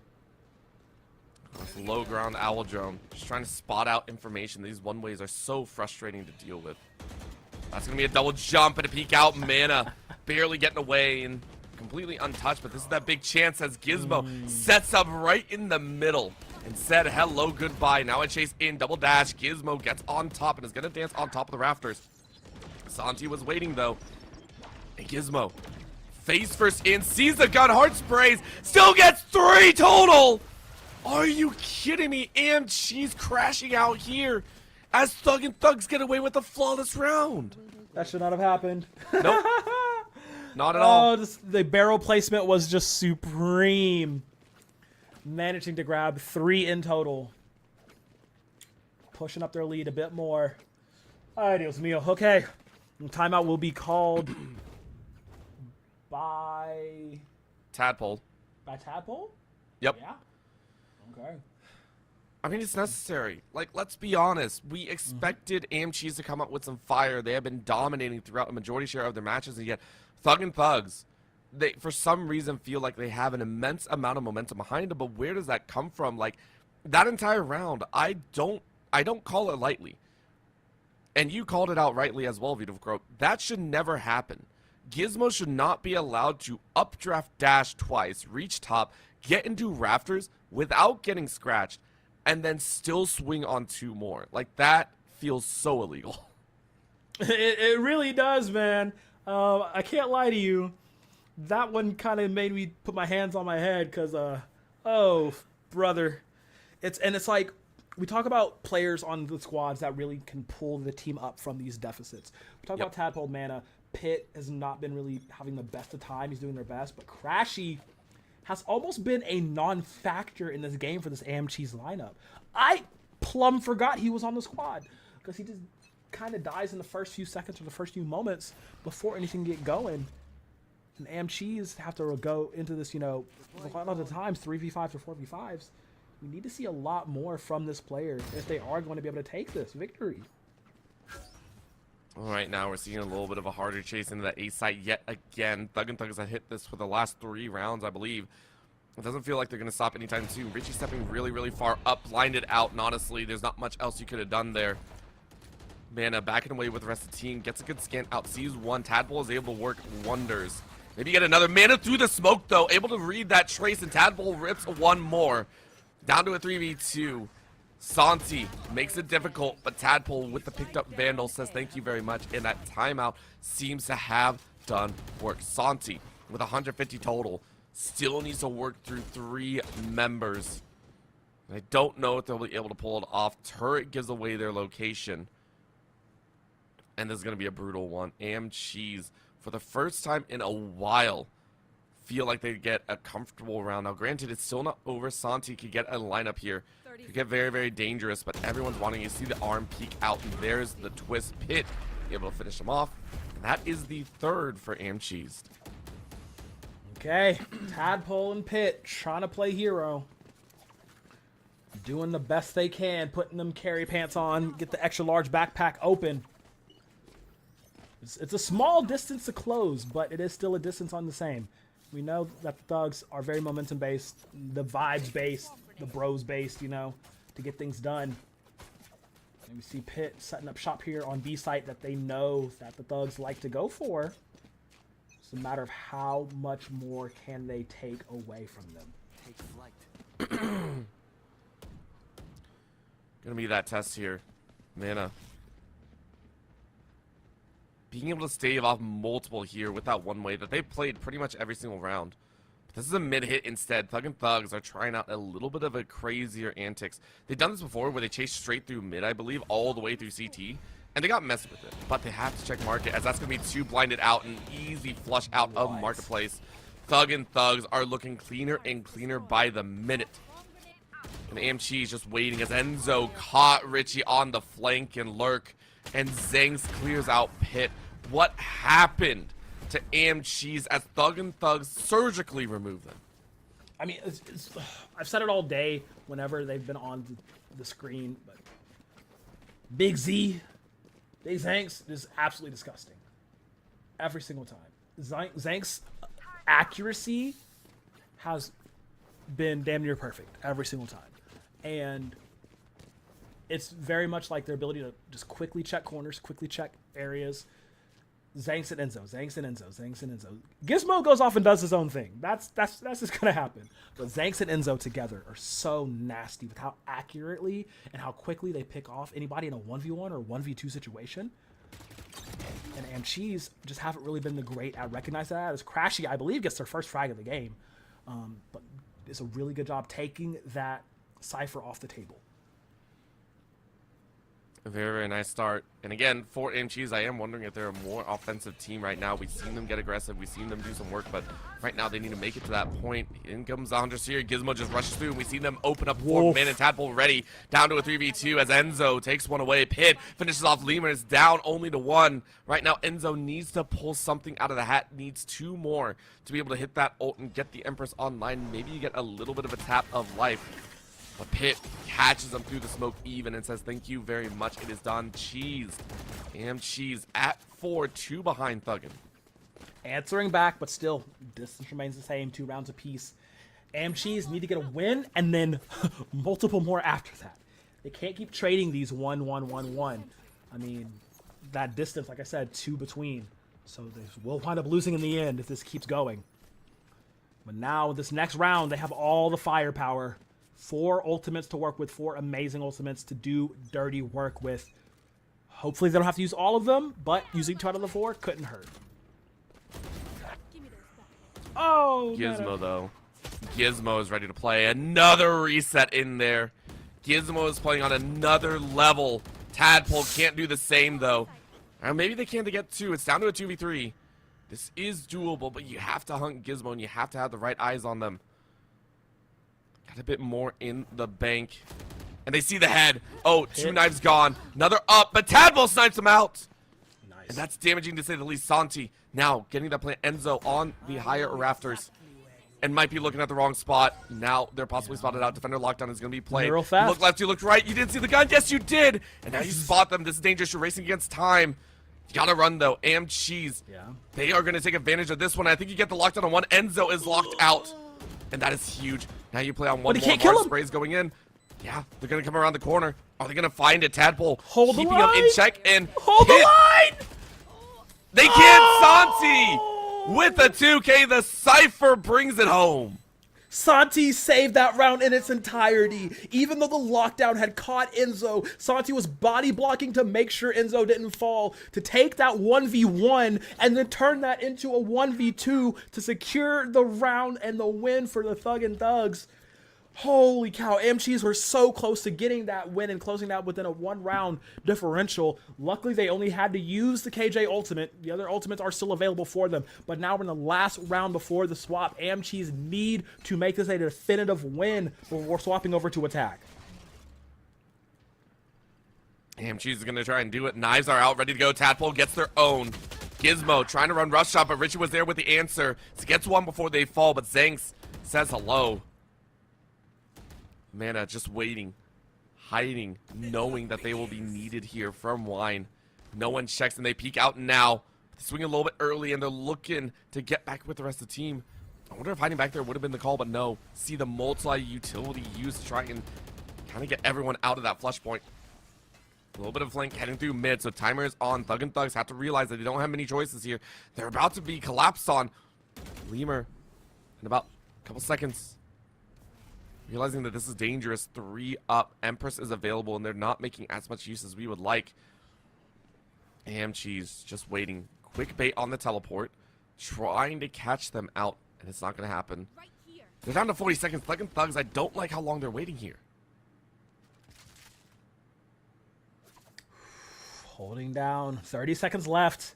Pit far away and removed from the rest of his squad. This could actually be bad. It turns the 3v3 Oh, to what? a 4v3. His Mana, though, through the smoke and clear it all. Lets the Vandal fly. He gets 2. Lemur has a chance to do the same, but no. AM Cheese will hold on, and AM Cheese will grab another round before the swap. How many collats have we seen? How many just random sprays have we seen yield results here? And AM Cheese is no different. I think Thug and Thugs have also been the recipient. I mean, we've seen them hit nutty shots before. And this time around, they're just on the receiving end. So Lemur having the cat to cry out and say, let's go ahead and play. I'm very, very curious to see how on attack AM Cheese are going to play this one, because even at the end of the day, Tadpole is still sitting at 16 frags. Has been massive in this game alone. Gizmo has had much flashier moments, don't get it wrong. But Tadpole is going to be looking to really carry this one forward. It's going to be an A-side hit here as AM Cheese ready to take this kind of gun check to them. Yeah, man. Oh man, this is where things get ramping up, right? We see Thug and Thugs on defense. Hasn't really been their strongest. Their on attack has generally been stronger all day. Enzo holding down, holding the line. I'm sorry, I misspoke. Their defense has been the stronger of the two all day. Yep. I mean, Enzo's doing some work here. Very, very quick clean outs. And that was the swiftest retake I have seen this day. Zanks going ahead and get the defusal. And that's Thug and Thugs to put themselves on 8.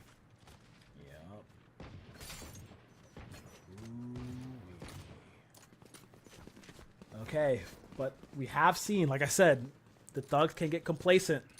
They can get a little, not complacent, they can get a little too overzealous, a little too, you know, punch drunk, lost in the sauce, if you will. And that can lead to some devastating results. And AM Cheese, if they want to avoid another game, a reset elimination game, they have to retie them shoes, fasten them bootstraps, and get ready. They're 3 down here in this next half. Haven't really gotten to see them today, so maybe they just want to give themselves more screen time, right? Yeah, absolutely. Oh no. Yeah, that's why things are going a little bit differently here. So see what happens here. Right now, 5-stack AM Cheese. We're chancing up that mid. It's not going to work. So where do you go? Are you going catwalk? Yes, they are. Taking a little bit of a peek, but remember, Zanks is there. Smoke out. Very nice job, but you still spot them, and it's a beautiful outlaw kill. Go ahead and overheal. Get some more. Ghost ripping through them. And all you need is one more quick push, and you still pull out the weapon and survive. That is wild. Zanks with the 3K. Thug and Thugs yet again getting away with murder. Crashy, where are you aiming at, bruv? Oh my goodness, Zanks take all of that. Gets a 4K for their troubles, puts Thugs on 9. AM Cheese needed to win that round so their economy is not in shambles going into the next one. They faltered through. Look at that. Indexing everything they can just to make sure they have rifles for this. They don't want to do any limited buys. They don't want to do any light buys. So they are having to throw down the fulls on the rifle. I see an outlaw. Zanks on a sniper. Orbital. Zanks is on a sniper. Oh dear God. This is gonna be painful. A little bit of a jump peek though, and this time, Zanks is like, ah crap, I could have tried to take that shot. Could have taken that. Yeah. Yeah, I can agree with that one. AM Cheese don't want to test that one in the mid right now. They know Thug and Thugs are playing pretty much in a powerful mode. Feels kind of what do we call it? The flow state, right? They're in that flow. They're in the zone right now. The mana trying to cut that out. Great low read, but you can't wallbang there. That's a double wall instead. That feels kind of bad. So utilize your guns, getting away with daylight robbery and Thug and Thugs. Not to try their own. What a little bit of shock. Enzo takes a little bit of fragment damage, and they're not going to enjoy that one. 5 strong for Cheese, holding everyone out. Thug and Thugs, I don't know if they really want to try and force this one. They're going to try and get at least 1 or 2, but they do push through. Santi taking away Richie's life, but multiple scanned out, and yet Lemur still finds the kills. 3v3 here. Thug and Thugs dropping down to the lower ground. Cheese ready to go. Enzo finds mana, and they're going to start defusing. Tadpole, hard spray wins it. Enzo with another, and it looks like time is running out here, so it is done. Brutal round though, as Cheese get one of the messiest rounds to date in their favor. They get out, but they bleed heavy. May have lost an arm or two, and managed to win the round, but my God, it was ugly. Oh wow. Mana doing his best to hold off as many as he can for as long as he did. Definitely saved that round for Cheese. Unfortunately, Pit and Tadpole could not get back in, or they were too scared to even venture through the smoke in there to try and help him out when 3 members of the Thugs were swinging on him. Holy cow. Okay, now they're rotating over to B to start things off here in this next round. Not quite a hard committal, but it's where the ball will drop. Right now, a little bit of scan out. Random shots going in. Tadpole still wins it. Beautiful shot coming out. Cheese starting to find the rhythm here, but a multi-scan gives Lemur all the information you might need, but the information doesn't do jack if you can't hit your shots, because the rest of the team needs to come around the side. Pit able to find Lemur's life, and that means the entirety of the B side is covered. Richie's still on the outside, though. Thug and Thugs realizing they're not having a lot of freedom, and they have to turn the corner, and they see 3. Oh my God! Multi-blinds come in, and they are taken out 1 by 1. Zeng's able to find a response, but it's a 2v4 position. And they go ahead and walk on through. Zanks taps out again, gets some more HP, and finally gets taken down by Pit. Thug and Thugs, 1 more to go. And Gizmo's getting the heck out of Dodge. He grabs the op and he says, I'm running. Will they decide to chase him down? I'm not so sure. Looks like the rest of the Cheese squad will go ahead and get out as well. They know, Gizmo, he wanted to save that op. That's a very investment-heavy weapon. Wants to get as far away as possible. Does not want to give that into the hands of Cheese, but that was very good decisively. I gotta say, Tadpole getting that opening frag through the smoke was so clutch, allowing them to do so. Looks like just a call for a tech. Uh-oh. Not the mouse dying. Oh dear. This is why we don't use wireless mice. Just like that, someone's gonna be very upset with you, just saying. What was it? The whole like wireless versus wired debate, not only with the mice, but now with the keyboards as well. Keyboards as well, yeah. Oh God, yeah. I can't. I'm bad at video games, don't get me wrong, but I hate trying to move my mouse and then seeing it move like half a second later. It ain't fun, man. Alright.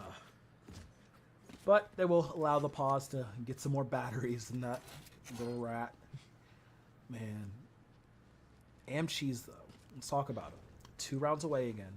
Coming out to a pretty good bye this time around. Tadpole and Mana are really trying their best. 20 and 15 respectively in the kill score.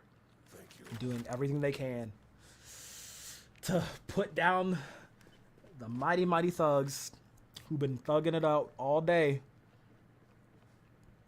It's just...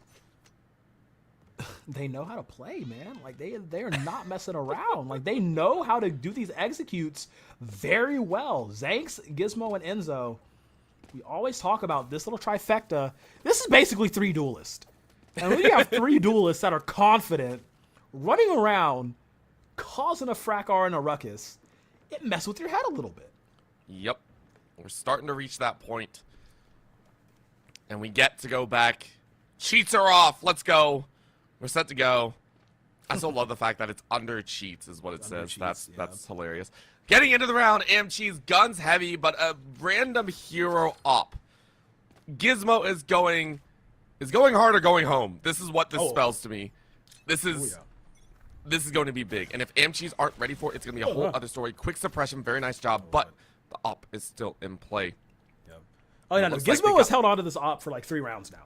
By the way. Yeah, been saving it a lot. So see how that plays right now. Hard rush up mid. Good smoke to go ahead and chase into this marketplace. And they're going to pinch in, but they look right. Richie finds Enzo on the lurk. Either way in the crossover. And M-Cheese completely decimate the rotation. There ain't no rotate here. M-Cheese wash through B site. And guess what? Thug and Thugs, they have the op, which means there's like no way you're chancing into the site. Yeah, Santi, you're great, but I don't think I'm going to try and step in on this pedal. It's not the best idea, as he will catch one onto... No, Mana says, give me that head. Takes him down. Gizmo with the op. Oh, no, they know where you're at. They're gonna chase him down. You see everybody in the map trying to rotate out. Mana is the closest one available. They get it. Do they get the op in time? Are they going to grab it? Yes? No? They actually leave it, deciding no one on the squad likes to op, apparently. Oh dear. That's very Yeah, I mean, Gizmo's held on to that for so long, and now that it's dropped, AMGs are like, yeah, we're not gonna do this all day. We want to rush right now. We're not gonna play safe, and I can agree with this to an extent. AMGs are wanting to kind of run rush shot over him, and maybe not even give the chance for Thug and Thugs to pick it up in their own. So we'll see how well this plays out. Right now, it is guns ahoy for everyone in this game. AMGs have a chance to turn it around. They have the Blade Storm and from the shadows, but huge chance for Thug and Thugs. If you get that revive on the Clove, it's going to be huge. But right now, no one testing the waters just yet. A little bit of a peek around the side. Tadpole's ready to go if needed. Oh my gosh, but this catwalk plays. Zangs, are you going to find it? Shots ring out, and they all turn the corner. Mana lights Zangs up like a Christmas tree, and they get Gizmo on the other end, so Tadpole wins. But Zangs, he can't run away fast enough, so Thug and Thug lose 2 in the blink of an eye. I was getting Pearl flashbacks orbital, I'm not gonna lie, but it will not go the same way twice for the Thugs. And Santi trying to hold down, takes out Tadpole, but Pit is there and chomps down, all up to Lemur. Potentially get things done, hold on the site from up high, gets 1, gets 2, swings for the 3 and the 4. Yes, indeed, could save the round right here. It's all on Crashy, who's not had the best of games so far. Lemur is so low here. Enzo is there with the Empress ready as well. They are defusing, making the choice. You're giving your back to 1. You can't afford to do so. And Enzo will get the frag. Enzo will get the defuse. Lemur says, don't worry, buddy. We're winning this game. Crazy work right now. Crazy work. Thug and Thugs saying, you're number 1 seed? We don't think so. This is as close as it can be to an extent. We are at 10-8. And yet, AMGs have won so many rounds that they have a majority share econ that they can get away with multiple buy rounds here. Thug and Thugs are going to have to work through a massive amount if they want a chance at victory. Let's see what AMGs can do right now. Suppress out Gizmo. One way might cause some chaos here. Richie waiting for them to come around, and spotted. It's a whole thing. There it is. Swings very, very late. Very nice timing by Thug and Thugs to bait that out. Okay. Managed to get that down. It's going to be a fight. It's going to be a slugfest coming up real fast. Empress is popped. Enzo wants to go big game hunting. Now the call to rotate in to B, which is heavily guarded and heavily armed. Lemur gonna go and drop the gate. Maybe drop 1 as well. Yes, a Tadpole falling. That is who you don't want to fall. On the other side, Pit dies to Santi. These two holding it down, doing a good job. Mana goes ahead and takes out Santi. They will go ahead and plant. Neural theft has been called. Locations have been revealed. It's still a 3v3 at the end of the day. Hunter's Fury. Crashy has a really great line of sight right now. Cannot get anyone down. On the other side, though, it is Richie and it is Manta doing some hunting of their own, making sure Zanks can't make the comeback. It is all on Enzo. 1v3. Empress available. But no, it will be snuffed out. Mana. Great 3K. And it hurts a little bit because honestly, that Hunter's Fury, we sat there and we're watching it get used, and we were like, man, what's that causing? And it's causing the entirety of Thug and Thugs to scatter. And that's what it utilized. So honestly, you look at the prep, you look at the timing, you look at everything that's gone down. And we're seeing these very basic movements, like these so basic utility usages, and yet AMCs are making it work. Yes, their defense, not solid. Thug and Thugs on the attack, I give them so much credit. Like, they have run the course almost every single time for 3 games straight.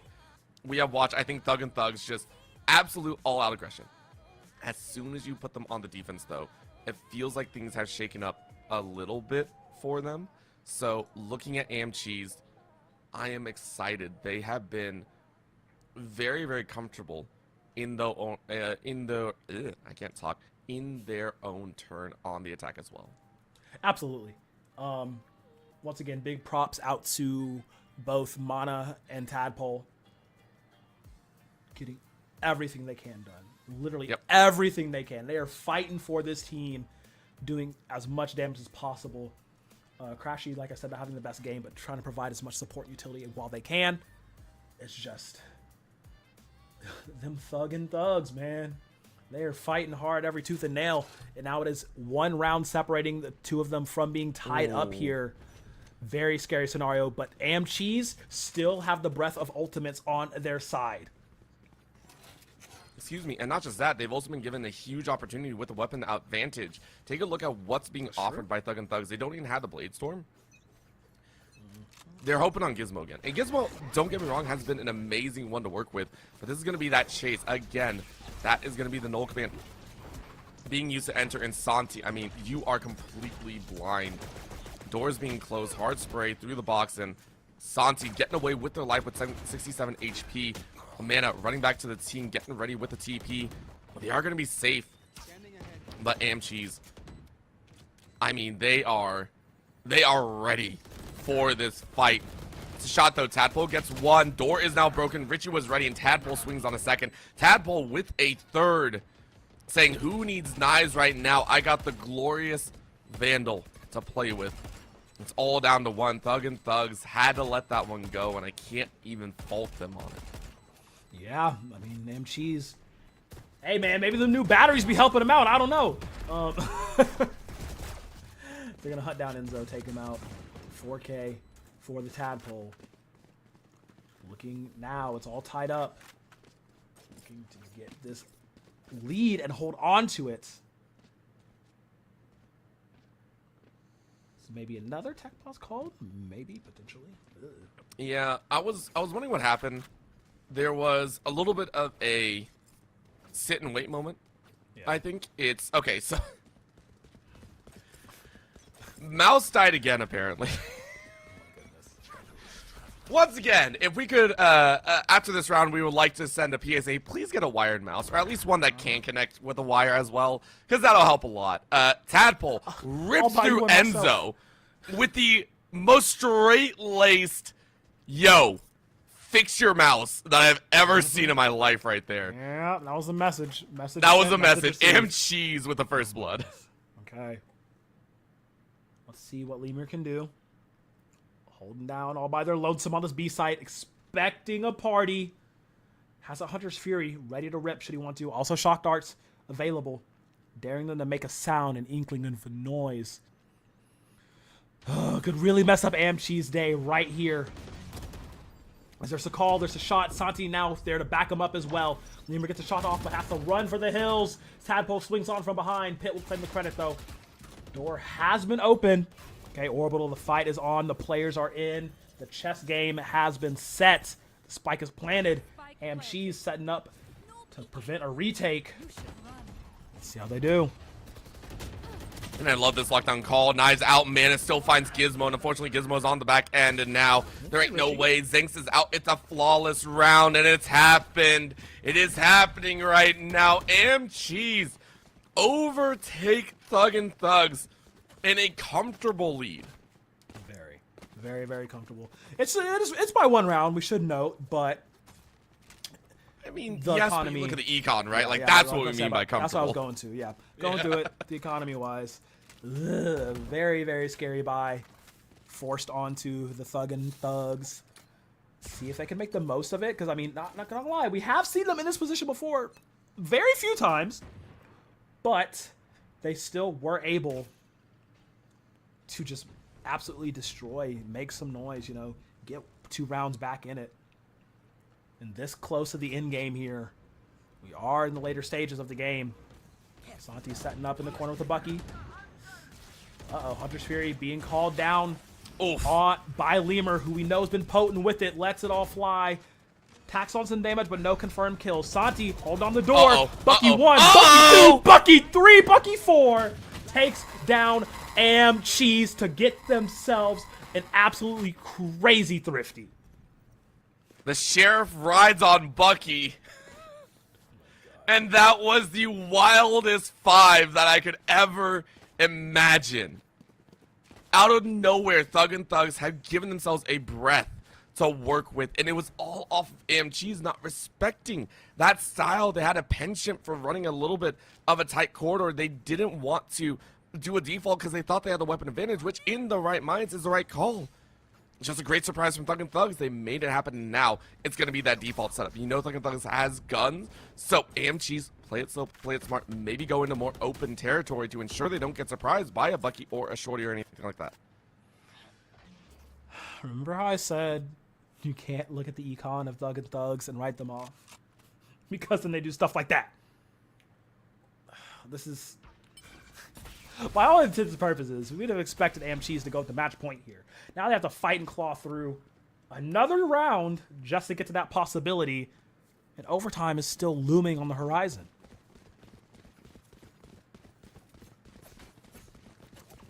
AMG's taking the smart route this time. I really like this call. When you throw down a few util pieces and then it doesn't really work out, you go ahead and rotate. Gizmo has to understand that this is going to occur, and you are going to be the only line of defense for a few moments. Hardchase going in. Mana sending out a bit of that darkness and is now seeking the rush. Huge suppression though in the back line, but Gizmo says, I don't need it. Thanks, Gizmo, and everyone in the turn wipes out AMG's, and Thug and Thugs are on 12. They are on the cusp of a map reset. Oh my god. Y'all gotta stop funneling like that, man. They make you pay for it every single time. You would have thought they would have done a different thing in the playbook, but no, they try to force themselves onto that A site and just get immediately blown up for it. Now we're going to the match point scenario for Thug and Thugs. This reset is looming on the horizon. Guns are about even here. But man, Zanks and Gizmo are such a destructive force. And they are trying to bulldoze their way to a reset for one more game. They want that coin purse. They want that money. I would agree as well. I mean, 400 is totally different. And a difference in there. So we'll see what they can play with right now. Couple little taps in the back. Pit trying to take him out, but you can't. Lemur wins out. And you see the arms. Enzo spotted. What? Enzo swings as Enzo and Gizmo find the value. Tadpole was able to get a small reset, but you can't do more than that. And it's over. Thug and Thugs force a reset. Oh, they did it. We told you their defense is strong. But man, oh man, that cannot be understated. Forcing an entire reset here after a crazy back and forth close nail biter of a game. Woo-wee, Orbital, we in it for the long haul tonight, brother. We started at 1. We are now at about 8, 10. This is going to end at 9 pretty much. We are fighting all the way through. And now I don't know what they're going to do here because, again, Thug and Thugs came out on their attack out the gate at like 60 miles an hour. They did not stop at all. And AMG, as we mentioned, yeah, they might have been doing some warm-ups, but you mentioned not to the extent that Thug and Thugs have. Thug and Thugs have been in the zone, it feels like, for so long in this tournament, and it doesn't seem to stop at all. So my thoughts are, where do you go? Do you go back to Ascent? Was that actually the map call? What do AMGs decide to do? Because map ban status, I believe, does dictate that they will pick up the map choice once the bans go through. Yeah. Ooh, do we have those already done already? I don't believe so. I cannot remember if we did or not. Okay. So currently we are getting them listed out to us as we are talking about it. But man, that was down to the absolute wire. But once again, there was just these weird, I don't want to say brain off, but like very lowbrow, like just force plays that AM Cheese was trying to make happen, and they just weren't working. And it's the fact that they tried them multiple times over to make it happen was kind of weird to me, because like it really showed whenever AM Cheese slowed down the pace and, you know, played for picks and didn't play for like a full fight, it worked better for them in that regard. Whereas fucking Thugs, they were the ones that we expected to, you know, really bulldoze through and just fight firepower with firepower, and went out in the end. So it was just interesting that the end game from AM Cheese was just very force heavy, and it just did not work. And now we are in a reset scenario. I'm scared. I'm scared for what we're getting here. I could not just... Oh, man. This is... I want to see AM Cheese be able to fight back. I mean, this is a squad that has basically run the entire top side, and they're a staple inside of the Stay Plugged In community. I mean, we've seen them before, yet Thug and Thugs have been such a wind in our sails. They have been able to kind of blow forward. Now, here's the deal. We already banned out Fracture and Pearl. Both those maps will not be played. And honestly, Pearl, it makes sense. That's the one that Thug and Thugs used their defensive side to just all-out aggress, by the way. Yeah. I had to recant because that was a whole different story, but it felt like they were on the attack side. It really did with how aggressive they were. I have a feeling AM Cheese were the ones that banned that. Just like we didn't want to deal with it anymore. Oh, absolutely, yeah. Take out Fracture, get it off. Don't even want to look at it. And then Pearl, they're not going to chance it because that's just too volatile. I feel like the bans are going to stay relatively the same, but instead, I mean, just maybe we get a split here. So Split and Icebox are both banned away as well. We are getting closer to an Ascent rematch. We are getting drastically closer to an Ascent rematch. Can they do that? Yeah, if the bans peel out, because it's a BO1, it's a BO1, it's not a BO3.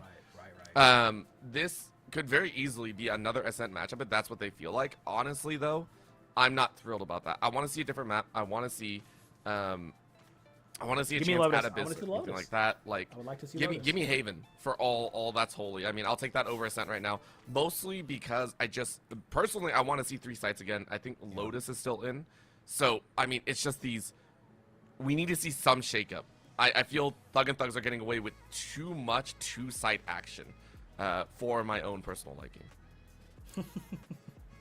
Orbital says, no more 2 maps. Bring in the big boys. Oh, man. It's definitely possible, though. Like, that is the very common tiebreaker map, too. So, like... Oh. I think Haven is the picks? Nope. Haven Ascent. Okay. So, it looks like we're going to Lotus. Yeah? Yeah, that's a Lotus pickup. Yep. Yes. It's the Lotus. We have come full circle. We have come full circle. Opening matchup. And guess what? Guess what? This is the best part. Opening map was a 14-12. Oh, no. On Lotus. It was. The Ascent was a 13-11. Yep. If we're going by metrics of how we want to close this out, in the most silly full circle, we go 15-13. Oh no, please no, please no. Oh my goodness, there's so much Valorant to be played, and potentially, I mean...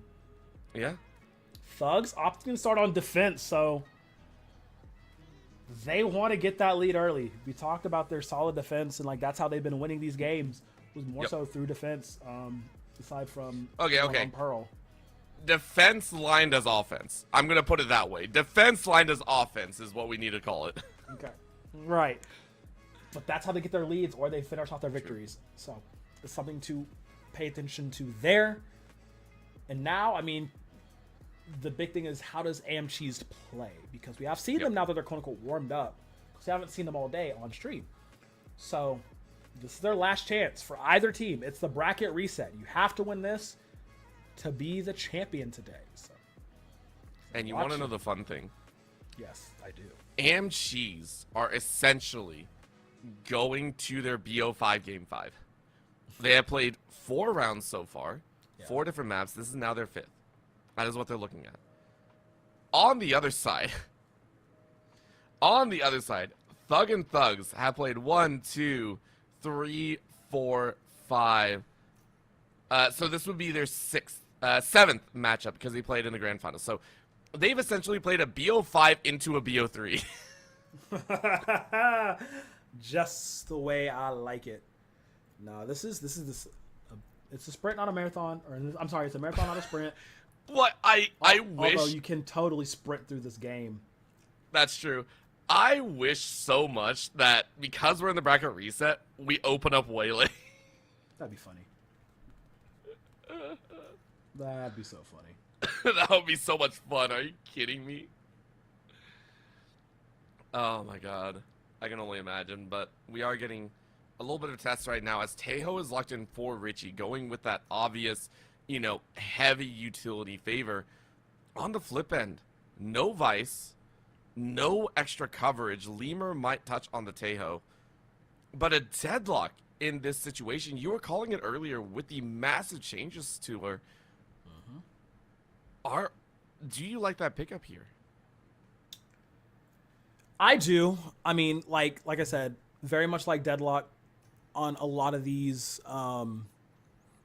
larger maps. But like the thing about Lotus is a lot of the, in the same vein why I like her on Pearl, right? A lot of these close quarters, a lot of these catacombs and tunnels, the barrier mesh, the net, all that stuff is so good at catching off, you know, a lot of these flankers, like Mana on the Omen, like Tadpole trying to push through on this duelist on the Rays, you know?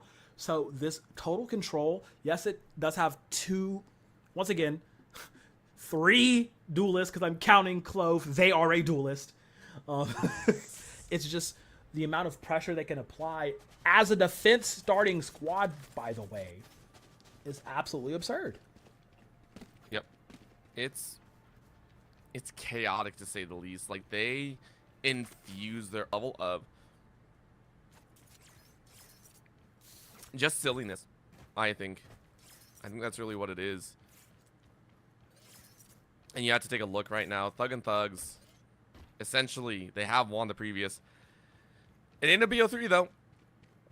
If AMCs are able to win here, they are the victors, so we'll keep that in mind.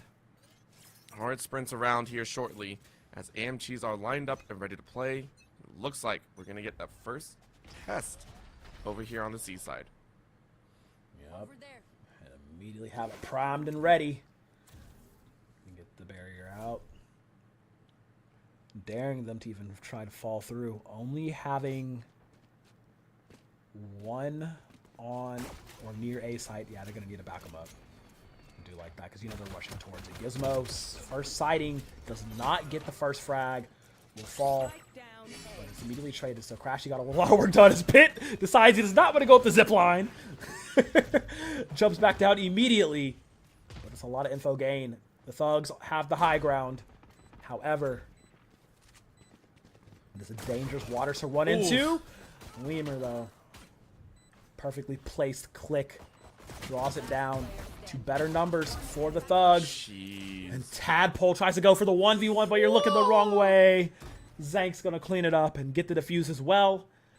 Thugs on the board first. Chaos reigns supreme. That's all we can really say. Look at all the bodies around here. Every single kill has been located within the A range. I just want to point that out. Every single one, no deviations. And now, if you're looking at Thug and Thugs, you can go ahead and buy up Lemur with that Guardian. Going to be bringing about a lot of pain. And I really can't see it going any other way. This squad that has battled their way, majority share within also that 2025 scope. I'm excited to see what they can do right now. They're holding it down on the B side, expecting a rush, which makes sense. A lot of teams, whenever they're on the attack and have no weapons, love to try and chance B side. B side is just so volatile. Oh my goodness. I mean, look at. I do like the idea of holding it first, though, using it as a means as crossing through the map, especially on attackers. The barrier mesh are gonna. They don't shoot the center immediately. Oh no. It's good TP back. So yeah, it's TP back, but Enzo kind of waiting their way through. Santi, though, with the hard spray, catches Richie, but they didn't spot one in the backside. This could be so dangerous. So Zanks, though, able to help out. Mana almost had the flank option, but Zanks was ready with the help, and that means there is no flank here. Enzo cleans up 2. and there ain't gonna be any help. That is a flawless round for Thug and Thugs. As right now, they want to win this BO3 type beat. Cheese down 2 to start. Yeah, I mean, we talked about it, man. Their just absolute brutal defense is so hard to crack in these early rounds, and I wouldn't be surprised if they go up 4 rounds before Cheese figure out a way to crack through the armor and get around the tricks. So far, I mean, like, this deadlock playing real nice. It's not the most commonly picked around in this elo, in this, ecosystem, even though it is a stronger pick. It's still kind of niche in a lot of markets. So. Let's see what they can do. Mana setting up for the rest of the team. Cheese want their first run to be good here on the C site. Multiple smokes go out. Zenx has to hightail it out of that site. Wait for the rest of the team. So Cheese, if they get in, should have a free punch. Vi's helping out. Gizmo rushing in, though, with 5 HP. Not much to play with, so you go ahead and sacrifice the life, get a lot of info, and pray. You can work it out. Maybe it does work. Zank says, hey, I'll go ahead and shell out, frag out, and then some. Want to clean up in there. Thug and Thugs wipe through Cheese like they're butter. And that is done. Thug and Thugs take 3 in a row. All it took was 1 grenade. Santi showed up and said, the party's getting started, baby. Him and Santi and Zanks, rather, getting it done. Enzo showing off as well. Don't crowd in them corners when the deadlock comes a-knocking. It's 3 up currently. Cheese looking a little weak and knobby on the knees right now. Like they are not having a fun time. Stingers and light armors is the name in the menu. Meanwhile, the Thugs are all armored up to the teeth. This is looking like they're going to push ahead even more. I said they might go up 4-0 before something happens for real. Could potentially be the start of that, as everything is banking on this A site, and Tadpole manages to take out Gizmo before things can really get started.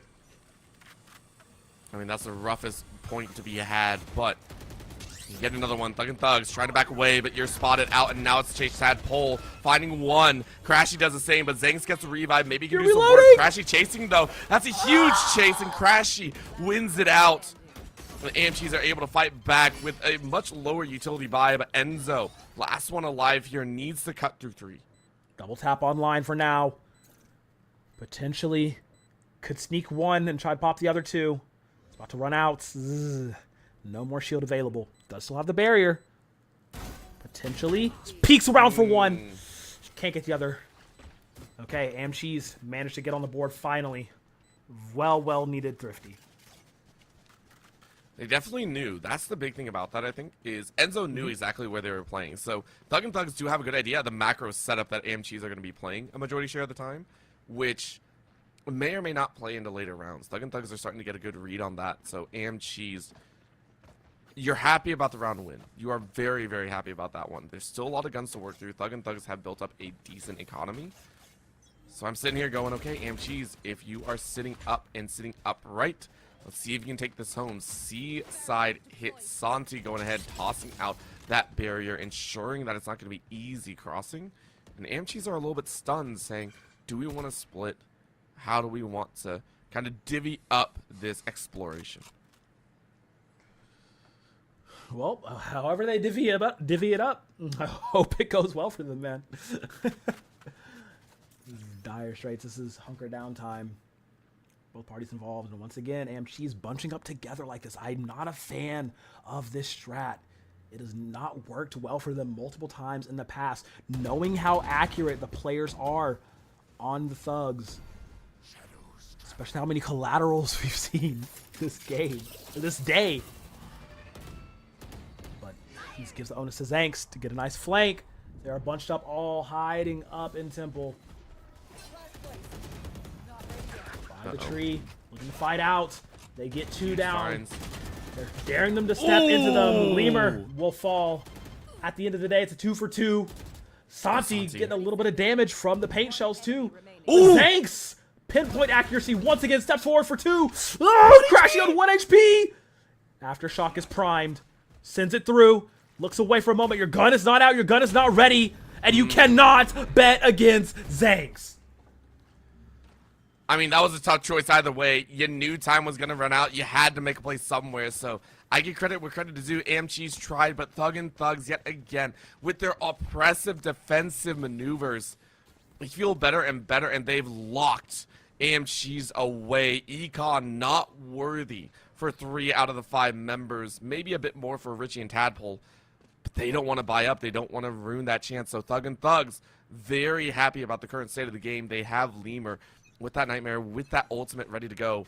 AMGs, what can you do with lower buy output? And maybe you can get some more great little shocks come through. Gizmo trying to get through the door as much as possible and barely makes it through. Enzo picks up pin on the back end. Oh my goodness. It's like one of those action movies where they're like, get me out, get me out. Just barely managed to stay alive. Gizmo, though, hunting on the lurk in the link. Gizmo gets 1, gets 2. Incredible accuracy. Another falls, and that's a flawless round for what shouldn't have been. Now MC's falling further in that deficit. This is Ironclad defense, man. It is brutal. Honestly, I really thought this was...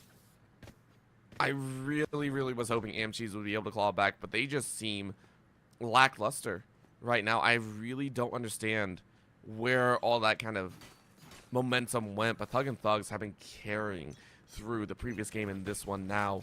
As you mentioned, their defense has been immaculate, and we can foresee it doing even more so. They're not as overly aggressive anymore, but their retakes have been amazing. So now we get to see another chance. The Seaside hit has really not worked any favors for AMC's, but they are going to rush it. I'm not sure they're going to like this one. Gizmo, though, completely shelled out, has to jump out and open. Can't get anything, so they are able to flush 1. However, that is going to be a trap and tap. And Enzo takes the moment to find a back and fight. Crashy, though, finds one lurking, just said, hey, what's up, and tanks out 2. Revive from Zanks, you know they're there, but Crashy gets 3K, and is going to go ahead and Rolling Thunder straight on through. Zanks, though, goes ahead and confirms the revive, and Mana can do nothing as Thug and Thugs thug out what was AMG's most aggressive offensive play on the attack. When you look at him, he's porting, he's running, he's sprinting as fast as he can. The Hellhounds are on his heels. AMC's wants to set up his something, get something back, sets up in the immediate corner. Doesn't even try to play coy with it. Fades back through the smoke. Now wants to see if he can do this. A 1v2. Mana is a very strong player, but unfortunately you're staring down against Lemur and Zanks. I don't like those odds, and unfortunately they are not in his favor. 6-1 now for the Thugging Thugs. This is just wild, it feels like. We're talking about Thug and Thugs, and they just seem more on point right now. They're winning these gun duels. And yeah, there's a timeout. AMCs are having to use it. Thug and Thugs have been playing at such a high pace. And honestly, I don't know what AMCs can do. Now, last time AMCs did take a timeout, they were able to bounce back with 1. So right now you're hoping for a chance to kind of be able to bite back, and AMC's hoping to run up the scoreboard and maybe reach that 4 to 5 rounds that they had before. But is it going to happen? Honestly, I don't know. Thug and Thugs have been... I have no other words. I mean, Zanks is playing out of their mind right now. 15-4-2. Enzo just behind at 8. But, I mean, what can we say when AMC's their highest KDA is an 8-7-3 count? Oof. We can say they're trying their best. I mean, we can say this speaking to the strengths of the Thugs. Like I said, their defensive rounds are generally the ones that either get them the massive lead or the ones that they win outright from these games on. So this is, I don't want to say like to be expected, but it is very much reminiscent of what we've seen in past behavior. Whereas AMC's, they haven't really been tested like this, and now it's very, very scary. If they fall down, and I mean, it's only, what, 4 rounds until the next half? Yep. This one plus 4. I'm not super excited about how this is going to play out right now. AMCs are buying up what feels like a desperation buy. And Thug and Thugs, once again, just saying, okay, we'll place a 1-2-2. We're going to push up yet again on the A side. And I love that Santi has gone ahead and pushed in. Quick scan, though, and spotted out. Santi still reads 1. And is still able to find that beauty of a kill. Tadpole, though, answers back. Zanks playing very far up. Gets alert, but Mana was there with the execution. Now to a 2v3. Door opens. and Lemur needs to look right. However, the doorway is not doing them any favors. Taking a slow peek, and you get pinched, so you get saved from getting taken out here. It's a rotational value, though, as Mana finds their one. Gizmo blinded out, gets one of their own, but has to walk away. And it looks like AMGs are allowed to make their way to C-Site. Yeah, Gizmo in a 1v2. But the Thugs want to close this one out. Ooh, dimensional drift. Wait a minute. A lot of time here. Oh my gosh. Will rift right No. in. Claims one. Flashes for the No! second. And he's good for it. Gizmo taking things in his own hands. Making sure that timeout was for naught. And Cheese still falling behind. The Thugs clutch it up for 7. All right, that's it. Done That's and it. dusted. That's it. Thug and Thugs Wrap are it just up. better on the day right now. They are just peak out of their minds. Gizmo, the fact that Gizmo pulled that off and had such an amazing, what was it, lower finals match? Yeah. The fact that they are 5-5-3 right now, they're still able to make these nutty plays, just shows that Zinx is on another level. Everyone on Thug and Thugs is firing on all cylinders. Cheese. You just can't fight against it. And it feels never ending. Crashy stepping up, trying to get this ult orb, and they're actually going to pass it over to the showstopper, which I can agree with, but we just haven't heard that at all, and now it's going to be counted out. In goes the Vise. The Garden is down. Main weapons away, but Zinx is going to hide out on the side. And they still have great opportunity and great placement. Lemur still finds yet another. Richie able to fire on one, Pit able to clean out another, so it is going to be 2 pieces. But still, Thug and Thugs had the opportunity. We've seen them come back from way, way worse. Pit on the low ground, waiting for the rest of the team to peek in, and that's going to be an eyeball, but Pit still finds Gizmo. In comes the Annihilation, not really finding any purchase, but Zinx is still alive. Peeks out yet again on top of a shell. Both Thug and Thugs here in this A main entrance. I don't know they're really going to enjoy it. Peek out, Santi wins one, Zinx gets the other, down to 1v2, gets the overheal, fires away, but it doesn't work as Cheese are going to win the round. Oh, it took everything they had in them. They had to dig down deep just to get one more. 7-2 currently. Oh, wow. Orbital there. Clawing, grasping, gnawing at the bit to even try to get around. Down to the final wire each and every time. But this does give them the better gun buy for this next round. It's just what can they do with it? They have to get value out of it. That's what we're not really seeing here. Find you. Thug and Thugs prepping for what could be their race to double digits still. You get 3 in a row here, all of a sudden you're on 10. Crashy. Waiting to crash the party though on AMG's side. They are going to send 4-1 over on C. And it looks like that 1v1 over on that other side will be one to play for. Crashy now gets their orb that they tried to get last time. But look at the flank. Once again, straight through mid. No one checking. Thuggin might be able to get some work done. Hard spray options. Enzo catches, gets 2. Jesus. And that's a huge price that AMGs have paid for a value back towards the C site. Santi, TP, heard the TP. And now realizes that things might be a little bit amiss. Survives on the skin of his teeth. Oh, no, that's not what you want, No. Santi.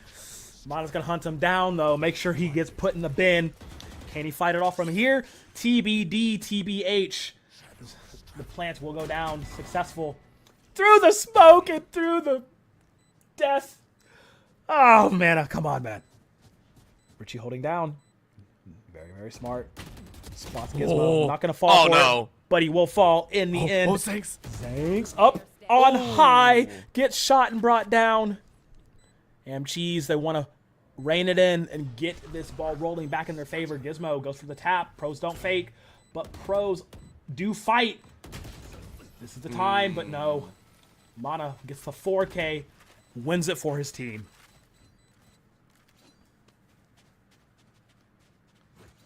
I just... Oh, jeez. I don't know what to do, man. Like, things are swinging back and forth every single time. And Cheese, every so often, to give us a glimmer, and yet we know Thug and Thugs have played at such a high value right now. And I'm not sure what else to say about it, right? But It's a game of tennis at this point, right? Both of them It are is. playing at such a high velocity, but the Thugs are so much more comfortable in this realm, you know, this making them come to you, fight them on your terms type mentality. And they just need to outfrag and outwin at the moment. And AMCheese is not really playing on that level. As Gizmo gets an inkling, gets the sound of where the squad might be. It's a bit of a Ooh, 4-1 Zinx. split on the back half, though. Zinx cleaning him up. Guardian Angel takes out one. Enzo goes for 2. Goes Oh! for 3. ADS, we COD in this thing. Gets another one. Tadpole returns it on the other side. Zinx drops down. No revive available for him. It's going to continue. Enzo is just waiting for a chance. Tadpole currently suppressed out and around the corner to go. Tadpole's like, oh, there's somebody. Oh, there's another. I'll take you out, Enzo. And now I just got to worry about what's in front of me. 3v2, but time is running out. So Thug and Thugs, they can play the timer right now and force and rotate out of AMCheese. That, I think, is what they're going to do. Now, AMCheese, they have an option. Do they go to B or do they go to C? Which one would you prefer to choose? Quite honestly, I'm wondering about that B side if you wish, but getting flanked by 2 doesn't really feel great, so you are going to take the long route. You're going to run right into this deadlock, and it's not going to be a space that you're going to really enjoy because ultimate is up and available. Quick shot goes out. Crashy waits for a chance, but Tadpole finds a swing, and that's a 3K for them. And all of a sudden, Thug and Thugs are in a really dangerous spot. They have to rush this. This is going to be the spike down. They have to look around the corner. Slow walk Shell slows them down. Hard spray, but Lemur with the lineup knocks down 2. I was going to say Tadpole's playing such a good bodyguard, but no. Lemur playing spoiler once again. Denying the ever so earned victory of AMCheese. Oh my god. Oh my god. Ah! I love this game! Oh dear, it's getting to the absolute finale, and right now AMCheese about to run into the hardest wall of their life. 4 ultimates ready, you have to know this is going to go down. I'm expecting a Rolling Thunder, I'm expecting the showstopper, but this is going to be a mess. Thug and Thugs have a chance to push themselves to 9 and to give themselves only a 4-round need. And completing this reverse sweep pretty much would be the tournament ender. Enzo waiting, feels like there's a jiggle and finds one, finds a second, only gets some extra damage. That's gonna be blind to go out. Enzo huffing it back to safety, but Zanx is able to help out with a teammate finish, and now that is gonna be AMCheese way alone and dangerous. Dimensional Drift is gonna grab everyone's attention. Talks about with a shotty! Gizmo with the buck, he sends it back to AMCheese. Richie has no way out, and that is the finish. AMCheese lose out. They are on the curse, but Thug and Thugs, I don't think, believe in it.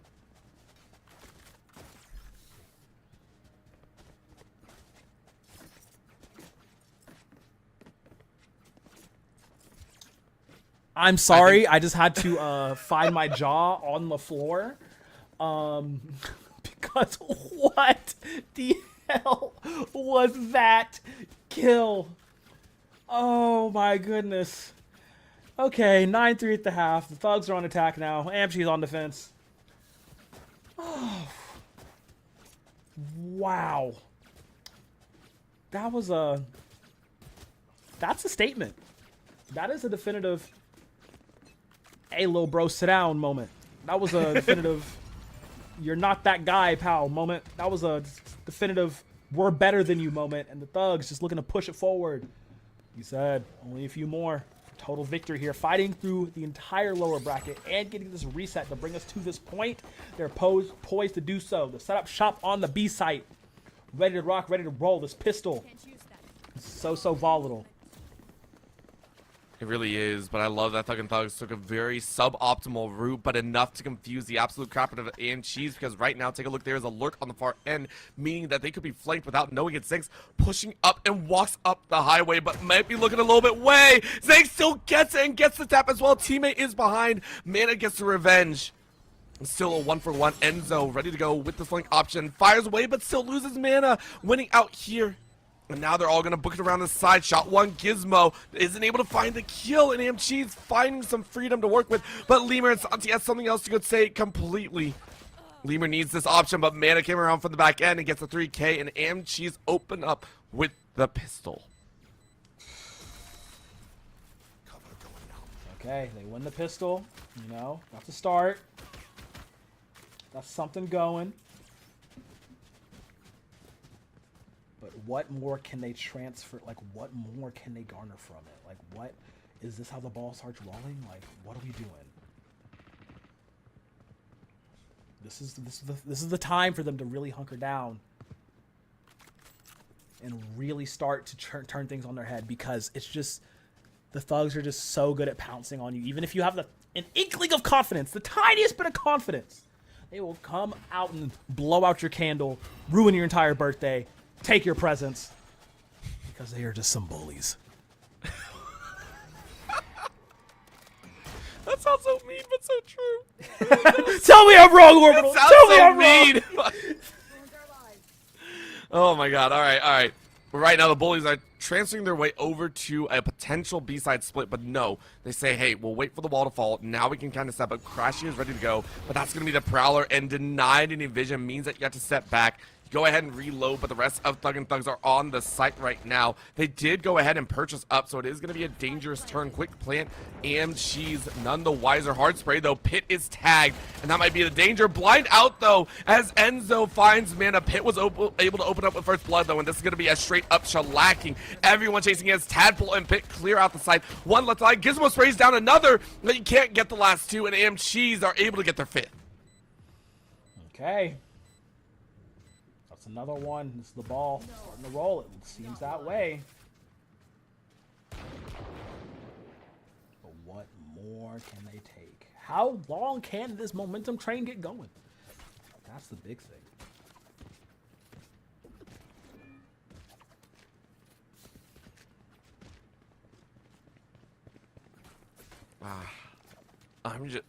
I don't know who's going to step up. It feels like the right plays are being made, and yet the kills sometimes don't follow the utility. And that, to me, is the greatest part of this game. We will be surprised at every single turn. Fucking Thugs stepping up, very, very open. Mana, though, shoots the clone and then catches the reel with Tadpole in tow. Thugs are once again stopped here. But Zanks, all you have is a pistol. You lived for long enough, but you got no value here. And Cheese are giving themselves this wonderful opportunity with a heavier gun advantage. Thugs wondering exactly what's going down. Suppressed and vulnerable. And now decaying even further. Pit still is able to bring one. Enzo fires away down to a 2v3. Oh, man. So they might be able to do some work. This is going to be the double tap up and available. Richie understands that maybe you don't want to step out just yet. Good blanket here. In come the drones. And in comes the damage as Mana finds Lemur down to 1, but Enzo trades it out. 1v2 position. Enzo trying to catch him with the wall, but that's a TP, and unfortunately no one saw Mana. Very nicely done as Cheese take 3 in a row. All right, that ball is rolling pretty fast now, it seems. That's another one in the pocket for AMCs. They're closing that distance. Only 3 rounds away now. We talked about the possibility of an overtime being available. Fucking Thugs not necessarily able to. I mean, the aggression that they show on defense just seems to not really fall away when they switch over to attack, but seem to be tempered a little bit. Like they can't afford to make any mistakes. They don't want to try to make any mistakes. So then that gives the onus over to AMCs to, take the fight to them, outfrag them a little bit, and we haven't really seen. Oh my God! Get things going. He gets caught every time, and Mana right there catches him again, holding that positioning, dipping out again, takes out Zanti. Zanks has to clean it up. Tadpole's good for 2. Oh, Zanks. Zanks is so low. On the 3. 1v2. Overhealed a little bit. Shield can fall off at any moment, though. Yep, it's dwindling down. That drain is gone. Still has the smoke available. Could do some cheeky actions here, but he's about to get pinched on real soon. See if he can find this frag. He can get the ult. Now he's going to chase. Oh, my Lord. This is huge. Because the round ain't over. That's what they needed. You can be able to fight back here. You're going to play it out in the open. I really like this call. Pit isn't the wiser. But there's going to be the jumps. You're blinded out. Good reconnaissance. And there's the garden. I don't think you have a choice. You're jammed. Yep, you have to be. You have to fight this out. Goes over to the defuse. Wait, what? Wait, what? Uh-oh. Uh-oh. Uh-oh. Pros don't fake. And Zanks is quite the pro. Getting the ace in the final moments to stop the bleeding, to stop the momentum of being accrued by AMGs. Oh, what a way to do it. That was so close. Honestly, I was waiting because it feels like Zanks was being offered this ace. Like, that opportunity. It was a challenge. It was. It was. And Zanks cleared it with flying colors. I was scared because of the timer, but honestly, Thug and Thugs had that as soon as that kill went down. I mean, you had to give credit to Zanks on that one. Now, yes, AMG's made it so difficult, but now that ultimate is ready, that revive is available, and this is why Thug and Thugs are just like, yeah, let's chase. We have so much in the bank.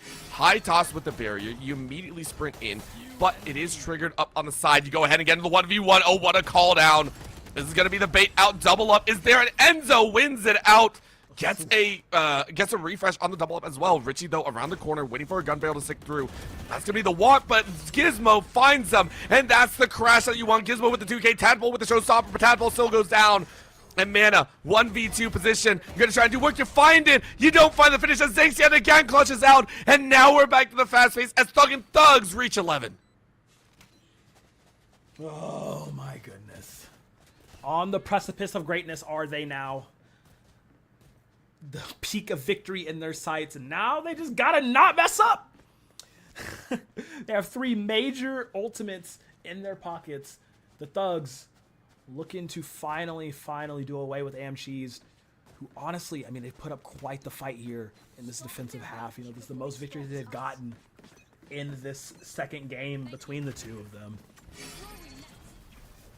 How much longer can they hold on? I mean, this renewed little lease on life from the Thugs. Nightfall will be called. No attempts to stop them have been made. The first on to the site. A site will be the battleground. Spike hasn't been planted just yet. They're daring them to come closer. Want to take out a few bodies before they really try anything, as Lemur has such a great angle right now. Just burned a little bit by the aftershock. Your gun's not out, player. You're going to go down. Will fall. Zanks, though, does have the revive. They have the fragging ability, too. They know they can get it done. Not a lot of time left. They're jumping in, and they get felled again. The Thorns are too great. Tadpole with the Stinger, or the Spectre, rather, dispels another ghost. Now, it's all up to 3. Oh. What in the world? Gizmo with the Bucky again. Puts them in the dirt and puts the advantage for the Thugs. Oh. Mana does claim 1. TP's behind. Super low. Bucky one shot. Doesn't watch his back, though. Enzo has free reign to do it, and Diffuse cannot be done. The round cannot be won for AMGs. It puts Thugs on tournament point. This is out of this world right now. I cannot believe what we are watching here. Thug and Thugs increasing the pace of this game at an exponential rate. They feel their tournament victory here. The difference between $100 and $400 in the Stay Plugged In Valorant Spin Showcase. It's all on the line here. And AMGs, the perennial powerhouse that has made their way through the upper bracket, are about to be upset here. Gizmo dancing, forcing a pushback out. AMGs cannot respond, as this is going to be difficult. Gizmo yet again with the Bucky saying, give me that drift. Let me see anyone. Doesn't spot anyone out. But here's maybe 1 or 2. They dance back. Plant almost going to go down. Right now, everyone on the C site. But they are slowed. Santi eats that one up. And now they have to get the plant. So where do they go? We're here. Pit waiting on the edge. Back and held. Spike is down, but that's eyes out. Pit wins it out. That's 1 first blood. Sprays down for good luck. Ready to chase in. Lemur in the back corner, though, finds the win. Zanks gets another, but loses out on their life. That's going to be the double tap, keeping their lives alive. But guess what? Who's on the spike? No one. Santi takes them out. Tadpole's the last one alive, and they jump and they see, and they win. AMGs are out. Thug and Thugs, 13-6, are your champions. Oh, my God. They get it done. They had to do the reset, but they were a bulldozing force the entire time. Thug and Thugs take it all the way Cheese, thanks for coming, but second place will be your throne. It was a time and a half, and honestly, make no mistake, this entire Valorant showcase, the entire tournament was amazing. From start to finish, we saw upsets, we saw power, we saw defensive offenses, we saw offensive defenses, we saw everything that we could ask for. And it was led by Thug and Thugs at the end of it. Man, I just want to say thanks. If you're watching this, you're absolutely ridiculous. I understand why I have the TTV in your handle, because people do need to be watching you. They need to keep eyes on you, because you are an absolute demon on the server. You and Enzo both were absolutely crazy, but Lemur with so many great multi-kill clutches for the squad. Like, that jumping Bucky shot. Ah! This team, I'm telling you. It was wild. So much wild stuff. And we want to give a shout out to all of our champions here today, not only to Thug and Thugs in the Valorant tournament, but also to Donovan in the West bracket in the SSBU side of things. Won 3-0 in their grand finals after a reverse sweep, I believe, in the top of the line. Also, we saw Red White earlier on, but they took it in the Central Division 3-2 over their opponent. And then, of course, Myth 19 3-0 in the East Division finals. So very, very well done to all of our competitors here today. And of course, we want to go ahead and give a big shout out to those that make this all possible. Namely, to start, of course, Stay Plugged In. For those that do not know, Stay Plugged In is the leading esports recruiting platform in the country, and creating an account and competing in these showcases is free. A free account will allow you to search for college esports programs, build your personal esports brand, and gain competitive experience by competing and Stay Plugged in online recruiting events just like these. If you want to take a step further, our platinum plan will make your search for colleges become unstoppable. Namely, you can use your spin profile to keep track of your search for colleges, work with our spin recruiting specialists to create a personalized plan of action, as well as message college esports recruiters directly through the spin website. Go ahead and visit staypluggedin.com. That is staypluggedin.com, and start your journey to collegiate esports today. Yes, of course, and with a nice collegiate esports squad, team, club program, you're going to need some good merch, and Emerge Apparel is your one-stop shop for all of that. The esports landscape can be an overwhelming environment for owners and directors of new esports teams, leagues, clubs, and programs. Let Emerge take the burden of merchandising off your hands. I'm telling you, organizations of any size can work with Emerge to create custom online storefront with on-demand printing and fulfillment, all while generating revenue for their org. That's right, with an Emerge storefront, teams of any size can earn proceeds from every sale to be put back into their program. With a Booster Club storefront from Emerge, you never have to purchase and keep inventory or deal with the hassle of fulfilling orders. Replace the stress with revenue. Visit emergeapparel.gg. That's emergeapparel.gg, and start the process of creating your own custom team shop today. Just like those over at New England College, who we want to give a big shout out to being amazing here. And of course, if you want to join one of those lucky programs, well, New England College might have that opportunity for you. At New England College, gaming isn't just a passion, it's a championship tradition. With the state-of-the-art esports arena, back-to-back NECC Valorant titles, and a community of elite players, NEC is where gamers become competitors. Small classes, big opportunities, serious gaming. Join a college that takes esports to the next level on the screen and in the classroom. Visit nec.edu/esports to learn more about how you can get started with their program. That is, again, nec.edu/esports. Absolutely, and we want to talk about something that'll give you a little bit of juice for those connections with your nice little esports team. Brightspeed Fiber Internet is here with ultra-fast speeds for all your streaming, gaming, and work needs. That means no more dead zones, just reliable coverage everywhere in your home. Type command Brightspeed in chat and check to see if Brightspeed Fiber Internet is available in your area today. And honestly, if you're talking about Brightspeed, one thing that comes to me is fast. And to be fast, we got to go ahead and have fun with the Formula STEM Esports Cup presented by Brightspeed Fiber Internet, which is just around the corner. Compete in F1 124 with weekly qualifiers, an 8-week season, and a championship event.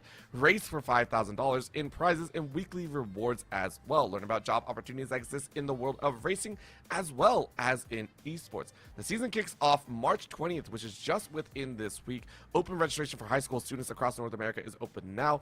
Make sure to go to racing.staypluggedin.com and join the starting grid today. Once again, that is racing.staypluggedin.com and join up today. With that being said, beautiful Crow, we are done. It has been a long and grueling 8-hour experience, but I loved every single moment of it. My dude, how did you feel about this?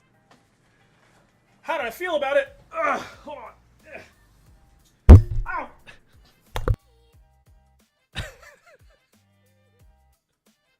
Ow. Uh-oh. We lost him. We lost him. We lost him. We're back. Okay, we're back. Yeah. We're good.